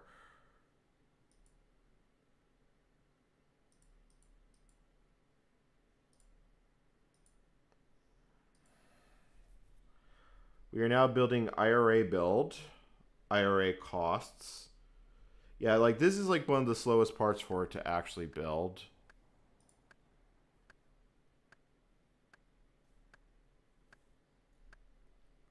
I wish I was not this tired.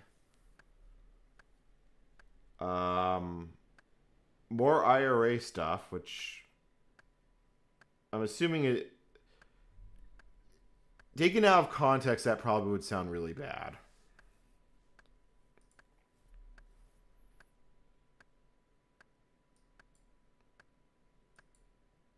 Also, I'm getting the feeling the stream is like I know the fact that the stream is lagging really badly.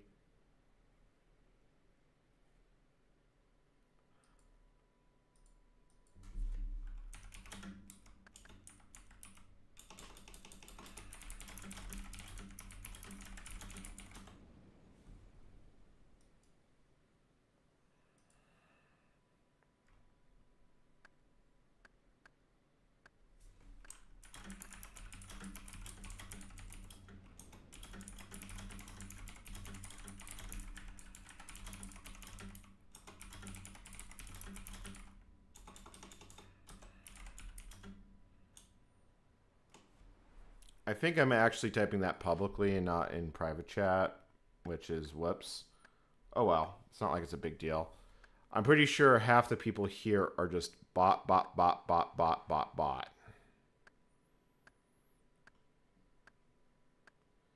So now building switching mode. All right, I'm gonna go AFK slightly. I'm gonna stretch my legs, so I'll bring that up full. And then hopefully when I get back, it's like done building GCC.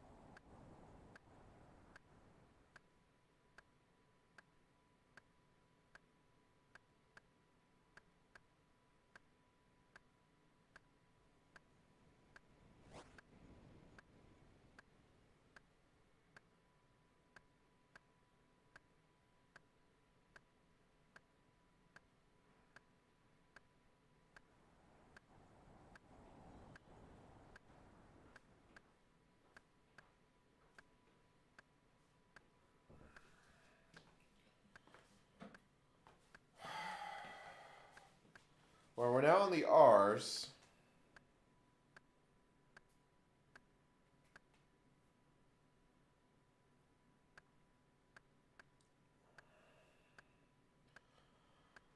Oh, yeah, I am definitely feeling very tired, but I'm just going to sit here, watch it go, and see, my biggest problem is running the test suite that, you know where it has that warning rest of the line ignored? It's going to keep doing that. And I can't easily filter out that warning, although there is a way I can do it.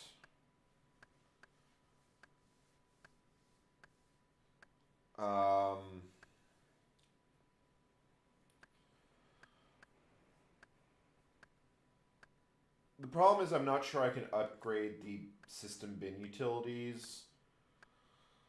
So my concern is that when I run the test suite, it's going to have all sorts of interesting and strange problems.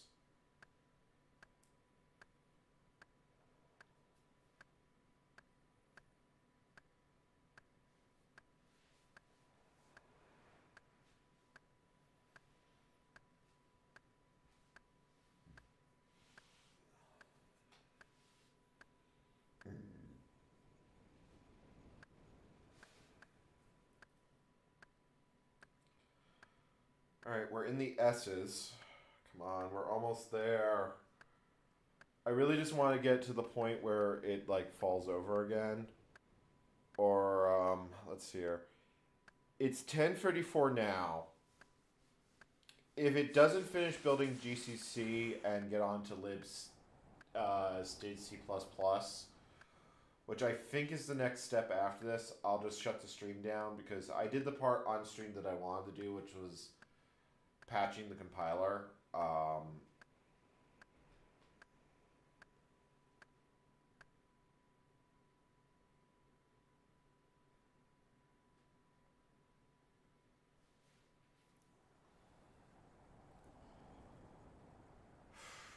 Like, I was tired when I started the stream, and I feel like I should have been doing something productive with my time.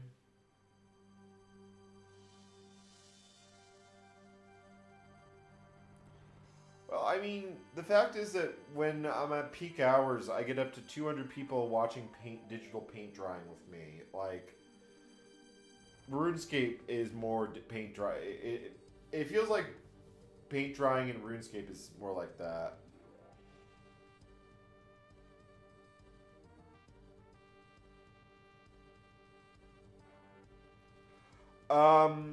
I've found basically no resources. I did find some pre-compiled binaries, but that was about it. I'm kind of just using the force to get through this project.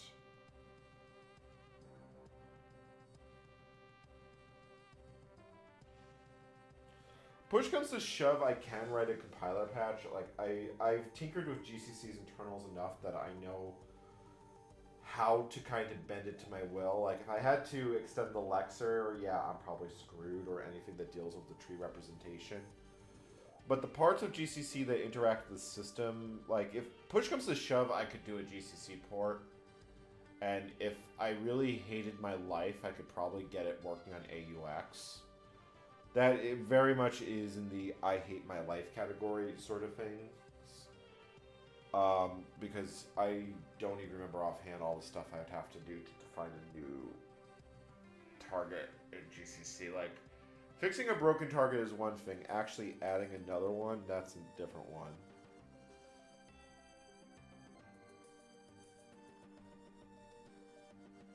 Yeah, I was hoping to borrow that machine, turn it into a bulletin board system, and put. I wasn't in Portland long enough to make that dream a reality, and it should come back in a moment. I mean, I'm streaming at 720p. Oh no, did my internet actually die entirely?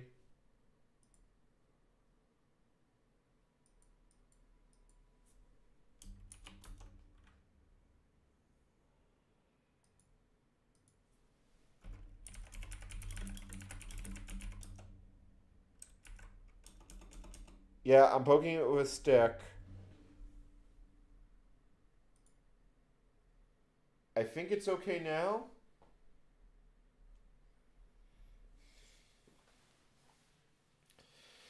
Yeah, Greek internet. Greece, great for food, great for culture, great for history. Internet, not so much. All right, so we're in the tree stuff. Apparently, GCC is working on leveling up its wood cutting. But yeah, we do have the header file building that we need to actually be there. Um, it builds in alphabetical order, so it's actually almost at the end already of building what I think is the stage 3 compiler.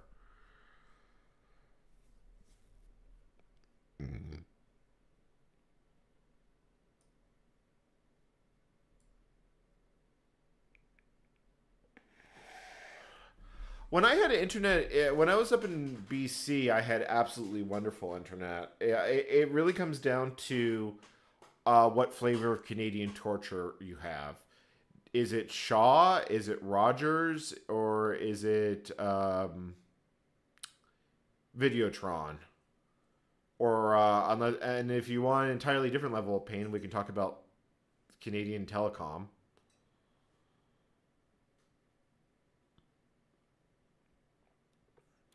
Do they have pigeons in Greece? I haven't actually seen that many pigeons. I assuming. Hold on, I'm actually thinking about that. Have I actually seen pigeons here? I'm assuming so.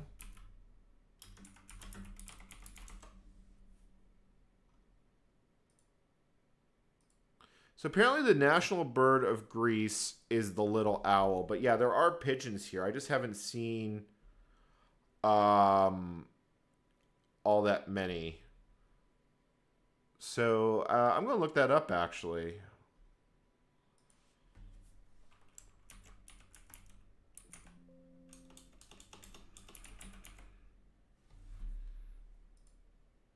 Yeah, so there are rock pigeons here. I haven't seen that many here, but they do. Apparently, they're native to this part of the world. Actually, they were introduced to North America, which up until about 30 seconds ago I didn't know. But yeah, the rock dove is actually native to the Mediterranean region. It's known it spawns here, and it's also known to live in parts of sub-Saharan Africa as its native range. Um,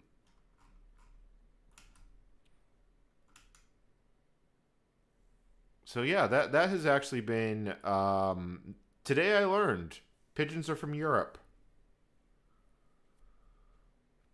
Now there's no way to automate it. At high level, you can cut and when I say high level, I mean 90s. You can cut redwood, but you have to be a members to do that. Um, if you don't want to just do traditional skilling as a member, there's a bunch of skilling bosses, which is basically active PVM content. I should probably gear up for like doing barrows because I feel like getting a set of barrows armor sounds like a good idea for like progressing my account. Um, okay, so now it's doing the link for GCC. So we watch the crank turn.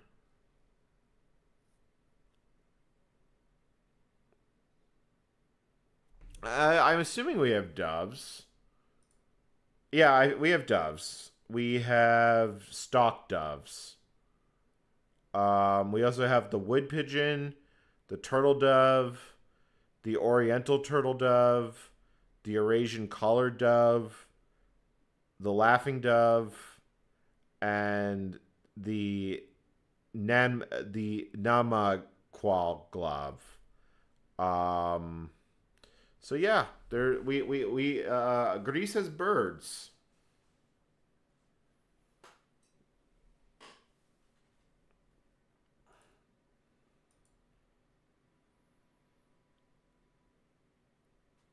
Yes, we have all the stock images of doves. Why do you ask? The wildlife here is fine. There's no such thing as there's no economical ecological collapse here.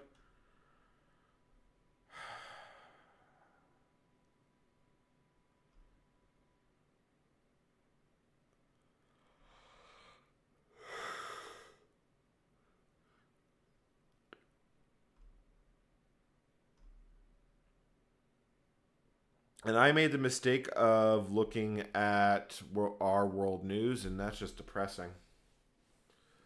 Okay, so it is now building the CPP processor. Oh God, you've turned birds into soap. For shame, frog. For shame. I'm of course just kidding, but yeah.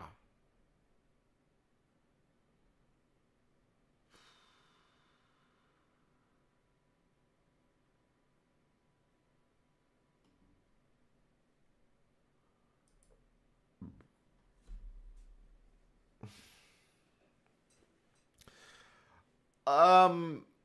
So what you're telling me? So Greece is not a 2.5D game. It's not built in the build engine. It's built in the real life engine or the first life engine, which is unrelated to Second Life. So yeah, it's now building the preprocessor, and it looks like it's now linking the preprocessor, or not yet.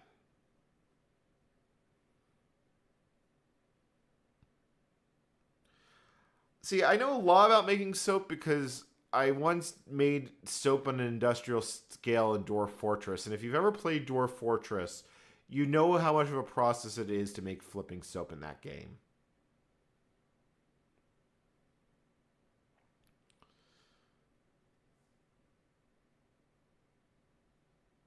Well, I mean, as long as you have a way to turn something on and off in a way, you can transmit data with it. So conceivably, you could transmit TCP/IP packets via smoke signal. I mean, I'm pretty sure IP over avian pigeon would be more efficient, but you could do it.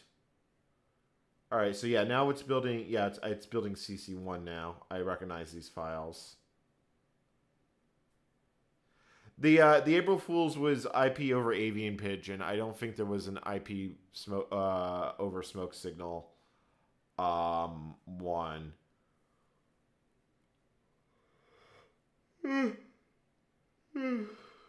Oh wow, I am tired. The problem with this real engine is it's really badly balanced. Like it's hard to find work to do in the in the real life economy. Money is hard, and you get all these nasty, annoying pop ups from people that are telling you that you have to pay for the DLC for like the home life DLC. You need the college DLC. You need the food and board and let's talk. And then you have the even more complex ones like the partner and kids DLC. Those are expensive.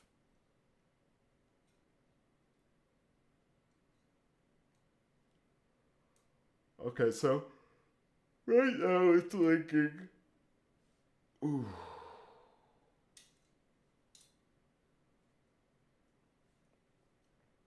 I wish I worked for a foundation. I currently work for a machine known as the YouTube algorithm. Yeah, so this is looking like it is building. I think it's running fix include.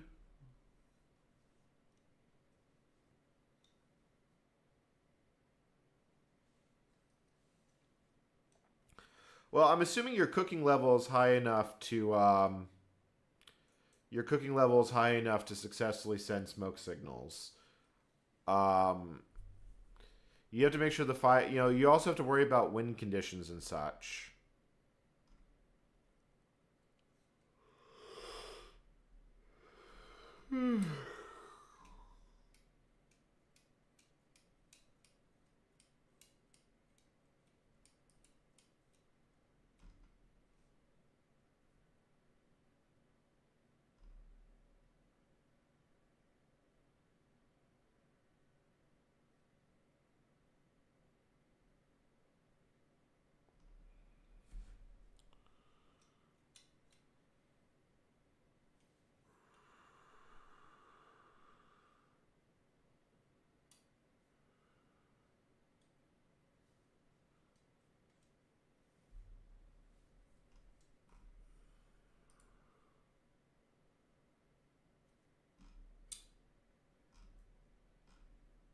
Yeah, just looking at the news is fucking depressing.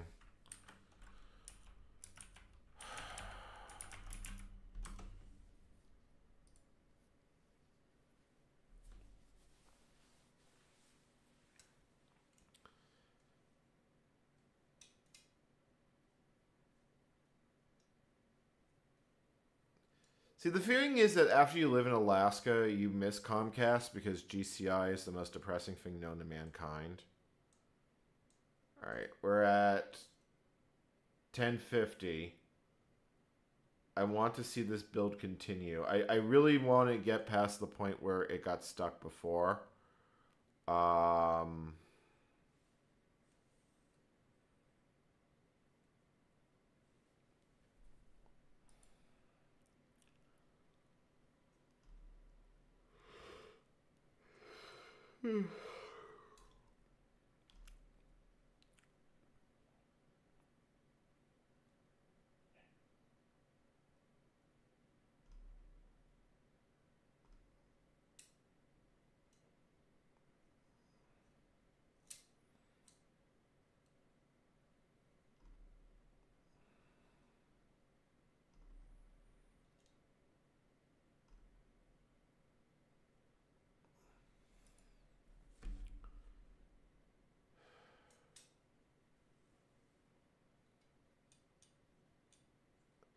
Yeah, the thing is that even when I run Linux, I don't feel like I own my computer. I feel like I just am beholden to a fuck ton of bugs. And, like, let's be honest. How much of a computer really works when you're entirely offline? Like, you know, like, I do a lot of word processing in Google Docs. Like, yes, I could do things locally, but, you have all this shit that's, like, backed and such, and then it all kind of goes down. How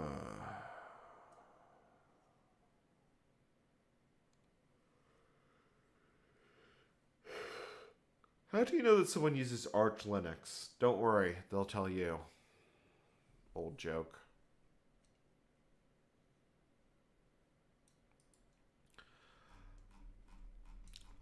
I would honestly run the BSD something if I thought I could actually get something done with it.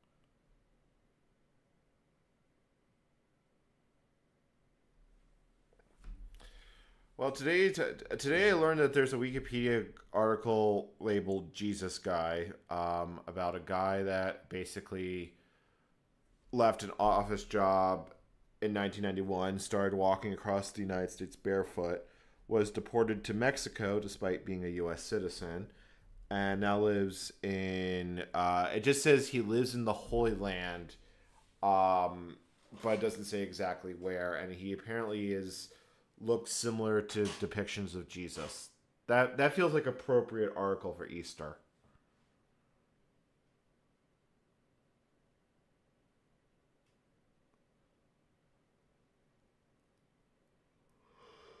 I remember CompUSA. I have fond memories of CompUSA. I'm hoping that this will go on to the next build step here.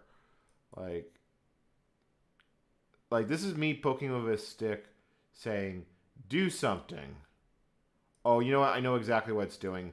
Make is counting up because it's making sure all the files are built. Yeah, I will actually drop a link to this article. It's on the main page of English Wikipedia right now. He was apparently deported because authorities were worried about the size of the crowds he was attracting. All right, let's see here. What are random, like, not depressing Wikipedia articles we can? So apparently, during the American Civil War, the Union Navy was getting ready to also declare war on the United Kingdom in case they entered on the side of the Confederates. So that was the thing I learned. That was the Wampanoag, Wampanoag class, and they were wooden-hull screw frigates built during the built by the Union Navy to attack British merchant shipping in the event that the United Kingdom joined the Confederates. Which, okay. Today I learned. Let's see what other ones we have.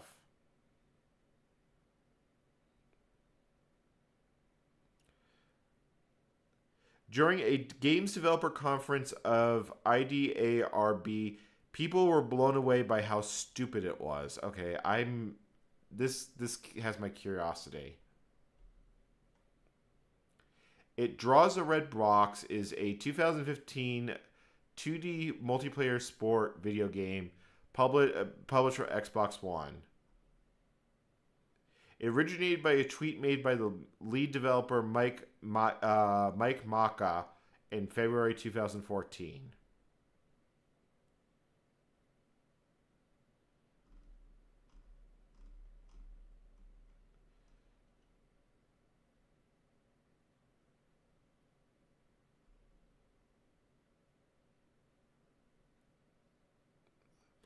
So apparently it was built in like 8 weeks, and it was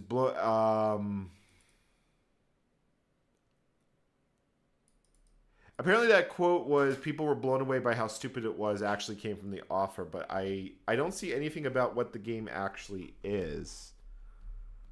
So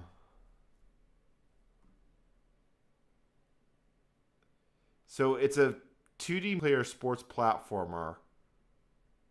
You're trying to shoot a ball into the opponent's goal.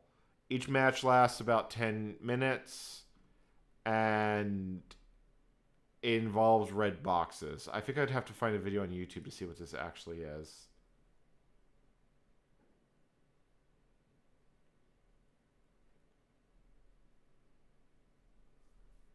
Okay, the make process is about to continue. It's almost done counting.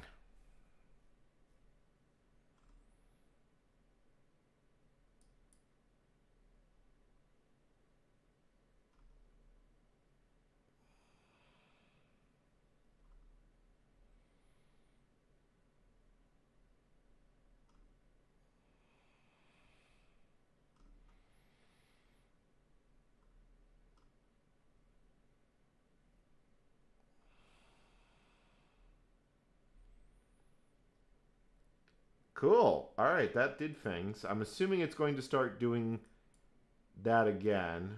Is one of the make processes going? Nope, it's still doing. It's still doing install stop apps. Yeah, and linking stuff. Okay, cool. That is doing thingamajigs. Let's see here. What other interesting things have happened?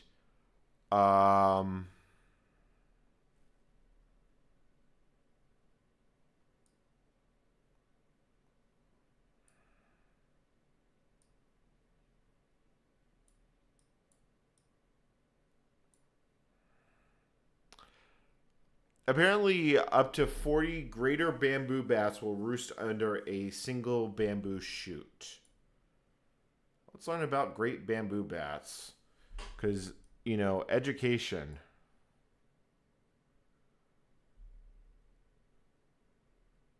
Right now, it's generating man pages, so those are big bats.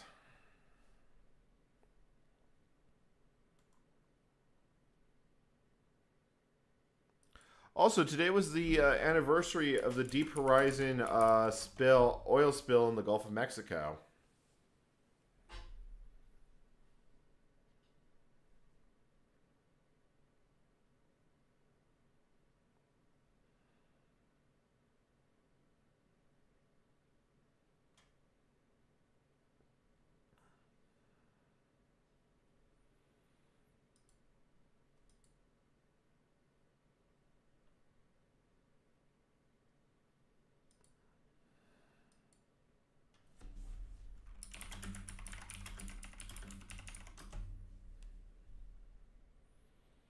I was able to access the cutting room floor on my phone earlier tonight, but I can't seem to access it. Oh no, I can access it directly. So, things that we've learned from games that cut things from games. Did you know that the NES 25th Anniversary Edition has two key items that are only ever seen in Nintendo Power? I actually played that game, not the NES one, but I played the DAWs version of it. So, uh, I'll click that article.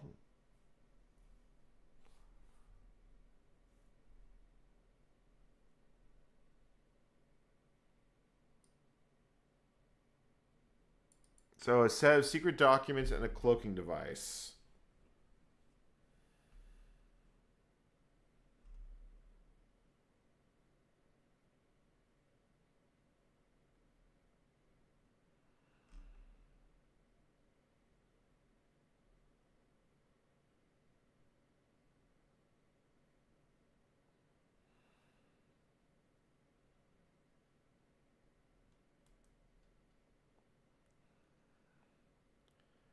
Interesting.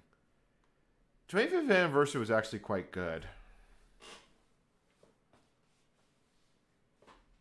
Hey, look, stage 3. Okay, we're building libgcc. All right, this part should be reasonably fast, question mark. I know I kind of want to shut the stream down, but I also just want to get it. We're currently rebuilding GCC all the way through because I had to do some additional patching that invalidated the previous build. So we did the patching in the first 20 minutes, and it's been building for the last 3 hours. Oh, deported from Mexico. Okay, I misread that. Because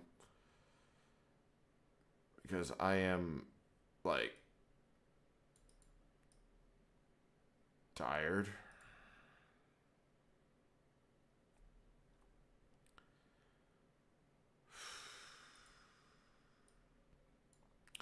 Also, today's featured article on the cutting room floor is GoldenEye 007. I played that game a fuck time. 1997 was a great year. Like, I also remember playing both Ocarina of Time and Majora's Mask, and I haven't played a recent Zelda game, but of the ones I played, I still think Majora's Mask is the best one. Even better than Ocarina of Time.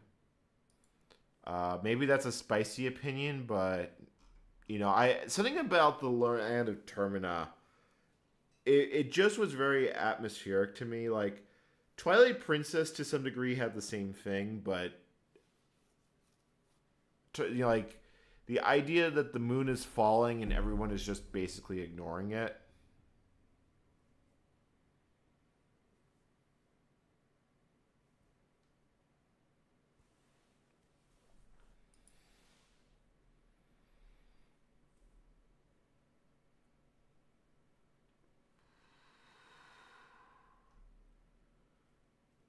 All right, so we're waiting for libgcc to go. Yeah, I played a lot of GoldenEye. I did both a lot of multiplayer and stuff. I don't think I ever beat it on 007 difficulty, but I was also like 9. Um, but I have fond memories of that game, like lot more than some other ones. Um, Duke Nukem 3D was another one I remember a lot. Like I said, like late 90s was seriously. Yeah, I can understand not liking Majora's Mask because the time constant. Like, it is a big thing with that game, and the reverse Song of Time is not something that's intuitive to do, because once you do that, you can slow down the time limit by a factor of 4. I think it it makes it a lot less painful. I didn't have a good gaming PC in those days. I was basically just played console games. I think I mostly had an iBook. The Linux kernel will be faster. The Linux kernel will be a lot faster. The problem is that Gmake is just kind of a sad with GCC. The kernel should be quite a bit better, I hope. The problem is we still have to build GCC again because I still have to build the flipping cross compiler. and building the cross compiler is going to be a process. And I do think I'm going to have to take advice of chat and back up the files in the VM once this is done building, because if I lose the files in the VM, I'm going to have a SAD, and that's going to be, and like, yeah, I'm just going to have a SAD. I'm just going to leave it at that. So there's that. I am getting very close to sleepy time. I'm going to wait for libgcc to finish. It will finish here soon. I'm thinking happy, optimistic thoughts. I could have set -- without bootstrap and not gone down this entire rabbit hole, but no, I couldn't have, because it would have tried to build like the C standard library with GCC 3.3. I'm compiling Linux from scratch from Windows XP. That's kind of the plan here. All right, so now it's running make install leaf. So I'm assuming it's let's see here. Is there a make process that's going up in memory? You are. So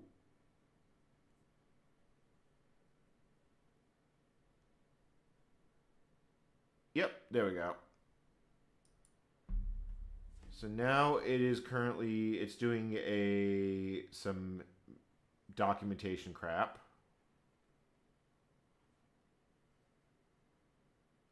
I haven't decided if it's going to be with or without systemd yet. I haven't quite gone that far yet. I kind of need the cross compiler built. The thing is that with this version of GCC, I can build a kernel probably as late as 4.16. So I can actually build a fairly recent kernel with that.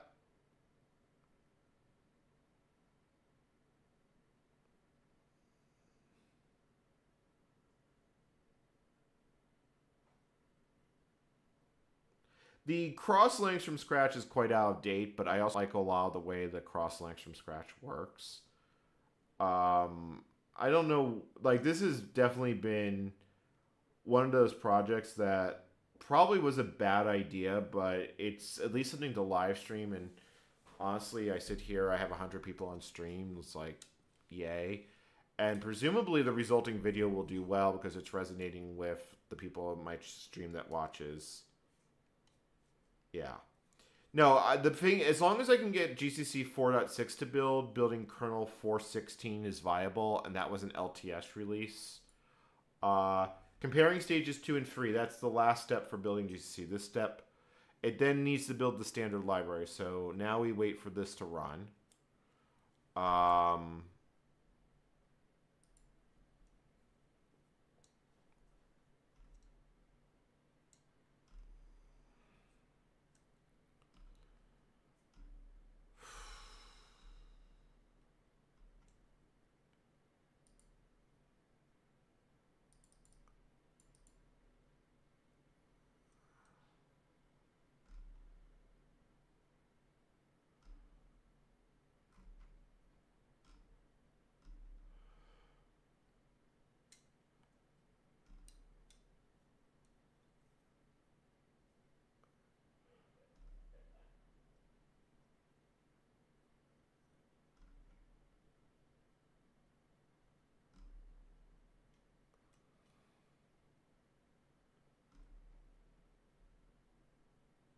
All right, so it's giving some warnings.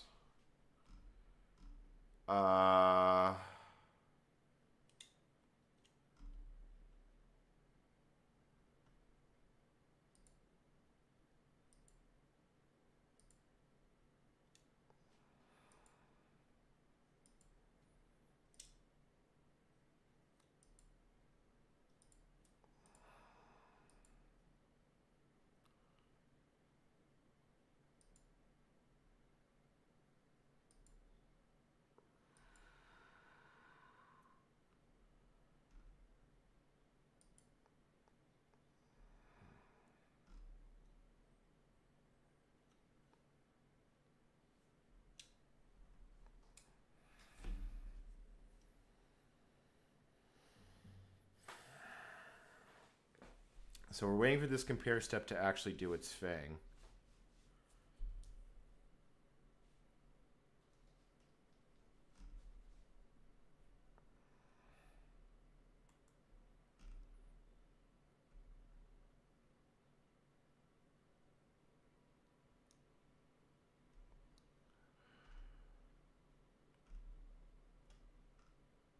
I'm not staying up for much longer. I'm going to be good.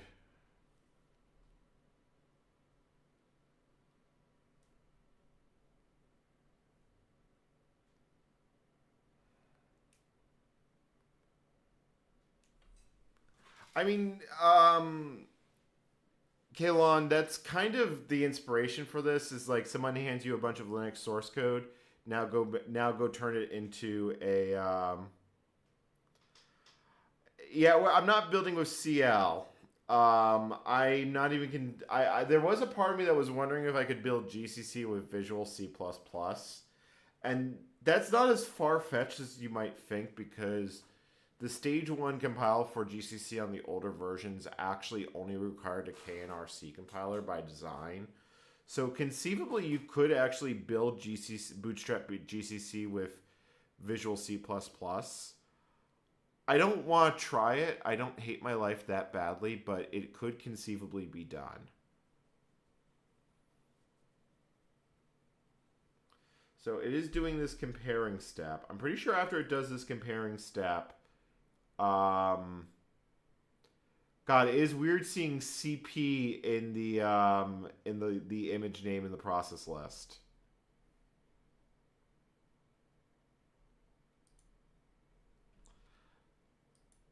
Maybe I should put that in the script and yeah.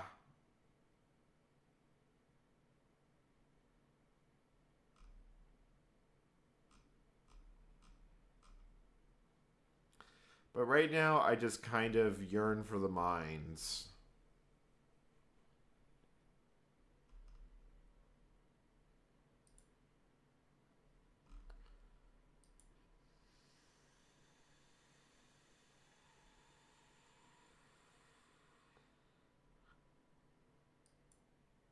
We're still waiting for it to compare.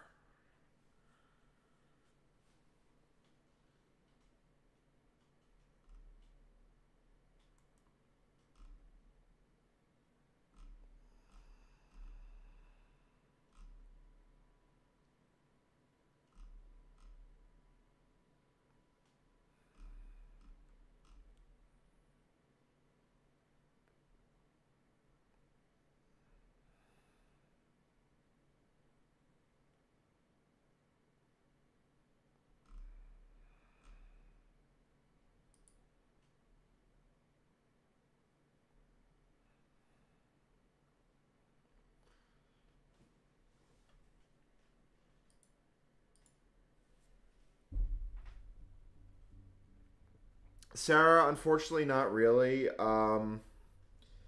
This is just kind of how Windows Disk I/O be like. It's also comparing every object file between GCC stage 2 and 3. This is actually part of the build process, and it is obnoxiously slow. Like, if we look at Process Explorer, we can... It's also running strip. So, presumably, it's copying individual object files, comparing them, and then stripping them. So, yeah, this part of the build takes a while. It hadn't gone quite this far when I killed it last night. Hey, look, it just actually finished there. Comparison successful. So that tells me that my GCC is sane enough to build GCC. Because GCC does a free stage bootstrap, it builds itself with the system compiler, then it rebuilds itself once, and then it rebuilds itself a third time as a sanity test, and it recompares the second build and the third build to make sure that it is at least in planet Earth, quote unquote.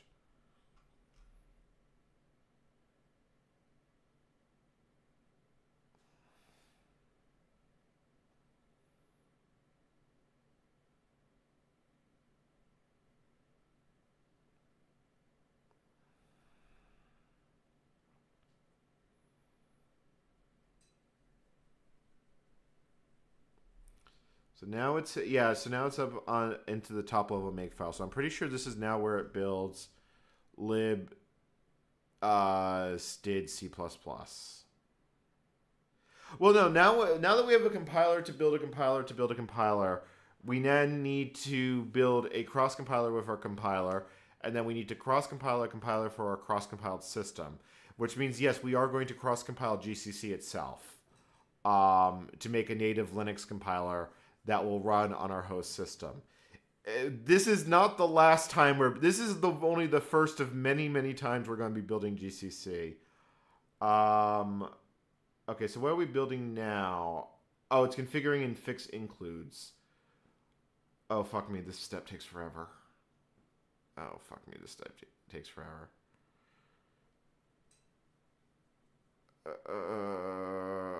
Do I hate my life long enough, or do I just want to kind of just go to sleep?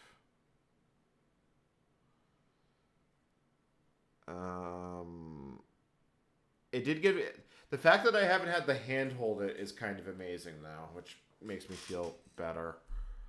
Wow, we're back up to 100 concurrent viewers. Like, nice. Yes, that's exactly what we're doing. We're building GCC to build GCC to build GCC. All right. I really should kind of call it here and like watch random YouTube videos for half an hour before I go to sleep.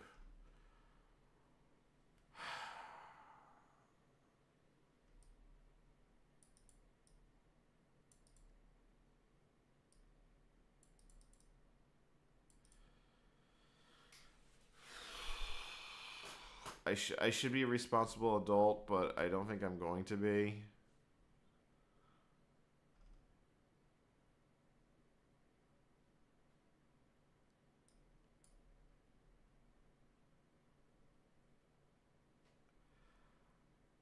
Yeah, the problem is then I'll just be leaving it running for hours. Like, not that YouTube actually gets upset with that, but, you know, is a thing.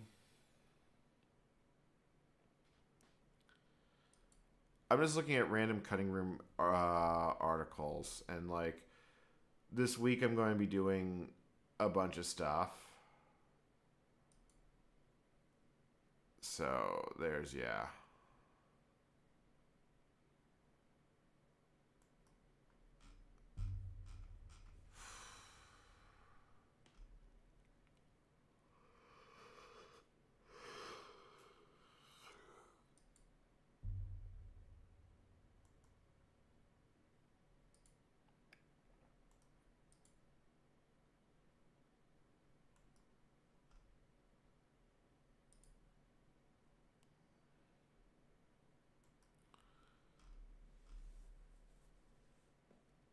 Oh, we actually just entered libstd C++ v3. This is where it fell over before. So if it actually gets through this, then we got through the part that I cared about. So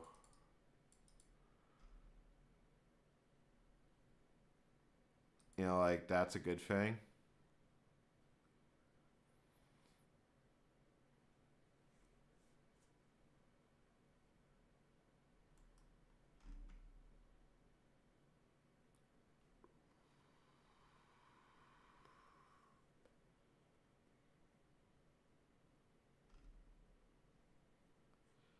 Like yeah, if this finishes, we got past the build failure.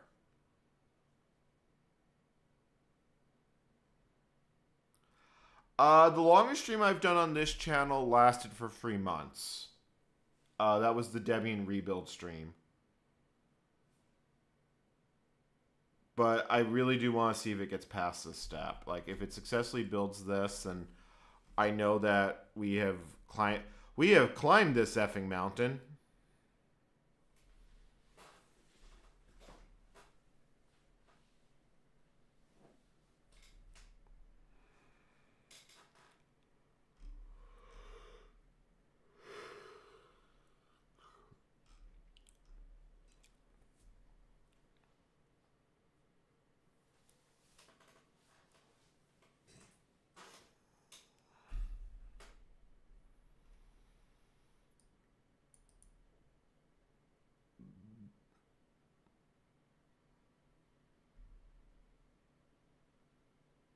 So it is going.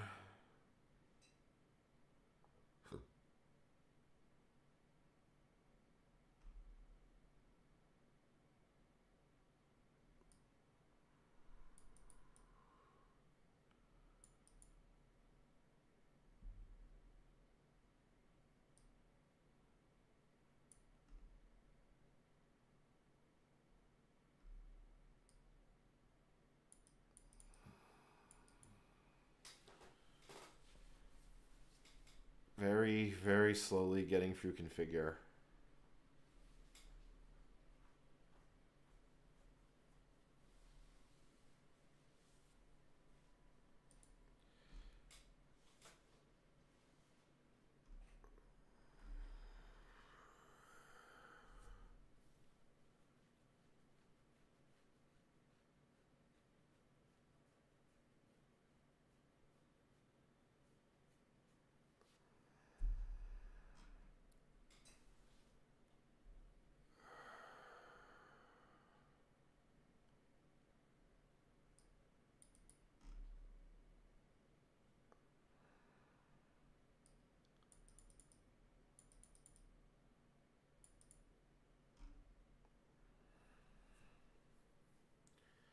We're waiting for this configure script to run.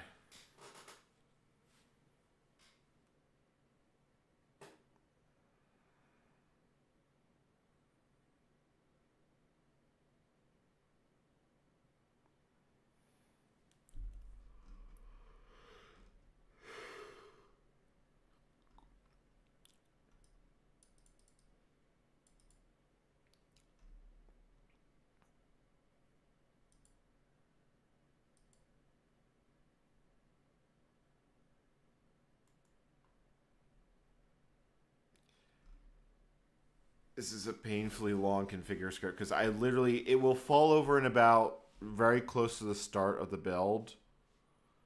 If I remember correctly.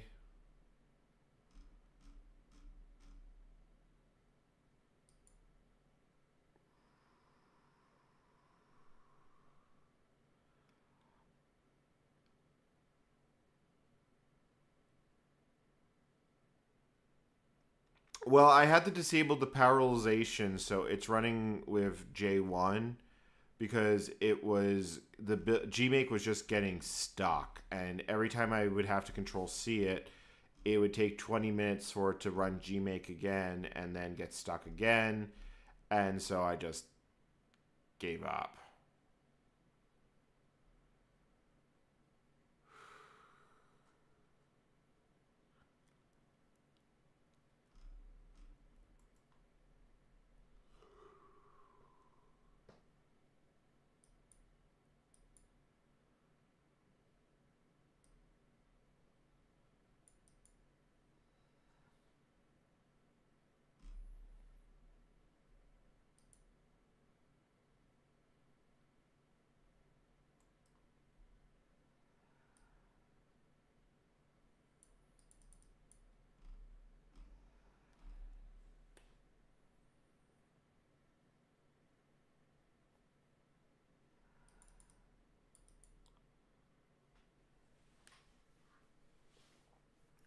Lots and lots of definitions going through.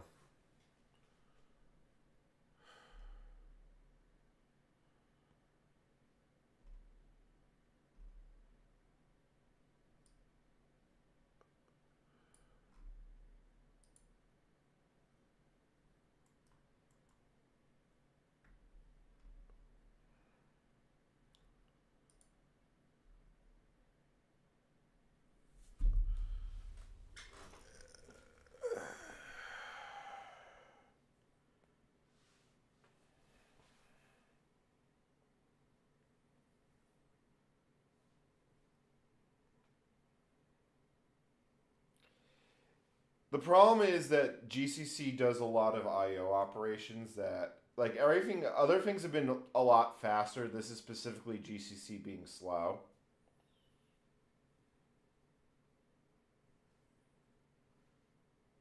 Hey Haru, I hope you're doing well.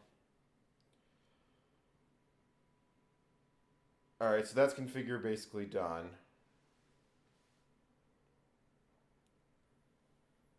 Like the biggest problems that configure scripts are always very laggy on non-Linux platforms because of the way fork works.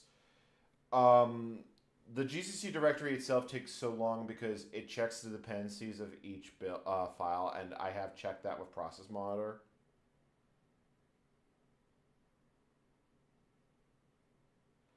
No, I can't run it in Win32 land, and realistically, it's not going to be much faster. I need a I need a case sensitive file system, which Services for Unix gives me. That's A, and B, I am going to care about some of the POSIX stuff in a very short order.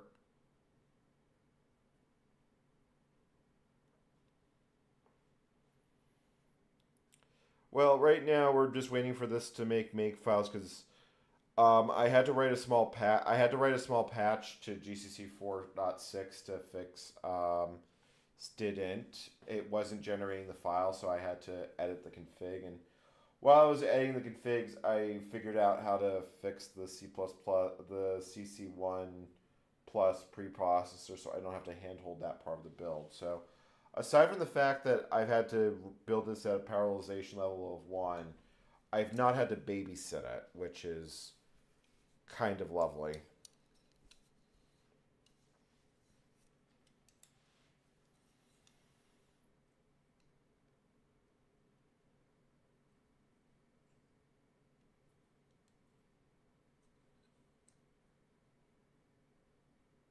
Like I wanted to just build std C++ before I go to sleep because then I'll know if this fix actually worked.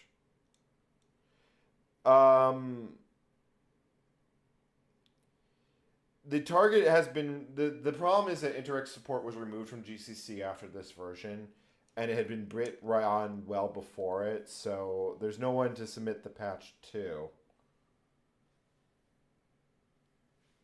I don't remember which file it died on, but if it actually builds this target, then it's done. God, I don't think I've ever ran xquery. Oh wait, no, is that are you querying an XML file or are you dealing with dbase? Because I know xquery in two separate contexts.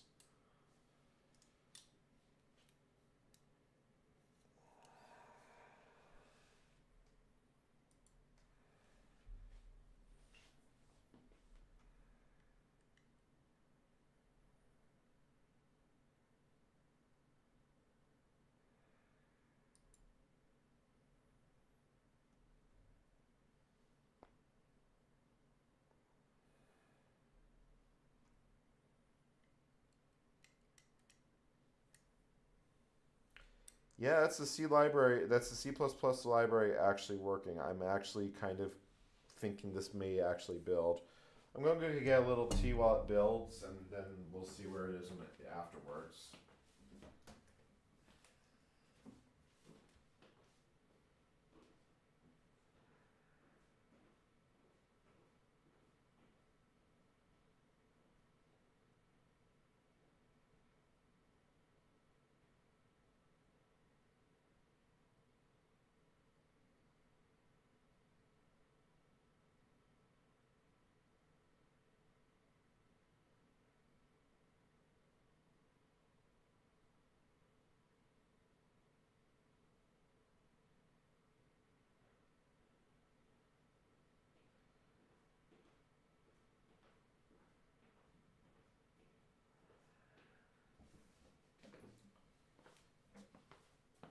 Oh, did it actually finish building? Not yet. Uh-oh. Crap. That's not good. Alright, hold on. I'm not actually giving up just yet. I got one idea, and if that one idea fails, then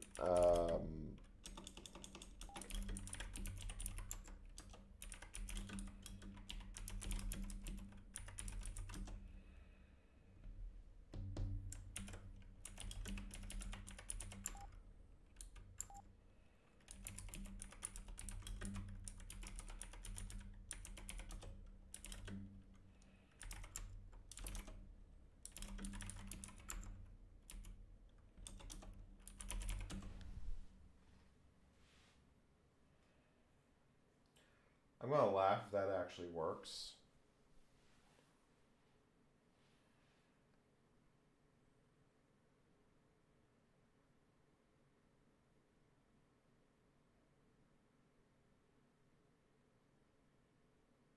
No include path in which to search.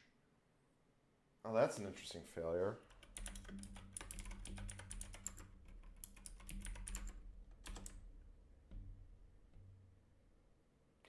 Oh, okay, hold on.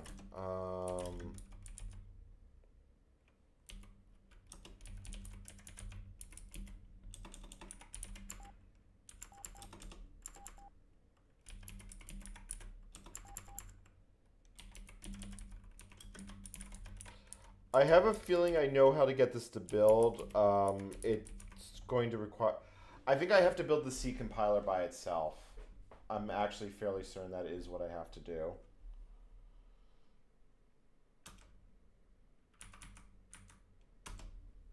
But let's just see if that makes the problem go away.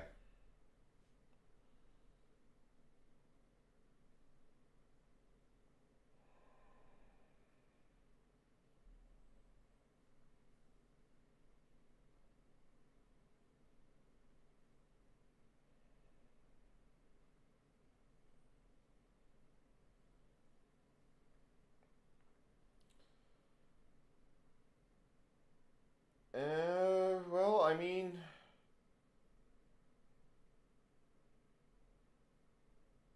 Sort of? That's a lot better than my last 3 attempts, so maybe I think I can coax this into building.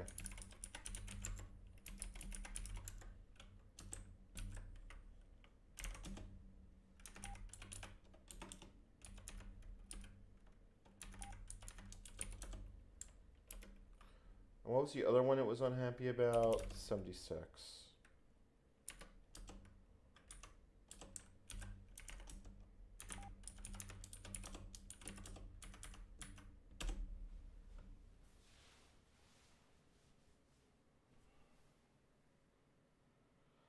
I think I have to build the C compiler by itself so it installs the additional headers because there's additional steps that are done. Although maybe I can jank this into working. Oh, holy crap, I think that actually worked.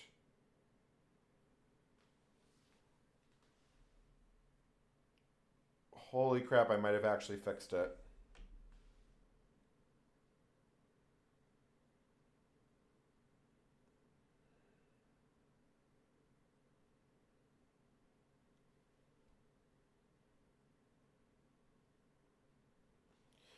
There's 2 versions of the file. You're not supposed to do this. Normally when you run make install, it does another post-processing step to build all the headers. But because I'm building the C++ compiler in a single pass, it's likely having some makefile indigestion. I'm actually surprised that worked. I am actually legitimately surprised that worked.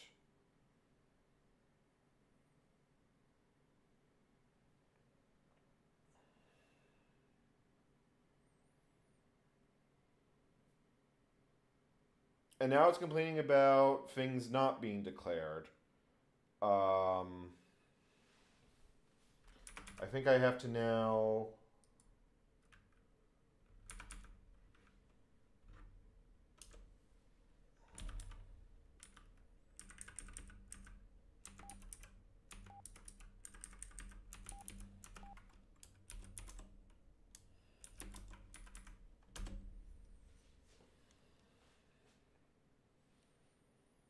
I'm really hoping it doesn't rebuild the world because I changed the system header. Like, I'm not supposed to be doing this, but maybe. There's also a real good chance I end up with a completely broken C++ compiler.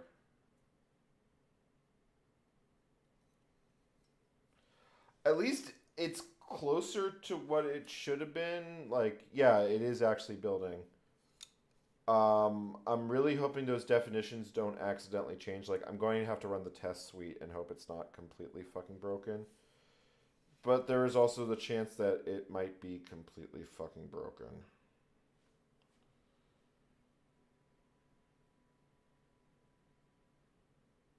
Yeah, see, the problem that I'm worried about is those assembler warnings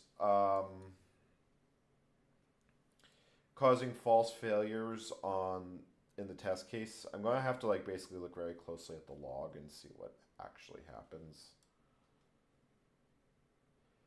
If it's borked, I'm going to use GCC 4.2. That's really the only thing I can do. That one I know I can build. I just need to build it because I have a patch that supposedly will do it.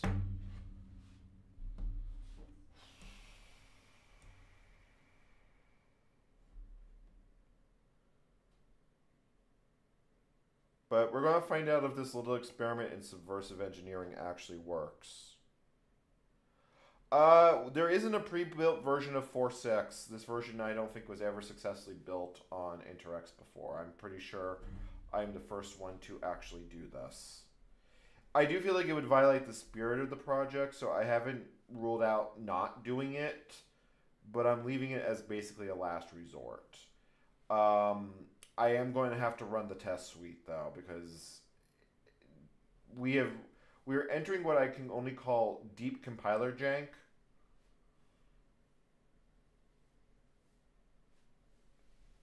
The fact that it's gone this far is a little surprising.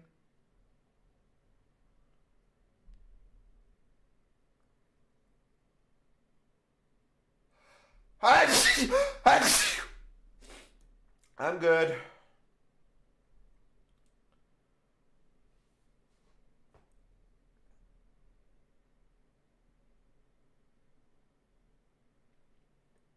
This CDC wouldn't help with this. It's not a thread limit. The part that it's very slow on is make, I think, is having a race condition with itself with the J flag, which is why it keeps getting stuck.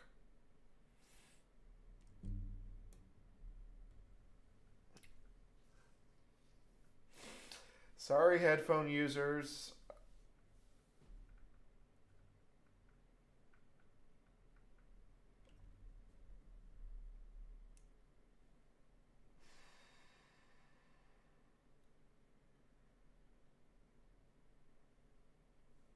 I'm legitimately curious to see if this is going to work, because this is what we call deep bullshit.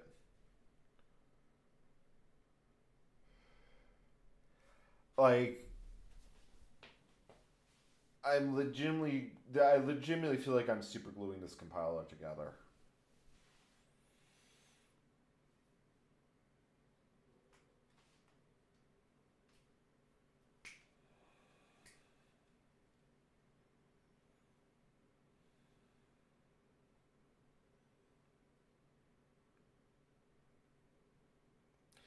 I mean, Chad isn't even the one that's keeping me up. I legitimately want to see if this works.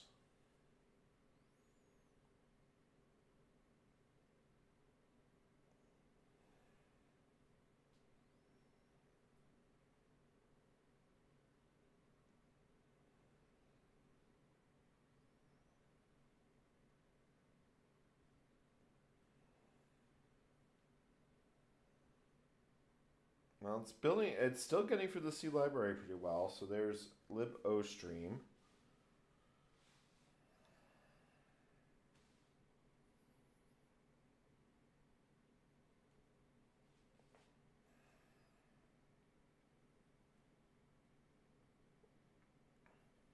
Apply duct tape directly to the compiler.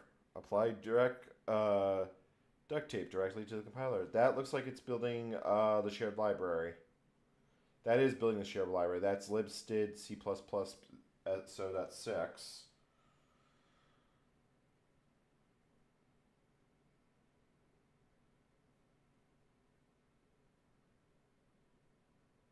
Holy crap, it built. Holy crap, that actually built. I don't use AI to guide me except in language warning. Holy crap, that actually, yeah, I can turn, the problem is I'm standing, that's why. Yeah, that built. That actually fucking built.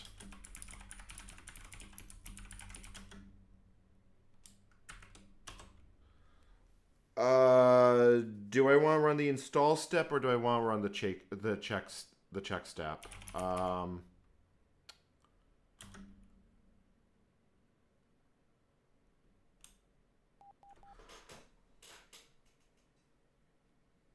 All right, fine. I will actually. I don't.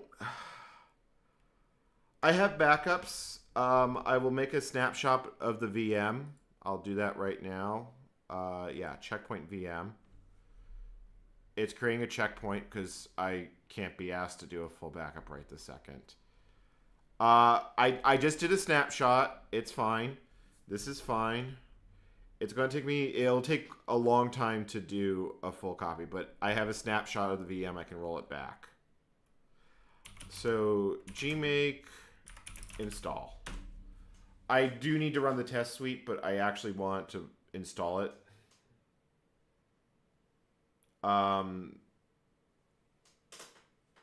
This is probably going to take about 15 minutes for it to actually do the install.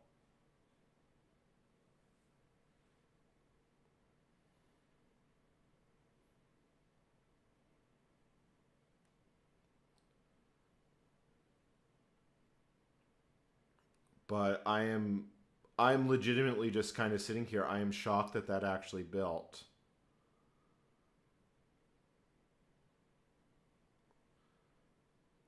I should have probably run make check first, but fuck it. I just want to see it installed, and I want to run -- version on it, and then just build hello world.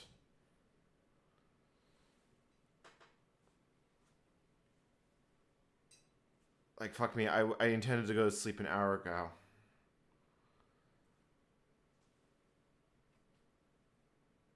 I'm hoping this isn't going to take that long to install. I'm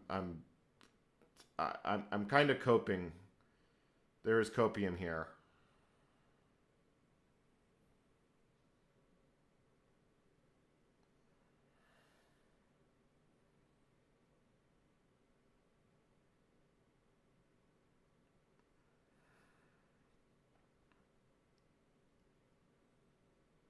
All right, that's the install script step going.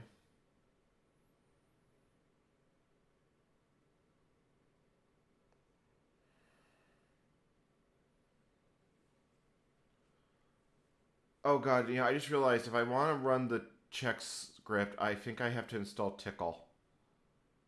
I need Deja GNU to actually run the test thing. So that fucking sucks. Yeah, I don't even think I can run the test suite. All right, so oh right, I didn't actually finish building the compiler. It just built that one component of the compiler. So, no, sorry. False alarm. It's not done building.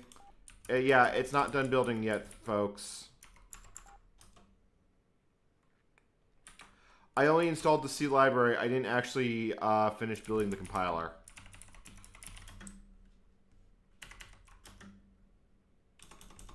Yeah, the test harness, I'm pretty sure, requires Tickle.